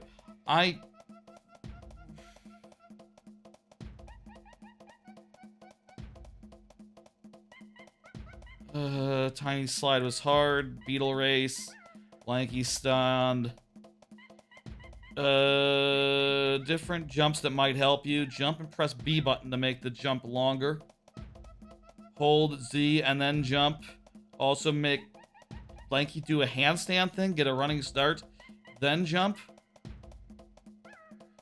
What a useless answer. This fucking dickhead didn't even know. That's a terrible answer. Guest answered. That's right, Guest. This guy doesn't even know it's about the Beetle. Yes, you're already in orangutan mode. You can't do that when you're in orangutan mode. To make the jump go faster, push up. The second jump is way off harder. Also, you have to jump to the side and then quickly back. I saw it on Google. Hold forward, don't press A. Hold forward, don't press A. Don't press A? I thought we were pressing A. I feel like I've had a number of times where pressing A worked. Okay, you know what? No more A. I probably was pressing A too late, which meant that it wasn't getting counted, which meant that I was pressing it at the right time, which is to say, such that it got nulled. That's really stupid. They make it so that if you press A, you die. Like, man, did you not put this in front of people who have muscle memory? Like, I feel like there's gonna be people who's, no matter when I jump, I'm dying. Yes, because you're jumping.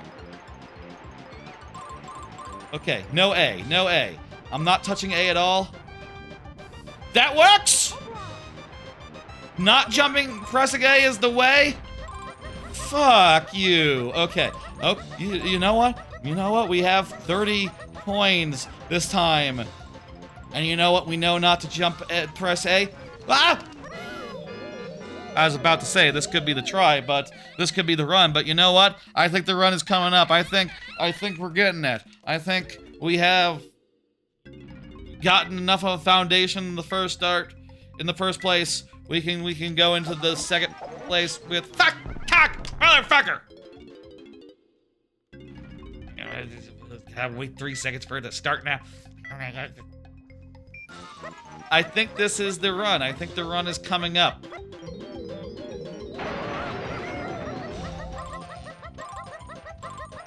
No jump. No jump.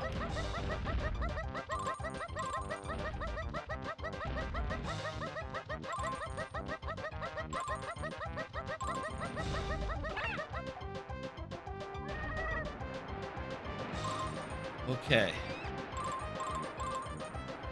If I make a game nothing like this, I'll say I would want everything to be a nice, even difficulty generally. I'm not really a big minigame person in general. Not really a terribly big minigame fan.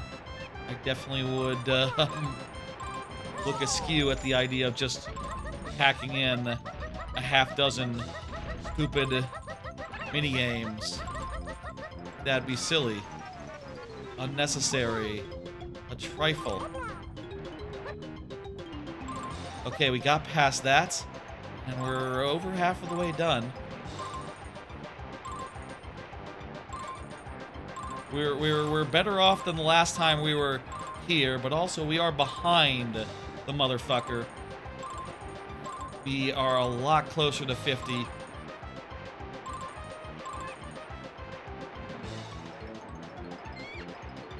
Perfect. We almost had 50. Question I have right now is that once we get to the end, can we catch up, or do we need to be ahead by that point? I wonder. I really do. It turns out, by the way, for the record, yes, random web forums from 20 years ago are the best player's guide, rather than the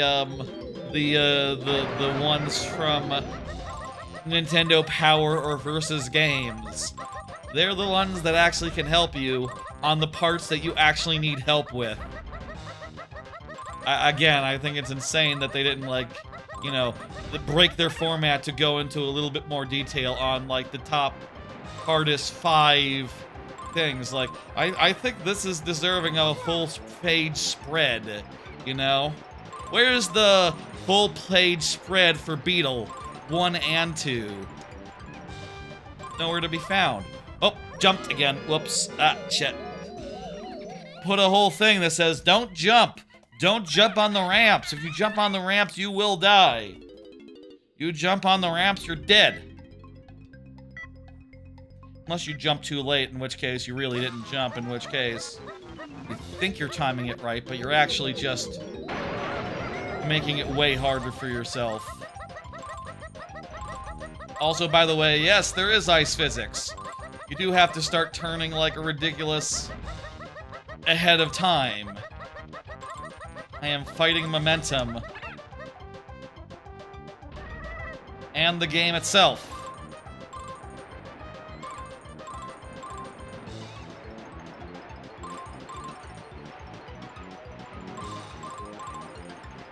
Hopefully, easing up a little bit will make it so that, well, first we have... Fuck! Ah, shit! I hit the button! Yes, when I hit the top of a ramp, I want to hit A! Everything I've been trained for in every other video game has prepared me to hit A at the end of a ramp. I expect to see a little thing that says cool, radical, you know, like Sonic. Adventure, you know, 2 and 1 as well. Contemporary games had it working that way. It wasn't that hard to figure out.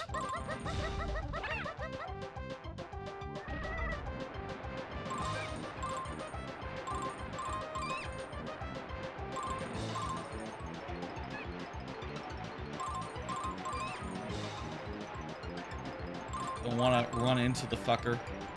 I'm slowing down a bit. Now I'm speeding up. And now we're ahead. I feel like getting ahead, though, is very dangerous. The more ahead we are, the more rubber banding I feel like we're risking. Maybe that's, maybe that's just what we have to do. To survive, to win.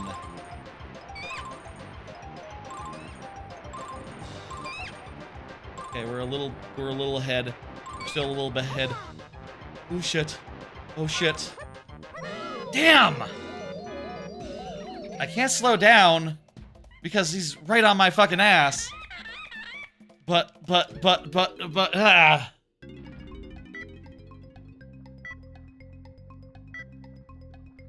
We're getting it. Progress is being made. The best strategy guide is the one on Reddit. Anyway, or like a YouTube video that like shows you exactly what to do step by step. Though honestly, I prefer to just read something if it's all the same. Like, I don't have to mute crap. I don't have to pause a TV show to read a strategy guide. I prefer that. But like everything now is mostly you know, everything now is mostly video, and I feel like the reason is obvious. Monetization. You can't monetize text as easily as you monetize video, and it just makes a lot more sense as far as financials go, as far as like... What the fuck? Why did it fucking shut me to the left? The fuck? I will say, obviously, there is an exception in the brand new side hustle of AI Slop strategy guides, where it's all split up by ChatGPT, and it's all AI Slop garbage, and, you know, it's all self-published on Amazon. That is like the one case where that is still an option, but, you know, there's no honor in it. There's no honor in AI Slop. There's no honor in a strategy guide pooped out by a computer. You gotta have it be written by a talented team of reasonable humans trying their best and doing a pretty good job. Sometimes not the best job, for sure, for sure. I hit the button, but it was too late, so it didn't make a difference. Good.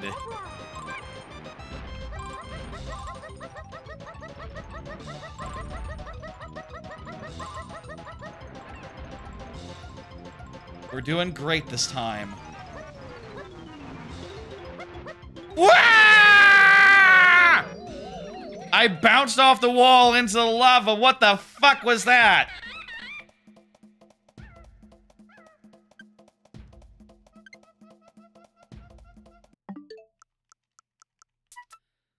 Have a look at that again. Here, I can use the C buttons to speed up. Here's what happened. Literally a ledge! Literally, I didn't even hit a wall! I deflected off a seam! Fuck you, Beetle! Fucking dick. Goddamn, hate this guy.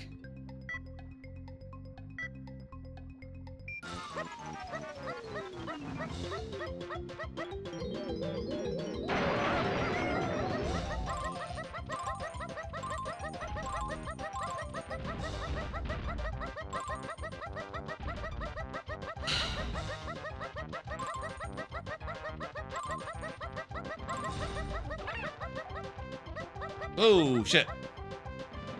Pulled back too soon there. We might be boned, or maybe with rubber banding, maybe we're in just where we want to be. A good deal behind, and with all the room ahead of us to speed up or what have you. We are making a bit of a comeback. We are catching up. Maybe this is the way. Maybe a little time loss will help us loads.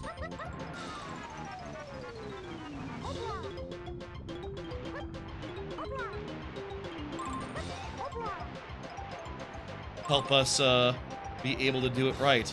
Also, we should, honestly, like try to see like what the end looks like. You know, we've not gotten to the end of the line. We don't know what's ahead. We don't know, like, how careful we need to be with our coins. Oh, fuck! Oh, fuck! Oh, fuck! Okay. The end is, like, right there. And, that could have been it. If not for fucking more deflection. I think that one I might have actually hit the wall. I don't know.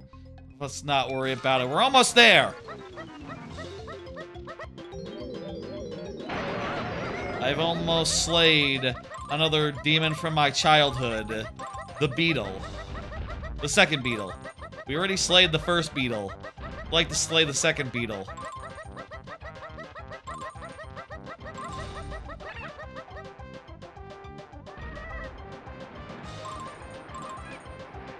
Honestly, slowing down and losing time seemed to actually work. Seemed to actually, like, give us a breathing room. Like, we might genuinely want to let him gain a little bit and stay fairly ahead.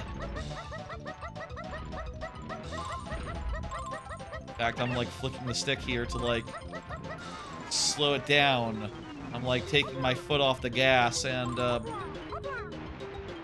this seems wise, smart, and a good idea. Staying within sight.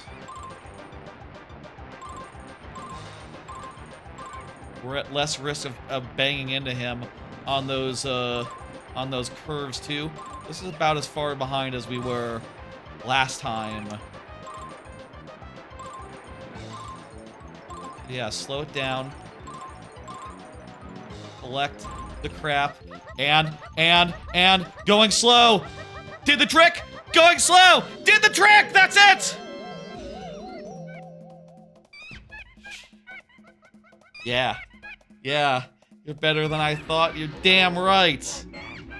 You're damn right I am. I'm better than I thought as well. Sick. Amazing. Wonderful. Okay. We did it! Getting out of here. this is this is about it for the stream for the night. I am satisfied. I think the pace of that world definitely took longer than the last one did. The Fungi Forest definitely took a little bit longer. I think this is still the shortest stream of this we've done so far. We started at 7, and it's midnight now, so 7:30, so about 4.5 hours. That's actually not that much shorter than the last 2 streams, but what have you. One last thing before we end. Let's go turn in the blueprints, and why don't we do it at the level where it's the shortest animation, and we'll get these 5 extra... We'll get 5 additional bananas, and then we'll call it a night. I think we got about 30 this time. We got like 40 the first night. We got like 64 the second night. So the 30 is kind of short compared to what we got in the last 2 streams, but there's only 71 left. So like, you know, we get a bunch. If we get 50 next time, we'll be feeling pretty good, I guess. I don't know. We'll see how next week goes. We'll see like how efficient that is. I think outside of that one pull up the versus guide. I don't think there's that much that's left in the game that's super hard, other than maybe the second iteration of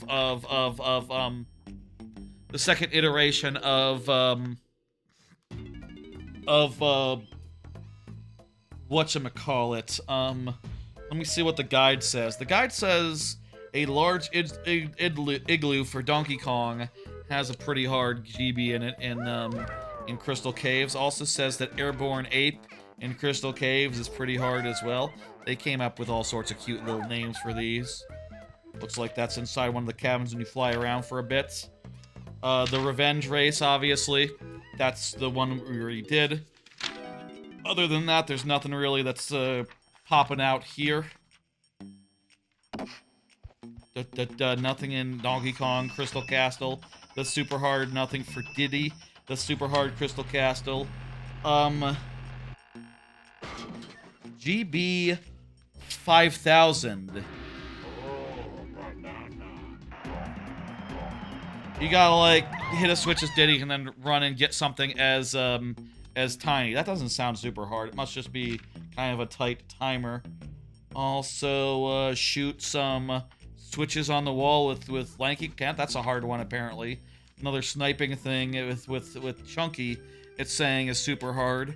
I've done that. I think that's the one. Is that the one where the water level rise? That's not so bad. That's not so bad at all. It's definitely overestimating the difficulty of some of these. I think, honestly, we might be in the clear.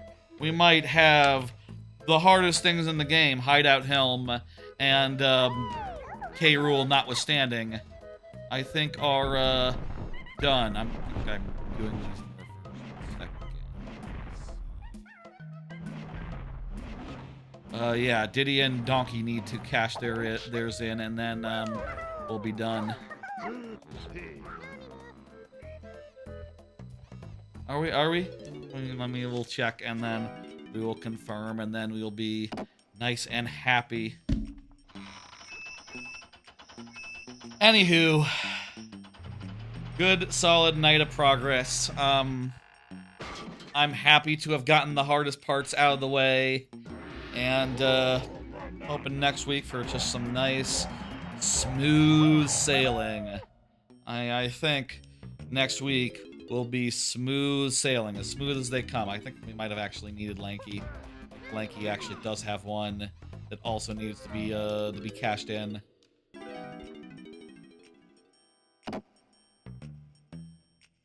Thank you, Snide, for all the blueprints, for all the bananas from the blueprints. We got just 2 levels left. Next time, I mean, I'll say we can always split it up. We can always do some of the castle and then do the rest of the castle the following week. I definitely want to end. I definitely want to do Hideout Helm and K. Rool, you know, 2 weeks from now. But we'll see if that's possible. We'll see if that works out. We'll see. We will see. In general, I think everyone's already cashed in then. Unless did I get everyone? Yeah.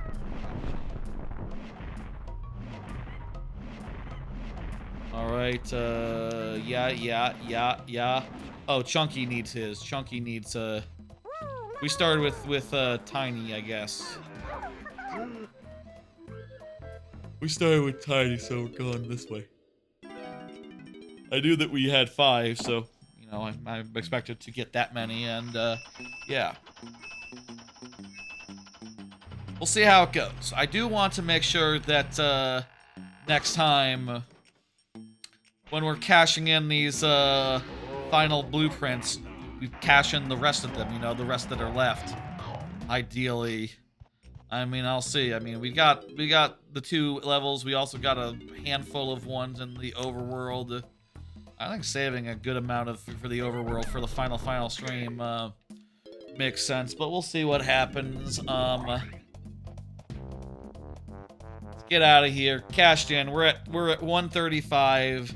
I think we started around 106 or something. So we got about 30 this time. 25 from the level, and then 1 from Beetle 2, and then another couple from Island real quick that were sort of in our path. So yeah, this stream has been the least progressy of the 3 so far, but I think with all the progress we've made in the last couple weeks, having a slower, less progressy stream is fine, and we also got the hardest things out of the way, so next week, hopefully we can just bang into the last 2 levels and just get 50 bananas, or 49, considering that we've already gotten 1, and then, you know, go from there and see what happens on the last stream. So yeah, that was tonight. Hey, there's the calendar, and you can see, currently I am budgeting, I am planning on 2 more streams of this. We'll see what happens. Maybe next week we'll do Crystal Caverns, and we just feel like, okay, no, we actually gotta, for these last final worlds, it actually does make sense to do 1 per stream rather than 2 or 2.5 or whatever the fuck we were managing in the first 2 streams. That said, you know, we have done a lot of crap. We have finished off, you know, of every world other than the overworld, and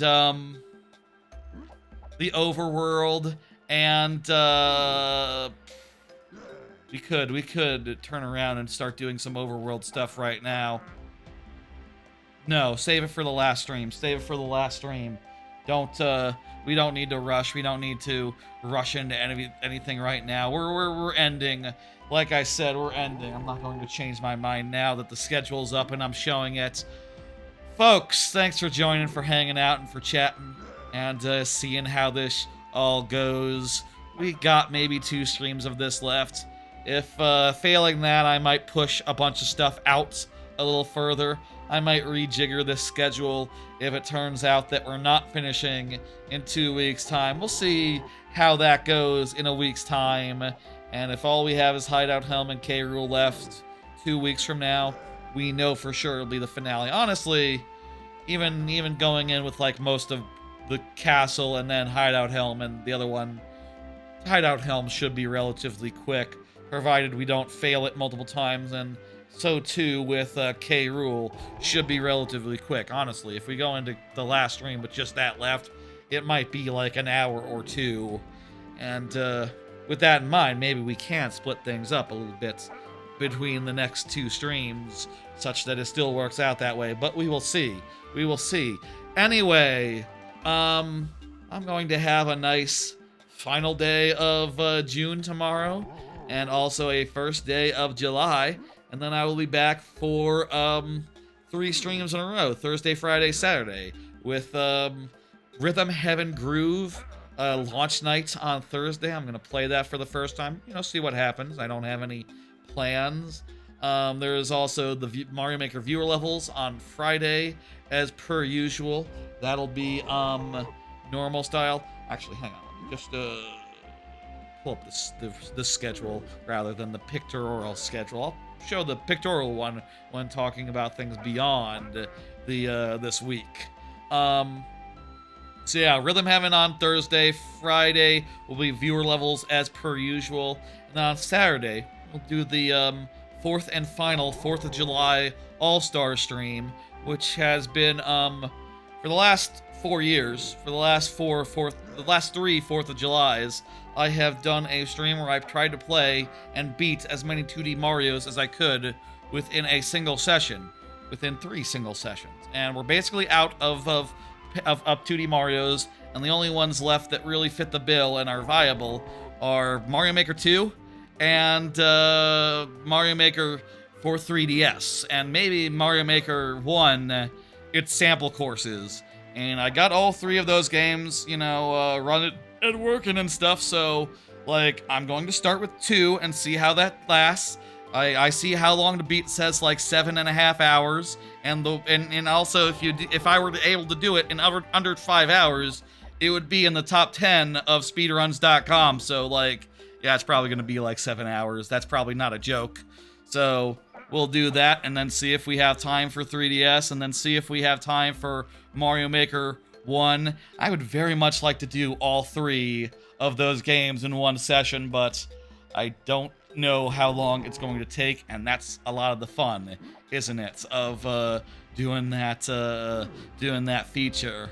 I think that's the plans for next week. There will also be the next part of DK64. Hey, Trebucket, by the way. Hello.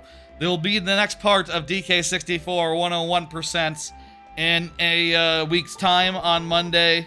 Like with the last, the plan for next week will be Crystal Caverns minus Beetle, which we just took care of, and also Castle. And I'm thinking it'll be pretty straightforward. I think it'll be pretty smooth sailing.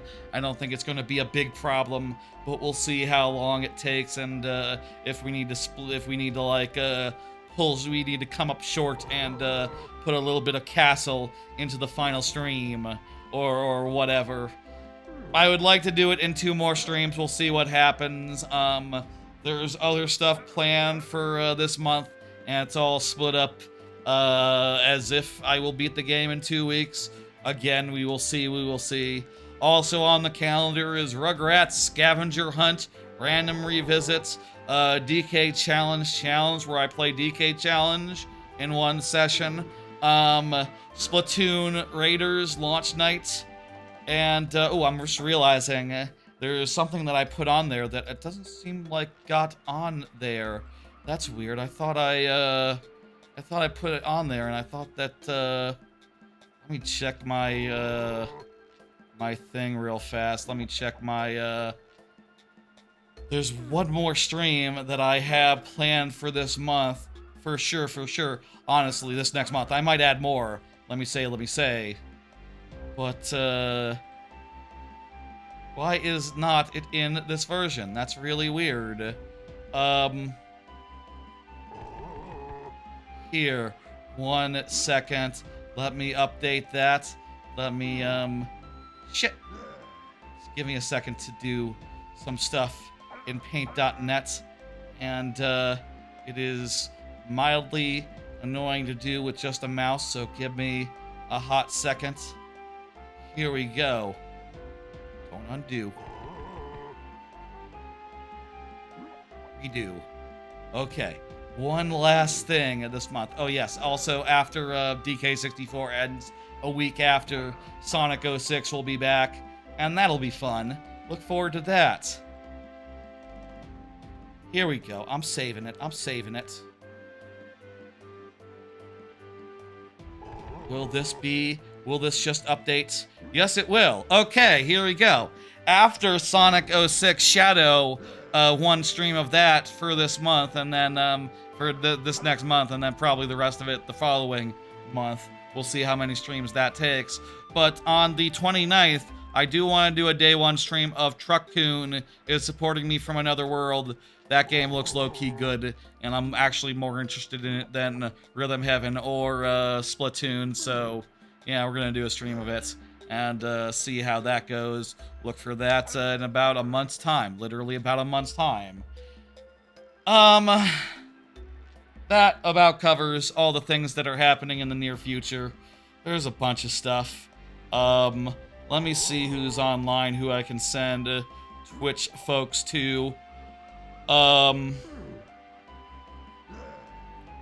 me see who's going, who's streaming. There's a bunch of folks streaming, as there always is, as is so frequent. Let's see now. Who's good? Who should I send you to? I don't know. That's a pretty cool part of, I'm playing some 007. Here, I'll send you to Neptune Neon, doing 007. Why not? Not, really a terribly related game, but whatever. It's all good. Anyway, folks, thanks for joining and for hanging out and such. I'll be back with more of this on next week. We'll do the next 2 worlds, maybe. We'll see. Question mark, question mark. And the week.